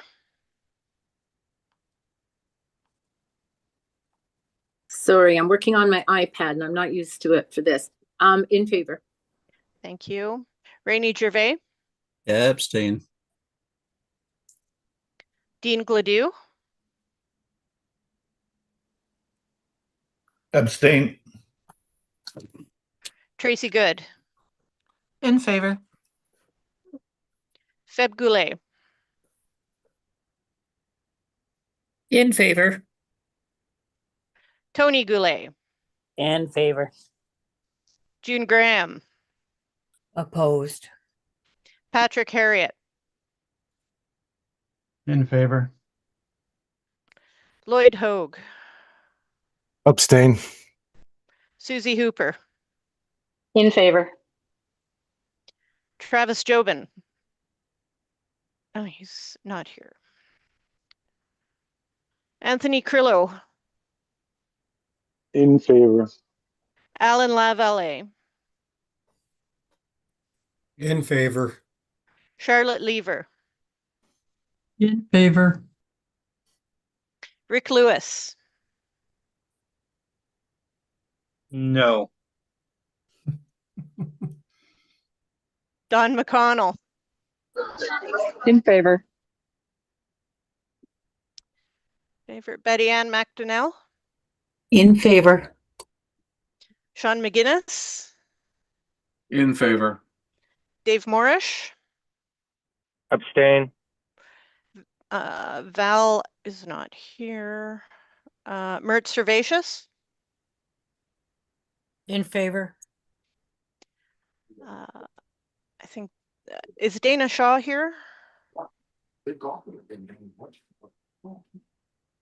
Same name, Thomas Spence. In favor. Greg Stanwood. In favor. Deanie Stevens. In favor. Joyce Undin. In favor. Marlene Swears. In favor. And with that, the resolution passes with 27 in favor, 4 opposed, and 10 abstentions. Thank you, everyone. And again, I want to thank everyone as well for the respectful discussion throughout the day as well. We are now on our final bit of business. And what I'm going to suggest, I'll turn over to, or I'll invite President Copeland to come on. And this is in relation to the funds and the funding that she requested to have added to the AGM or to the MNGA agenda. And so I'll turn it over to, or I'll invite President Copeland. Hi, sorry, I know this is actually not an MNGA based problem, but I have been trying for a long time to get this resolved. So Dan Pope, myself, and Val Pace came to a few meetings. We chased around the Canadian energy regulators for a year and a half, 2 years, and we were involved in getting a payout for Region 7, which amounted to $140,000. I gave that to a few of MNBC people, and then I gave it to our chief financial officer and the ECDev guy, Peter and Anna, in 2024 at the AGM. And at our 2025 AGM, Peter told me he forgot about it. So to me, it looks like MNBC had to sign something, but it was never done. And I mean, I wonder what's happened to our $140 for Region, $140,000 for Region 7.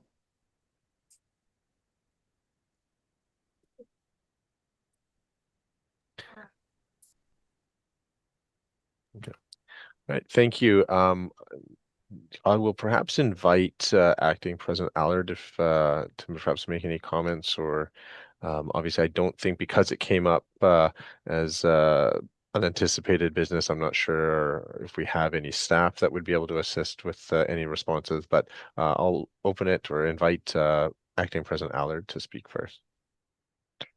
Yes, thank you so much. And thank you, Alana, for bringing that forward. There isn't any staff available right now, but I did reach back. Anna is currently off right now, and we can get a hold of them on Monday and reach back out to you to see exactly what happened. We didn't have any idea of this. There isn't anyone to reach, but between Anna and the financial team, we'll be able to do that and get back to you as quickly as we can, if that helps. Just there's no one available today. Okay, well, thank you. I just hope that, I mean, we've probably lost this money. It's been going on for a couple of years. I don't know what else I can do on my end.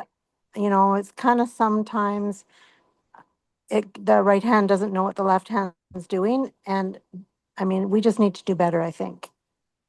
Thank you. And I've taken note, action item. I will be on it first thing on Monday for you, and I'll reach out. Thank you. Okay, thank you. Appreciate that. Thank you so much. Was there any other further discussion?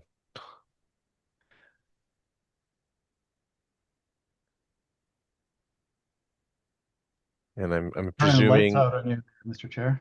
Yeah, I know. They're trying to kick me out of here. I see President Graham. June Graham, Alberni Clakewood. Just a quick question while we're on money. Did we renew a lease for head office? Acting President Allard? I have to go back and look at the minutes for any meetings that we had, but I'd be happy to get back to you, June, and let you know. Thank you. Because that would be for about 7 years, maybe about $10 million.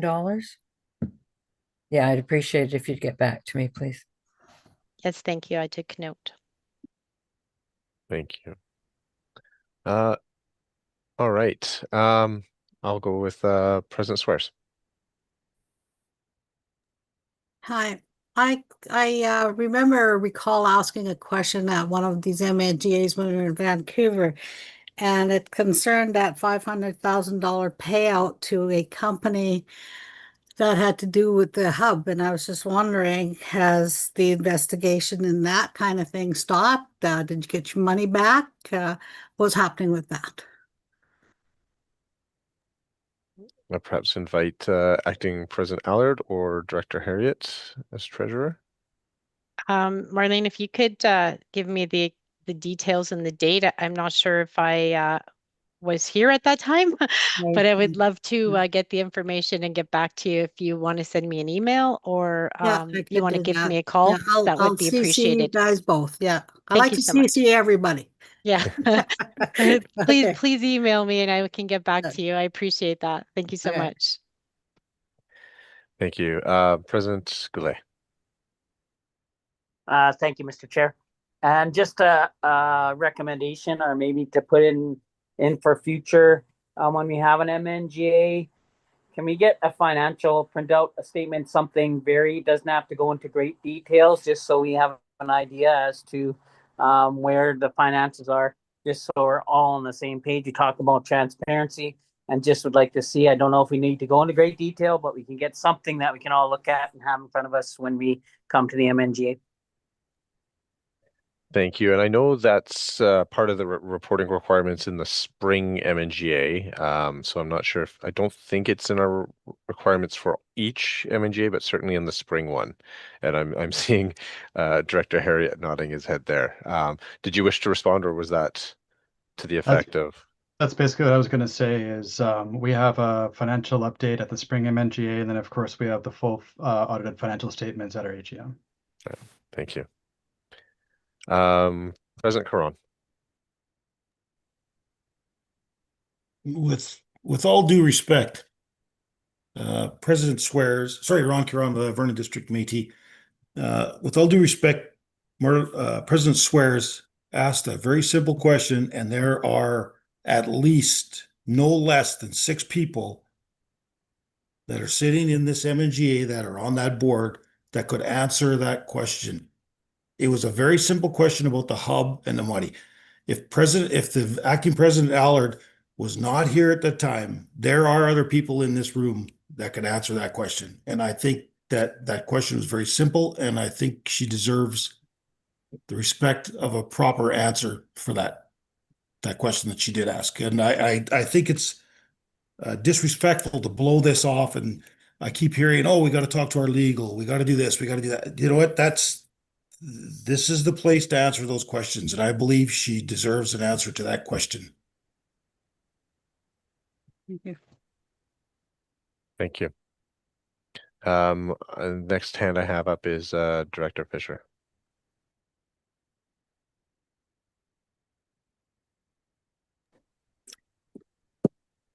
So I wanted to say 2 things. Number one, I just want to say thank you to everybody for joining us. I also want to relay a message or a question that I think that we need to propose is when we hold this December MNGA, it creates havoc amongst our charter communities. I know that we've got a bunch of presidents right now that are having to leave because they have their charter community Christmas events. And I think it's really important for us as regional directors to be able to at least try and attend some of these events. I know I most certainly would like to be able to do that. So I just would like us to kind of review the dates. And I just want to say that I wish everybody a very Merry Christmas. And my thoughts are for all the people that aren't going to have a warm bed in the next couple weeks. that my heart goes out to them. Thank you for the comments and the sentiments for sure. Not seeing any other hands, and I think we've therefore hit that last portion of our business or completed that. We do not have a senator lined up for the closing prayer. I think just given the original timing that with the anticipated agenda coming into today, we don't unfortunately have a senator. Is there anyone willing to provide a closing prayer?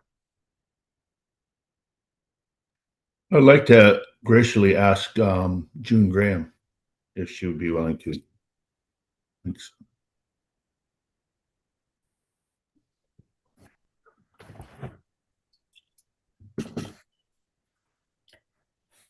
Creator, we come before you on this day and we are grateful and we're thankful for this opportunity we had today to listen to each other and to try to understand. I pray that we take all of this information home and we mull it around in our mind and make our own decisions about our nation. I ask that you bless each and every one of us and our bravery and our courage and our humbleness that it took to speak today. And I ask that you bless each and every one of us in this holiday season and to bless those the most that are without. I ask that you bring warmth to those that are in the cold, and I ask that you bring food to those with the empty bellies. And I ask that we all have a heart this Christmas and that we share and we give and we love. We take that pot of soup down to where we know the folks gather and we fill their bellies with hot nutrition. Creator, I ask that we each get that in our minds and our hearts this season, that we reach out and we help those that are hurting and those that are less fortunate, those that are on drugs, those that are addicted, those that have lost loved ones, and those that are going through the first Christmas without somebody. Please put your hand on them.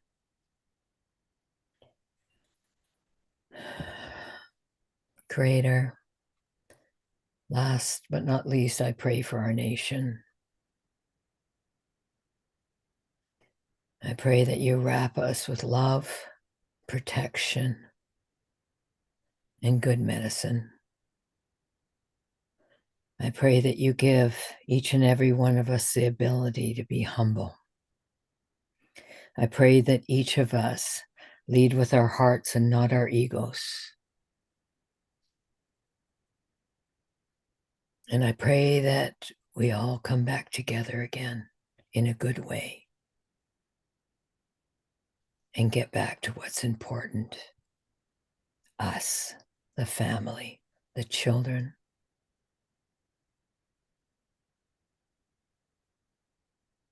Creator, thank you for listening.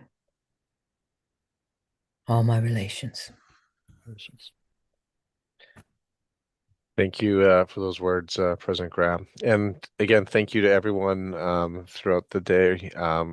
Respectful conversation and discussion. It's always appreciated. And I guess I'll see most of you next year. Motion to adjourn. Merry Is there- Christmas. I heard motion. Do we have a seconder? Second it. Thank you. Unanimous consent? Unanimous consent. All right. Take care, everyone. That's the Take season, care, everyone. everyone. Bye. Merry Christmas, everyone. Merry Christmas. Merry Christmas. Merry Christmas. Ho, ho, ho.